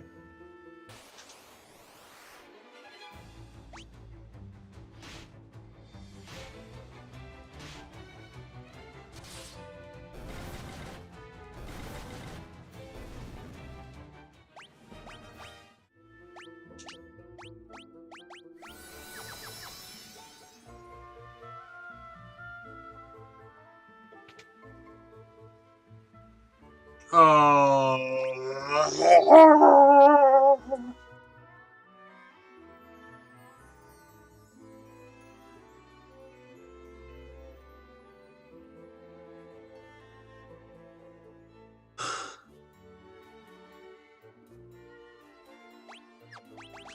Hold on.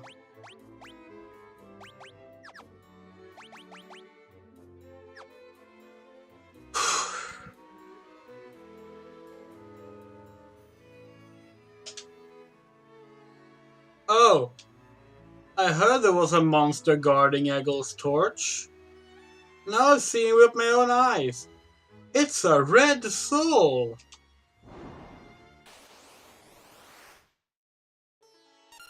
Oh, okay, I thought it was a bomb. Shows how well we remember. Then again, haven't played through this game in nearly 2 decades, so, you know.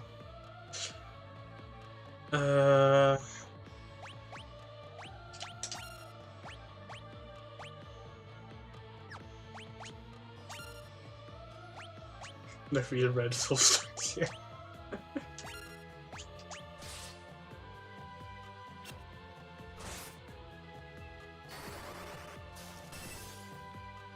Oh, wait, what?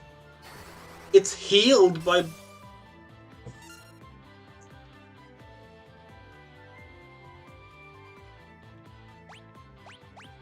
So is it healed by general magic, or is it just ice? Guess we'll find out.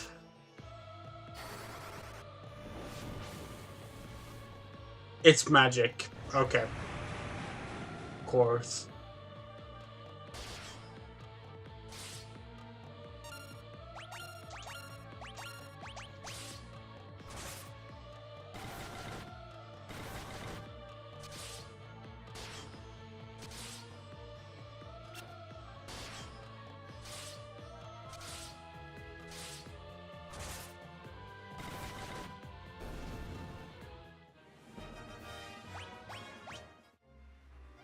Eh, that wasn't too bad.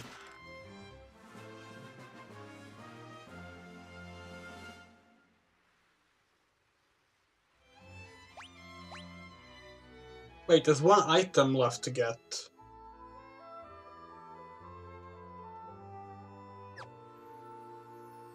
But there's no chests left.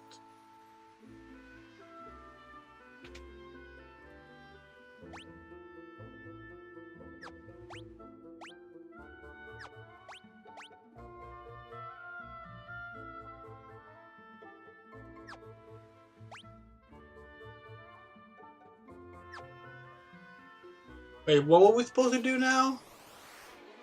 No! When will you take a fucking hint, land turtle?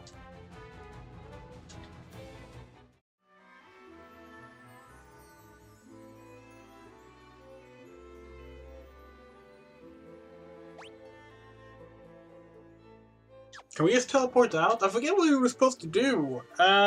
We needed this to like carry the sun flame, right?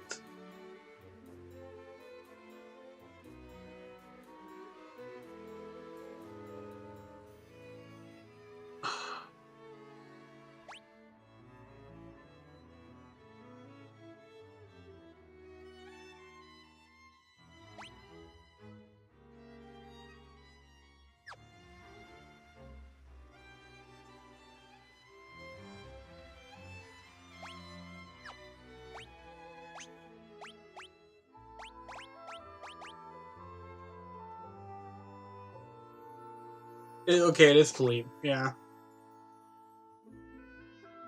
Well, let's teleport then.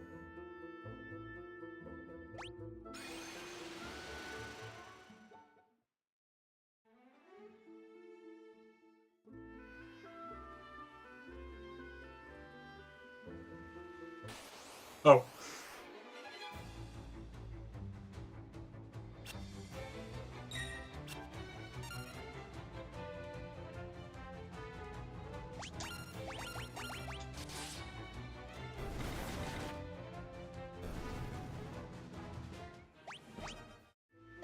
Wait, did I read that right earlier? It uses HP to teleport you out? Well, that's fucked up.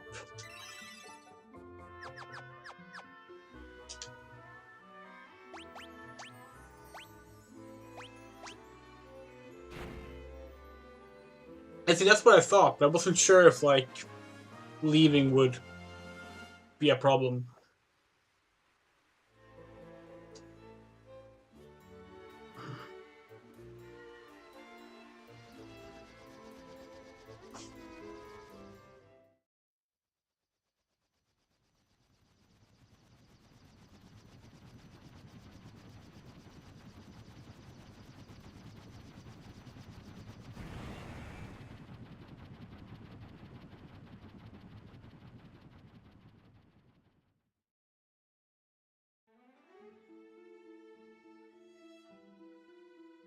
Well, shit. Now who's gonna take us back home?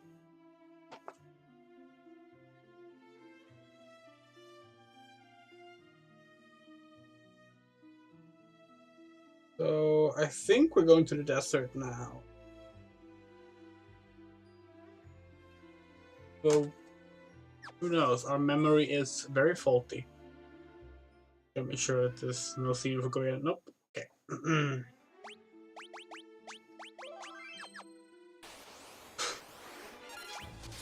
Oh wow, there's actually a bridge background for if you get an encounter on the bridge.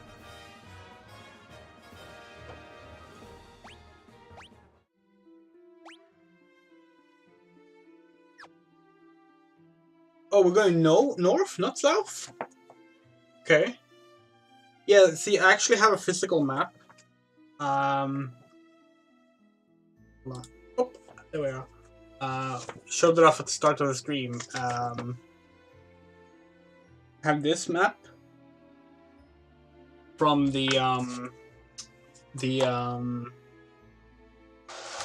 oh, moving some stuff around from the Famicom release.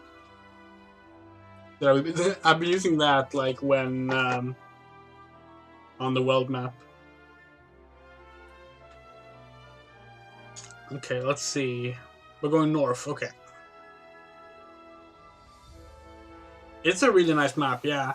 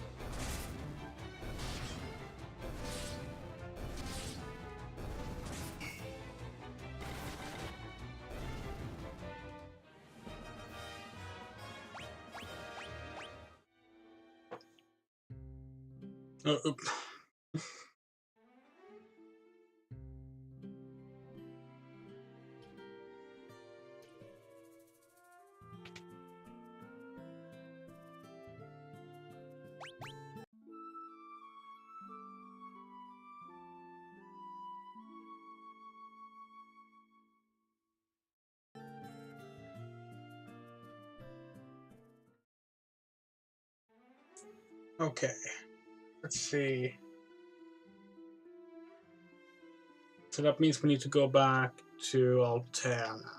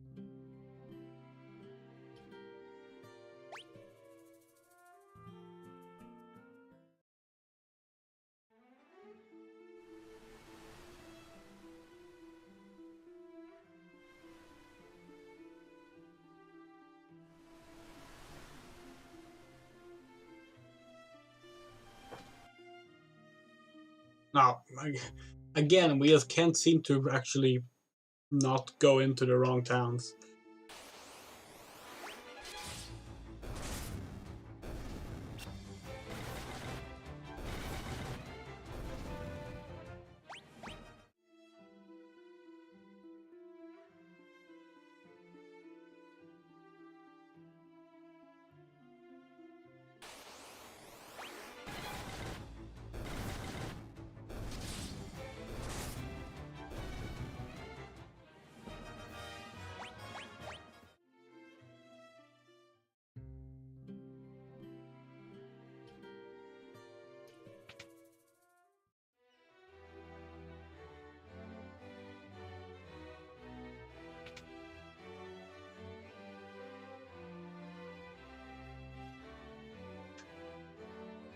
I wish you could turn around on the spot without like moving.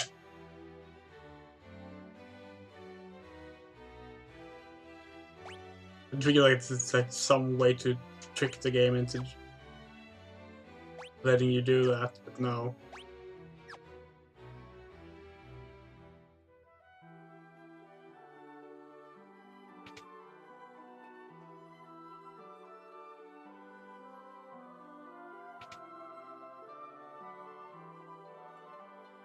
The princess felt badly about always sending you up on such dangerous assignments. She thought the least she could do was to meet you at Kashron Keep on Sid's airship. Well, that was really, really not very smart of her, was it?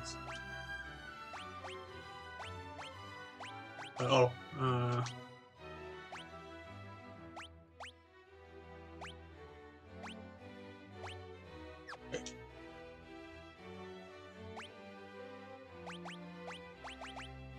The amount of supplies need to keep the vessel as I was eventually sit down somewhere. Oh, okay. Are you... No one's gonna... No one's gonna join us? Okay, fine. Fine. Whatever.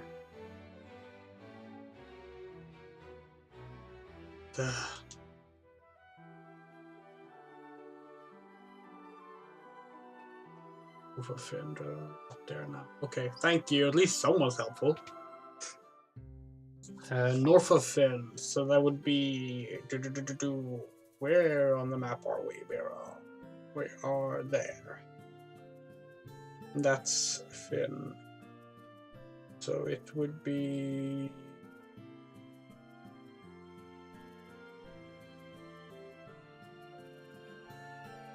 The mountains?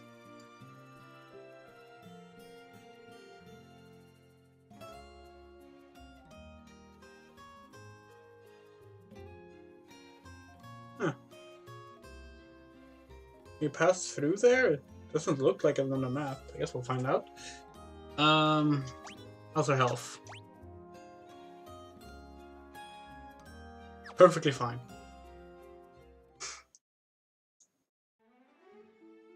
Oh, actually, you might want to buy some general supplies, though.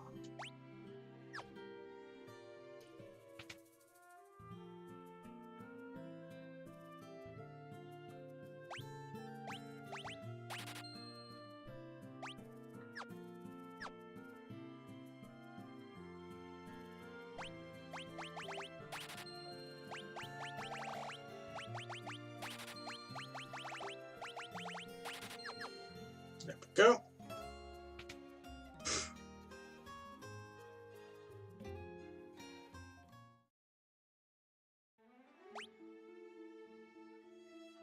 Okay, I can actually get a better look from this map.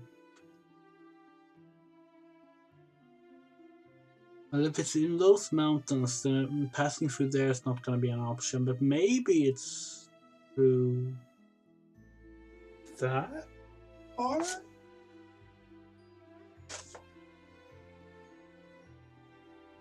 If we're assuming that, like, this game was written and designed for players that would have this map, which it is, because this is a Japanese release that has the map, then they would be told to go north of Finn, so naturally they would go to could be there, could be there. Okay.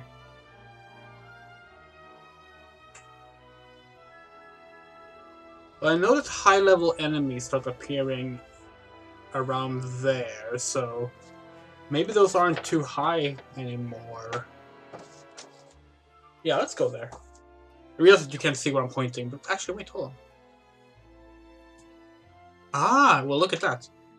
So I'm thinking that we're gonna go here, because you can't pass through the walls here. So while this is north of Finn as well, it doesn't feel like the natural progression if the game tells you to go north of Finn, right? So we're gonna go here and see what's there.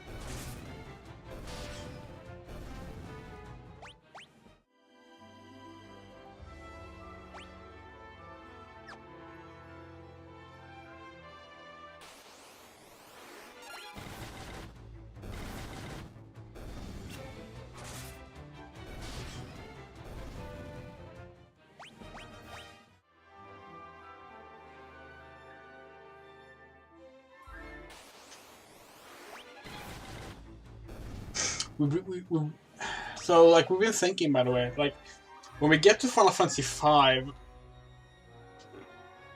we're thinking we're gonna try and, like, do, like, either save Final Fantasy V, or if we manage to time it right, we're gonna do the 5-job fiesta. That happens every summer with Final Fantasy V. And we're also thinking that, like, we really don't like how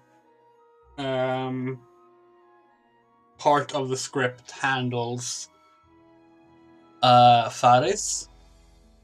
So we're thinking of maybe looking into if there's like some way to mod the script. I feel like it probably is possible. Pretty sure there are rewrites already that other people have made. And if so, we would be play a custom version of Final Fantasy V. And we would, of course, make the mod available for other people if they want it. For people who aren't aware, in Final Fantasy V, there's a character named Faris. You meet him early on in the game, and he is this cool pirate captain. And then after you fight a sea monster that has a particular liking to female characters, who also happens to have a liking for Faris, you eventually end up having a, like, the big reveal that, oh, Faris is actually a girl. But here's the thing, the way the story goes, Faris goes back to living as a man in the end. And, like, it kind of sucks that the game effectively spends the entirety of its time misgendering him. When, like, the point of his ending is that he didn't like, you know, his female life. So we've been wanting to do, like, a rewrite of that for a while. We were kind of hoping that, like, the actual Pixel Remaster would have a better script already, but from what we've heard, it's the same as the last release. You know, it's a great game. It's a great game, but, like, I mean, to put it like this, our brother, who is a cis straight man, even he, like, played Final Fantasy V and was like, Faris is a trans dude, right? Like, that's obviously what the ending is going for. Like, intentionally or not, that is very much where the ending ends up for Faris. And it kind of sucks that, like, no official media ever really recognizes this. So we're looking into doing some kind of mod for the script from its vibe to sort of work around that. Since we do enjoy reading out the dialogue aloud and stuff like that. Okay, so now we are in the... Oh wow, we're actually walking across the map. Well, wow, that was a completely pointless sentence. I meant that we had like gone through the left side and come out the right side.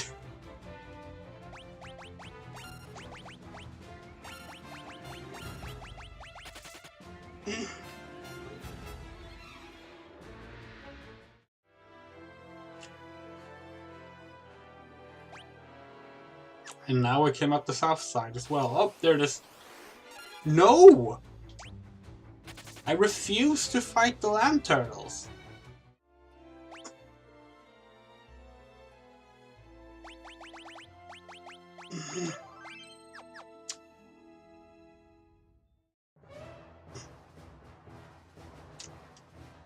Well, what do you want? Oh, I'm terribly sorry. Welcome aboard. Well, it's time for my next watch, if you'll excuse me. No one's gonna... Okay, fair enough. Oh, gosh! Oh, shit. Didn't realize we weren't allowed to talk to anyone. Oh no, really? Okay, no, we can't actually do damage to them.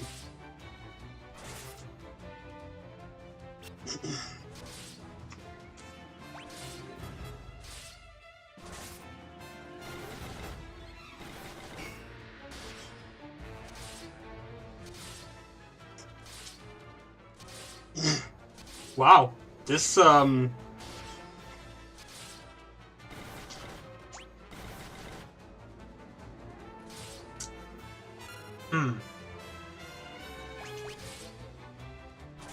How much health can it have?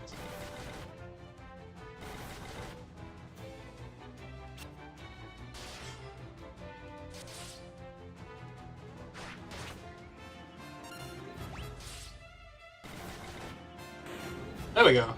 Oh, that counts as a boss? Well, that explains why it's so strong. He just walks away!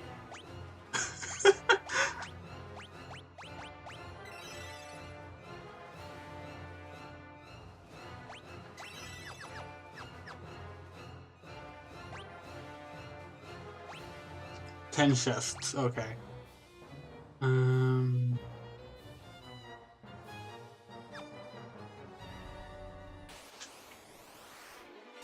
Oh, you're fucking...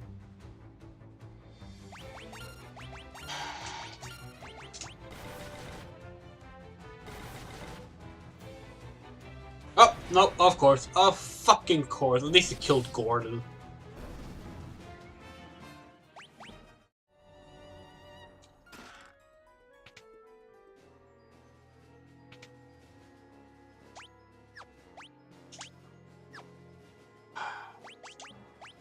Okay, fine.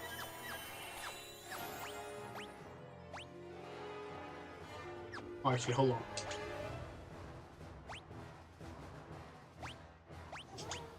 Ah.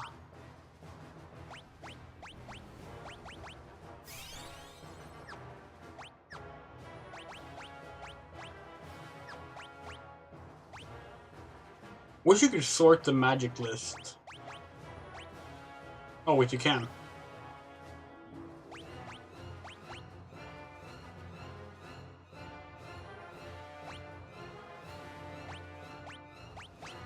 Wait, no. Let's do, yeah.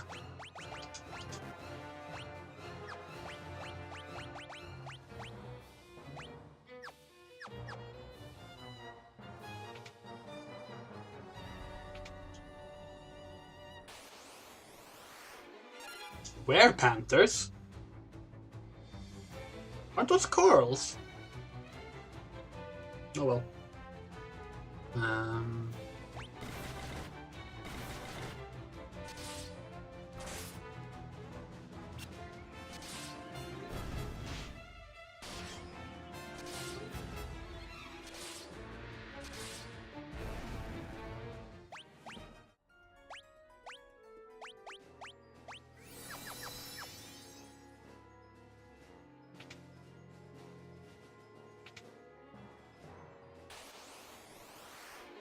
No, and it's an ambush.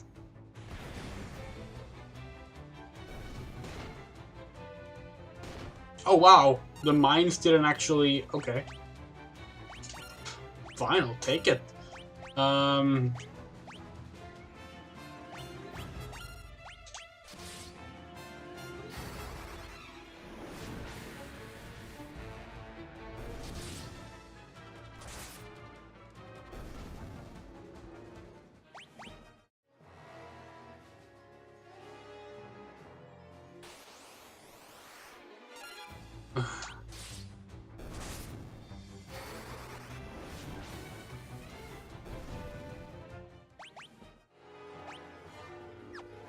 Wait, hold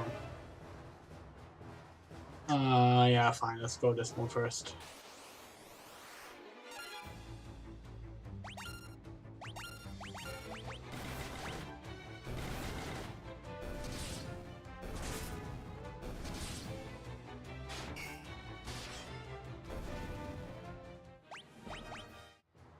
Why is the Dreadnought full of, like,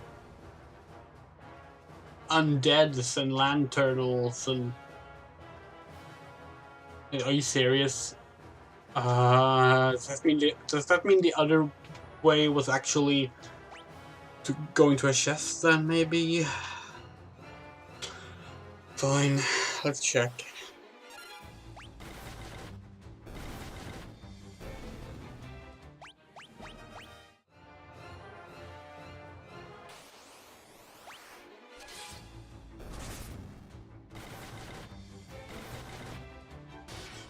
That is true, the Emperor is extremely evil. It's his only trait.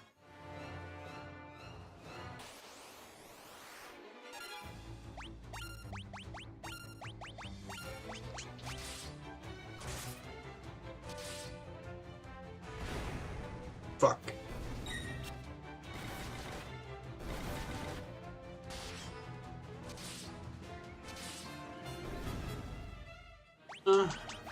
Went okay, actually.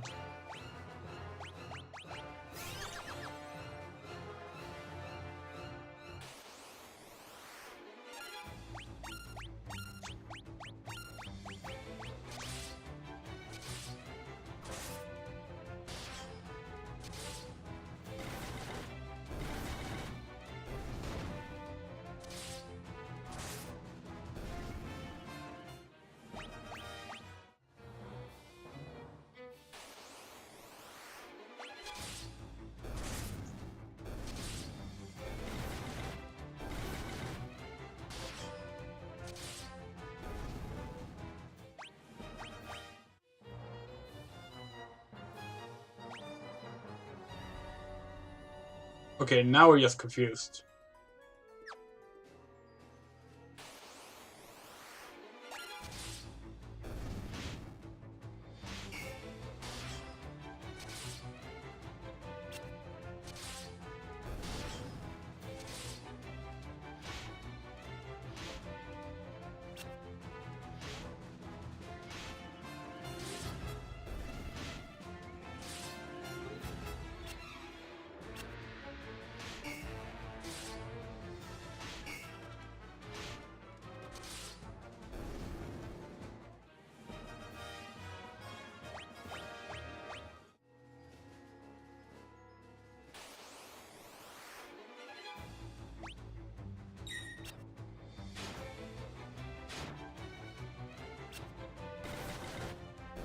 Yep, Final Fantasy 2 predicted Pikachu.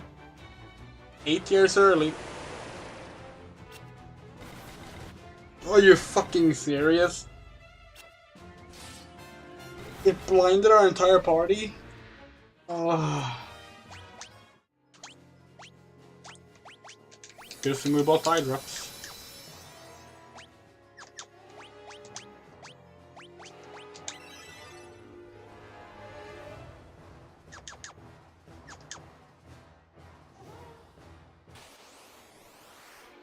No.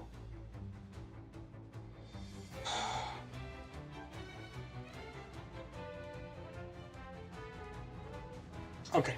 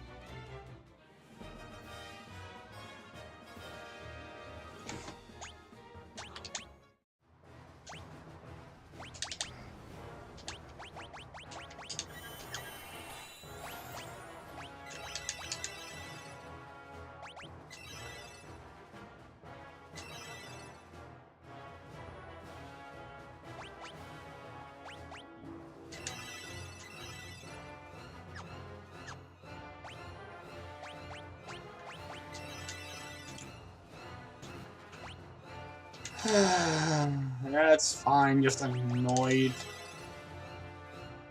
Okay, there we go.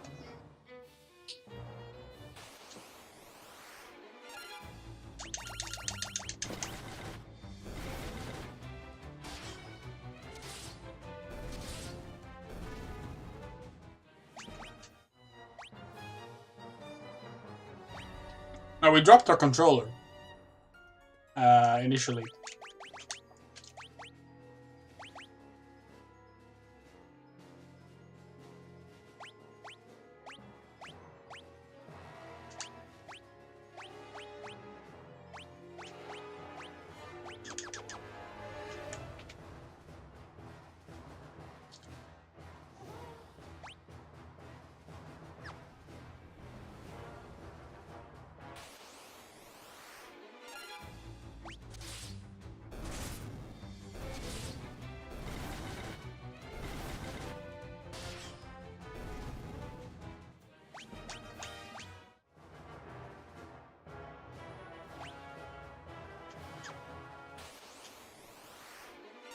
Oh my goodness, really?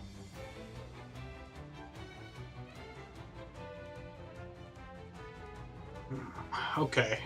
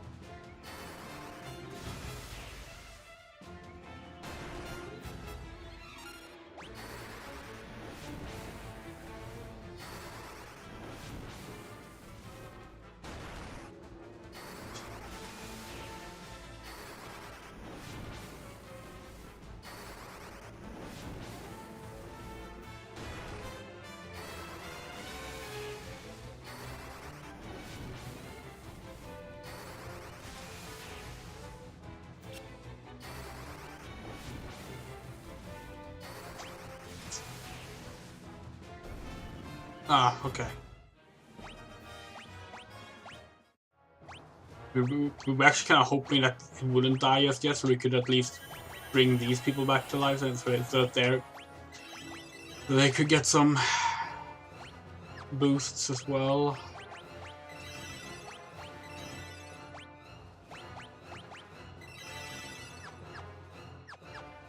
Oh well. Well.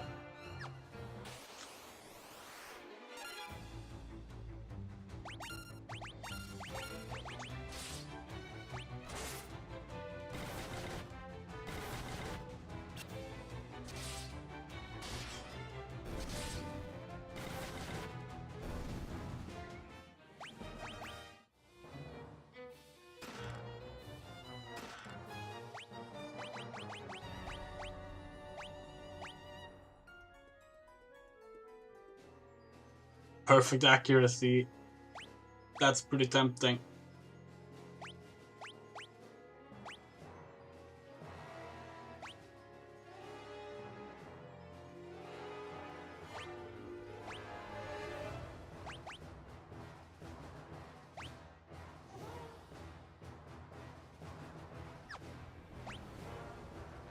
Yeah, it's almost 6 AM here, actually. Good night, Louise.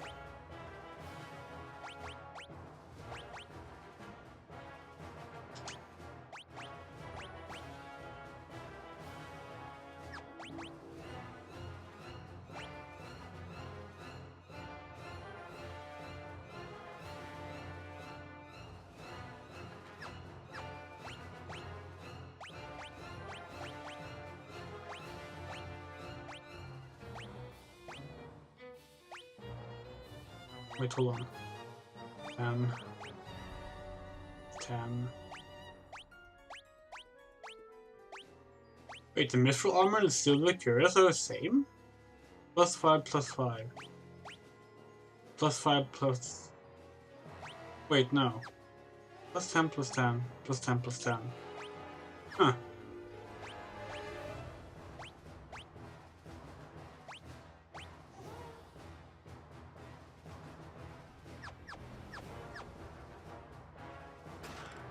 Ah. As long as there's not fucking bombs. No, but it's like hill guy, I guess. Okay. Okay.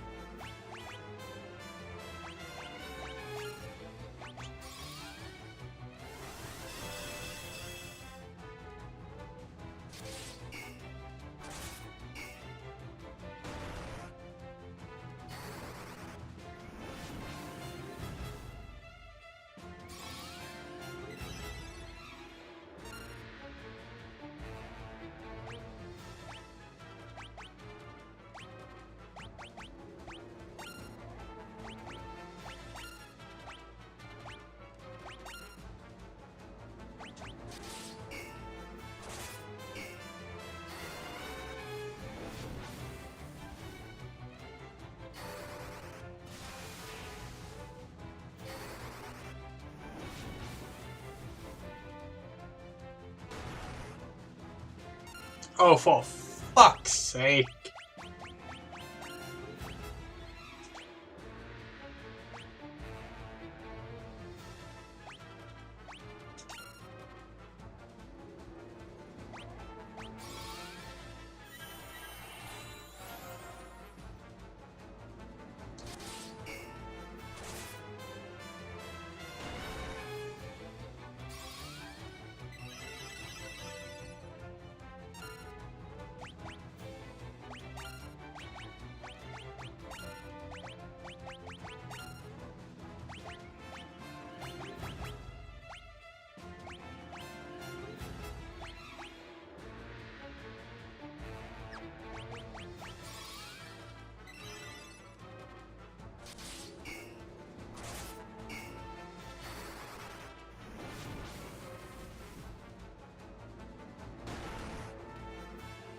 You're fucking kidding me.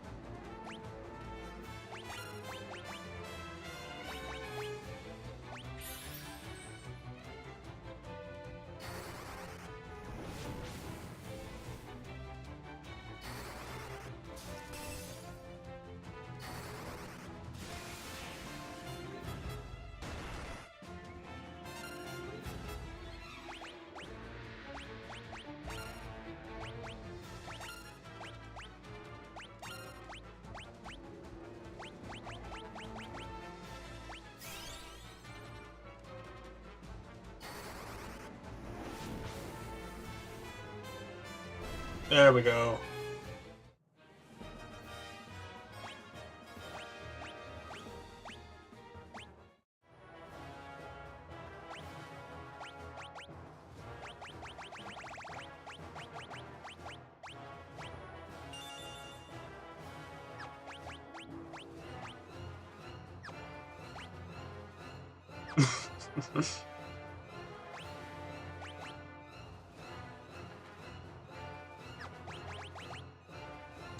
One thing's for certain, we're gonna instantly bring back her golden shield.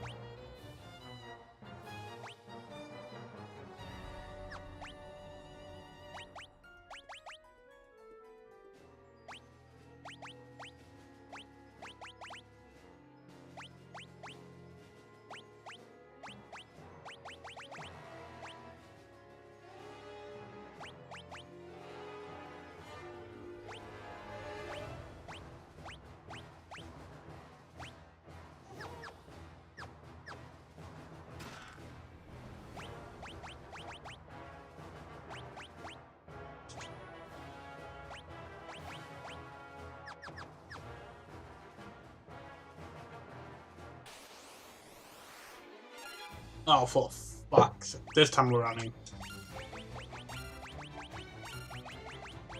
At this point, Hilgigas is getting the same treatment as the fucking Adamantoids. Like, no. Twice was enough.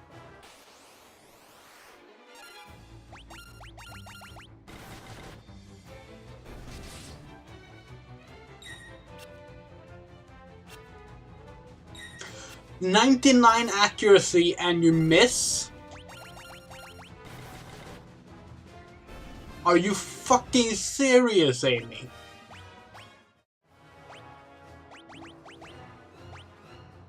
.99 accuracy. 99.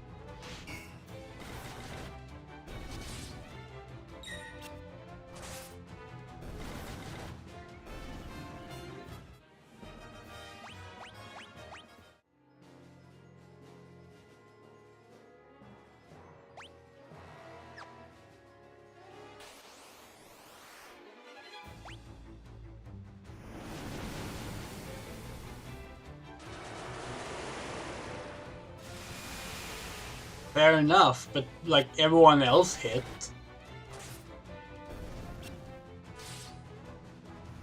Also, she has 99% in the innovation as well, and she still ended up being hit by their stun.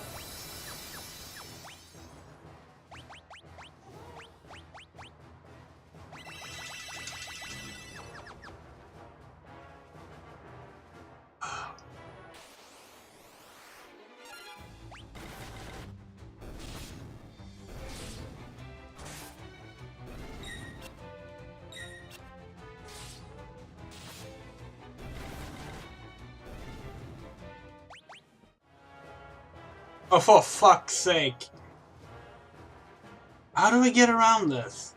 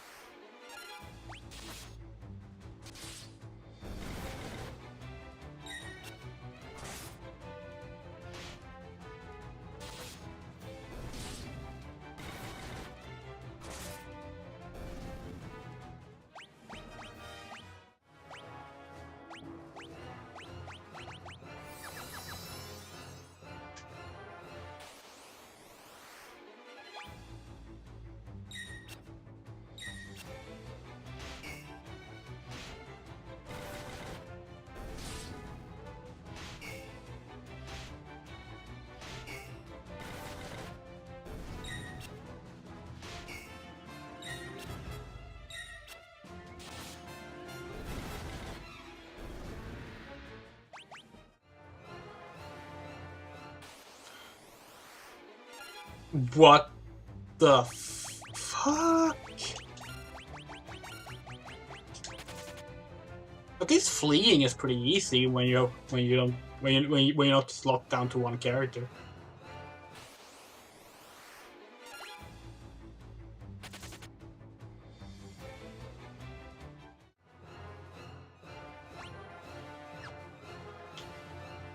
Ah.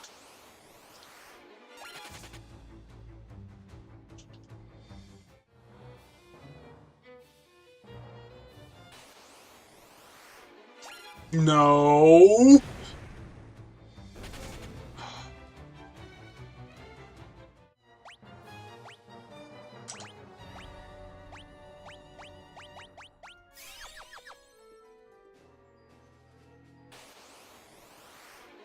Is there no way into this? Like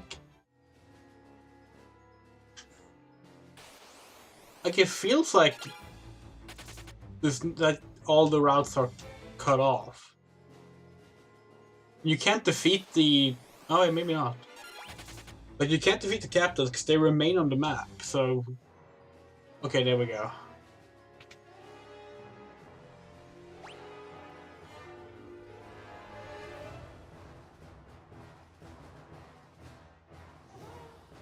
Wait, so if this were where we actually were supposed to go, does that mean that...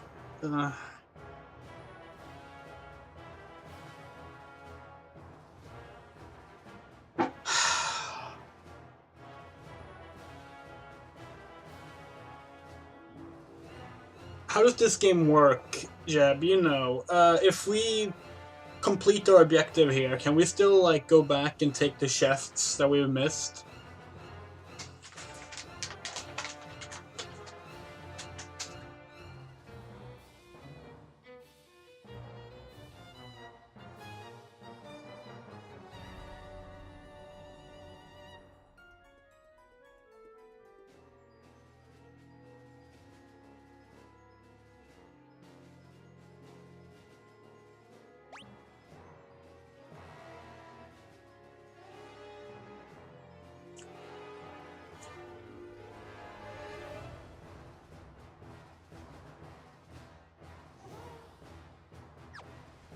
Fuck.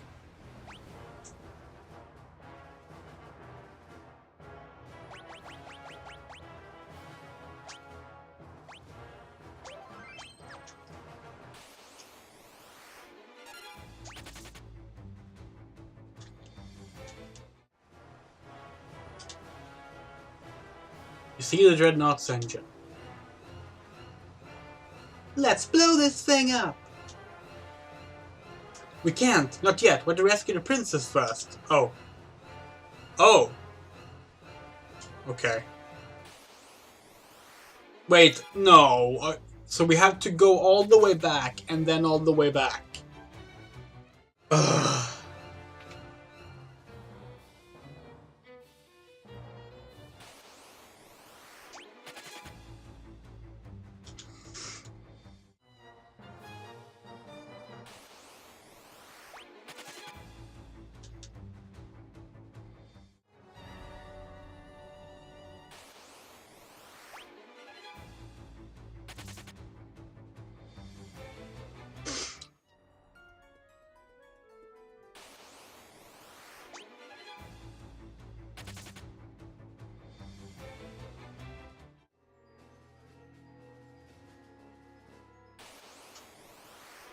Maybe the reason all these guards are standing still is because of all the monsters running around.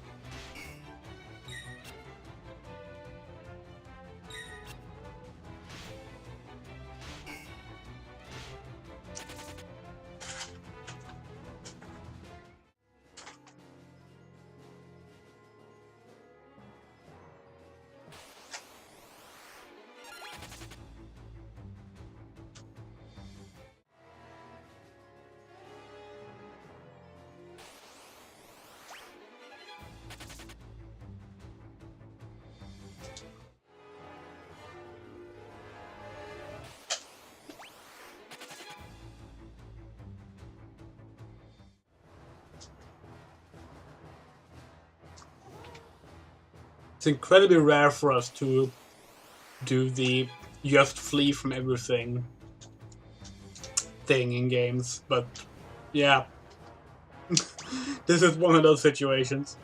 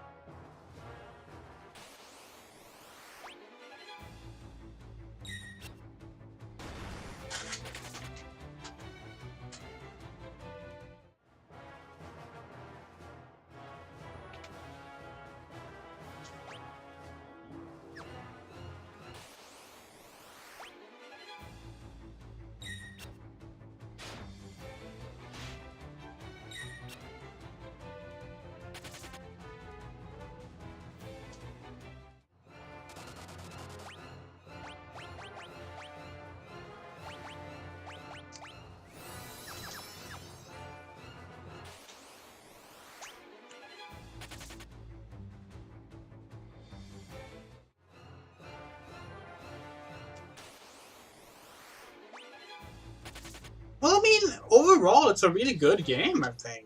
Like, Final Fantasy 2 is cool. It's just that, like, it has annoyances. Like, it's one of the most annoying Final Fantasy games. But, like, doesn't have, like,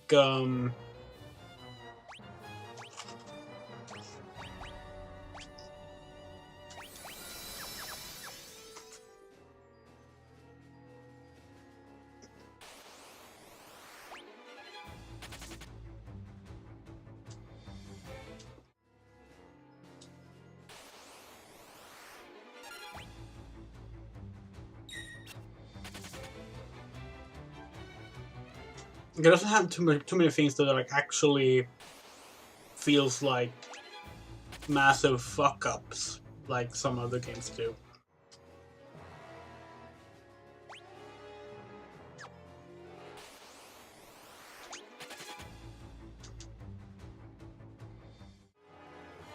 Like we said earlier, like we very much prefer this to Final Fantasy 1 still. Like Final Fantasy 1 is so fucking annoying and just not very good.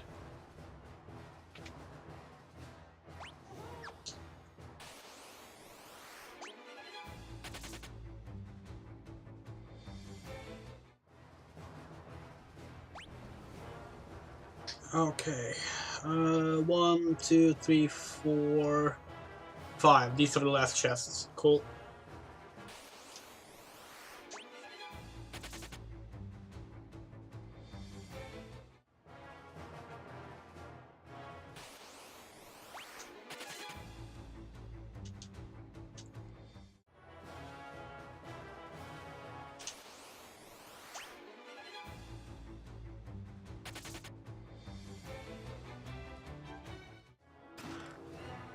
Dark bow?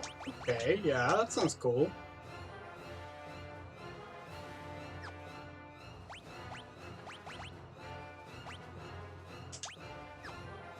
Gordon can try out the dark bow.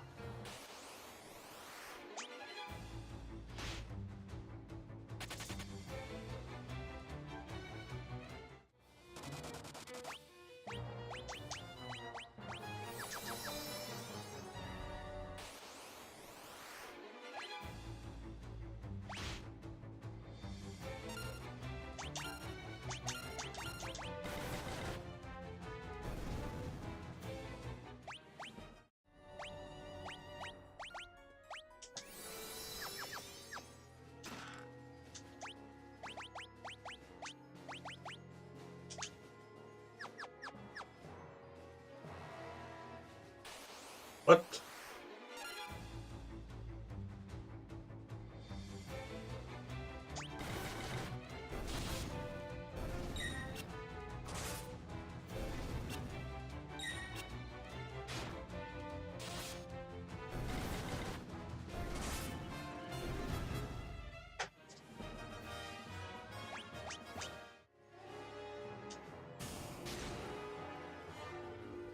You opened the iron gate. Okay.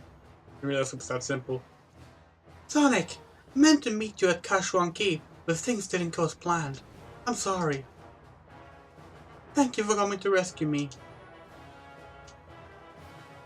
Let's save the thank yous for later. I'll head for the airship with the princess. You'll find the engine and toss the sunfire in, got it? Gonna get the airship ready for takeoff, and I don't plan on waiting around for long.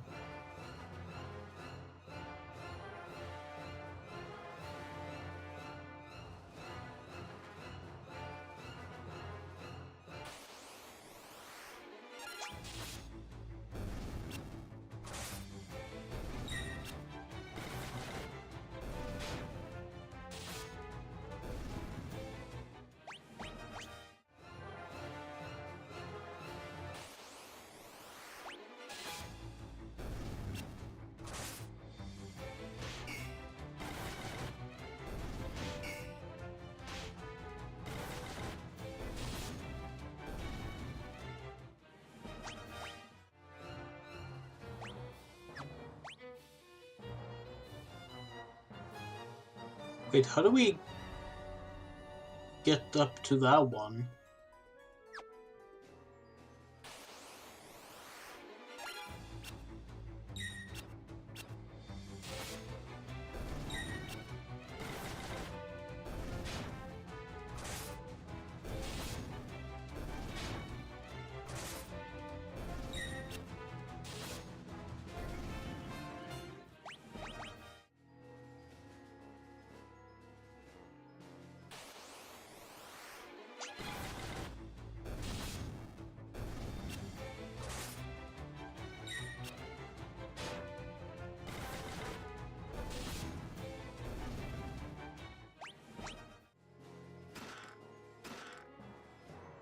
High potion and potion.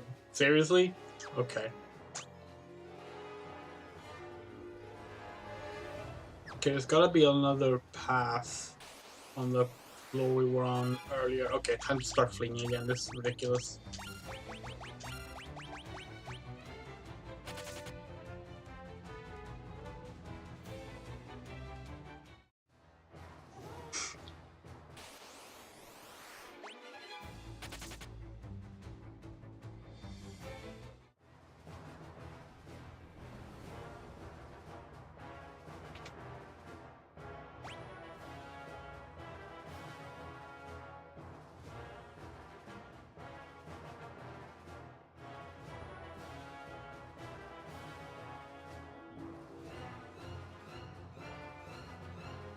It's gotta be there, right? The one in the middle?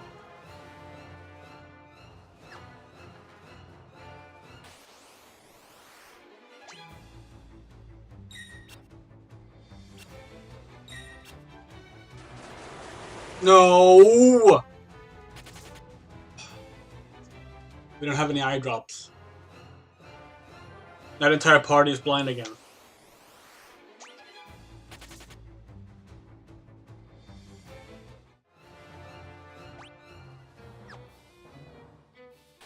Like what? Should we leave and go back to the town to buy eye drops before we continue playing? Because, like, this is ridiculous.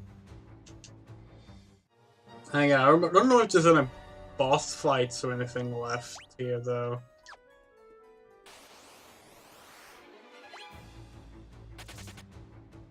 Maybe it's fine.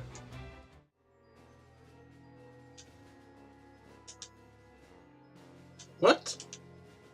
What do you mean blocks the way? Ah.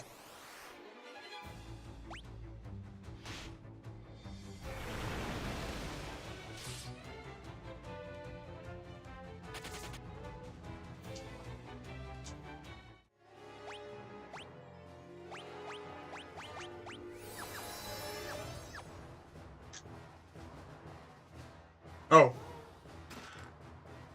Are you fuck?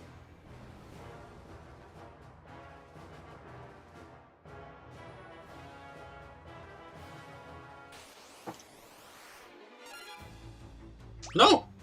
Can't escape. You're...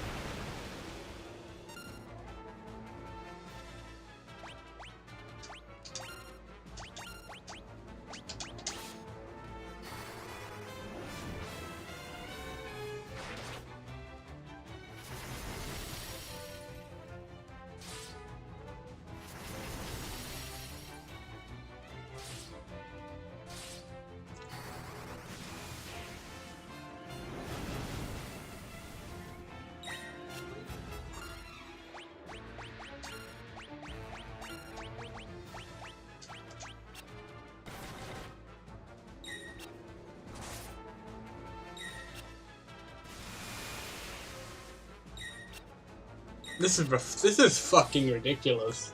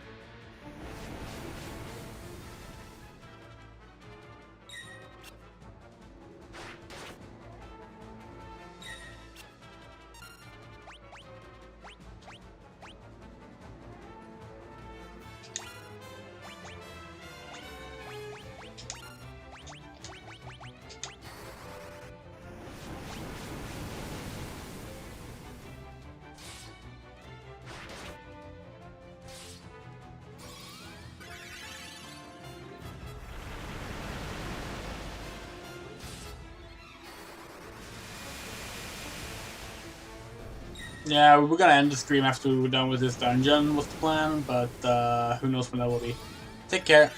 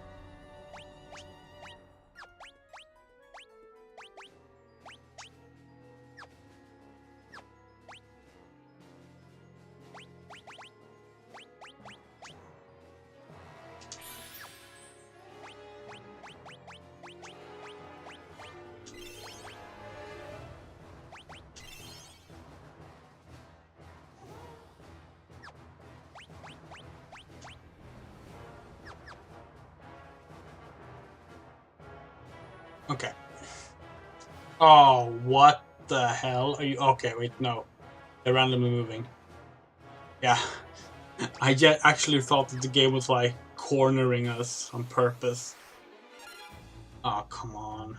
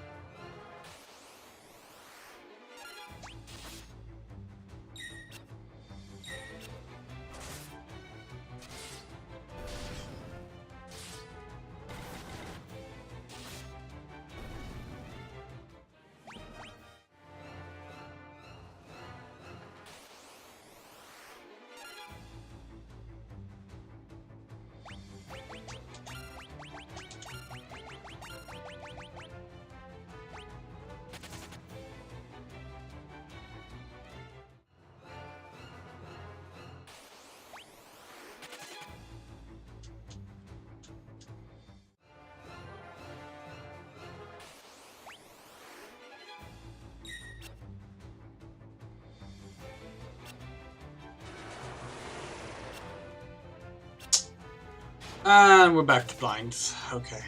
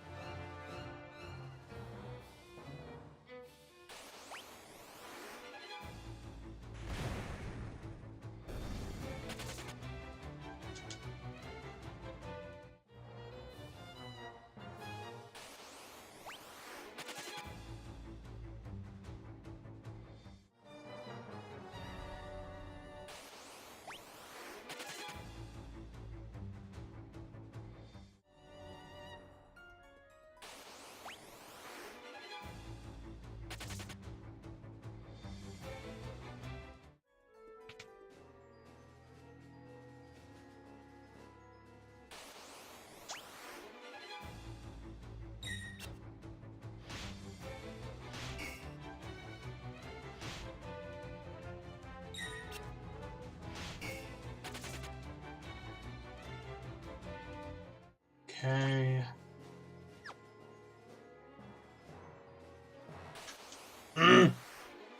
Always run one grid block too far when I do these things.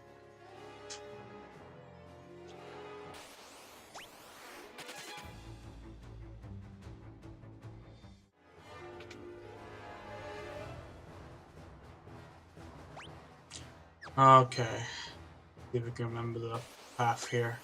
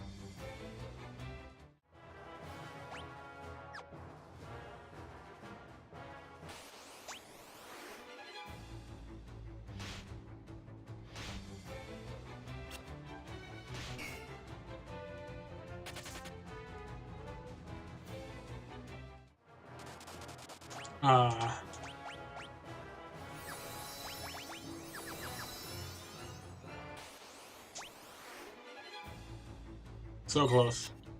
So close to being done with this dungeon.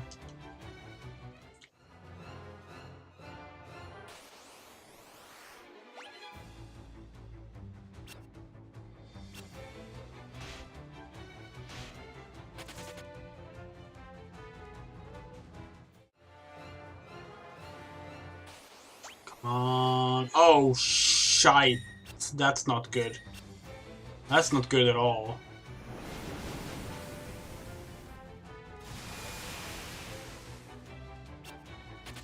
Okay.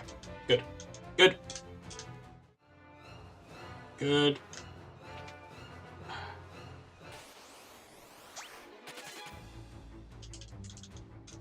still a little worried we might fight the boss here. Again, you do not remember if we do or not, so... Do we have any more ethers? No, we do not. Okay. Each Gordon cure? Oh, we can. Cool.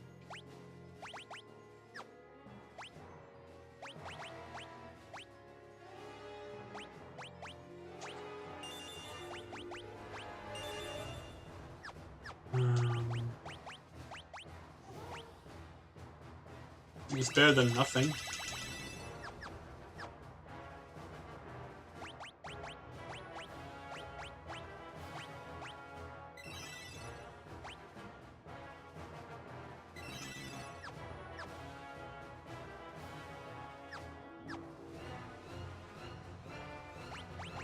Here we go.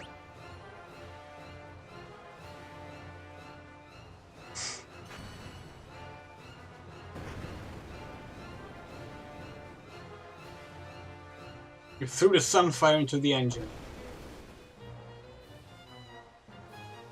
What have you done? The engine! That voice! There's no time, Amy. The ship will blow up any minute. You have to get to Sid's airship.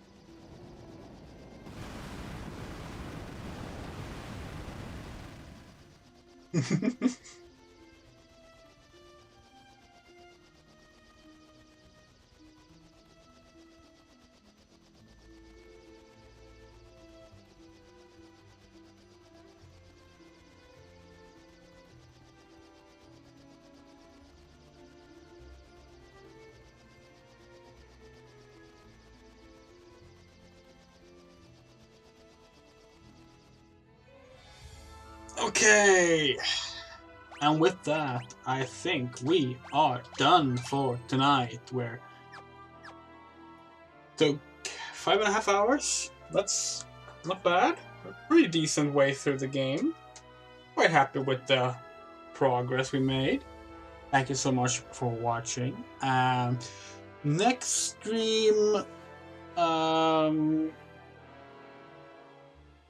will probably be,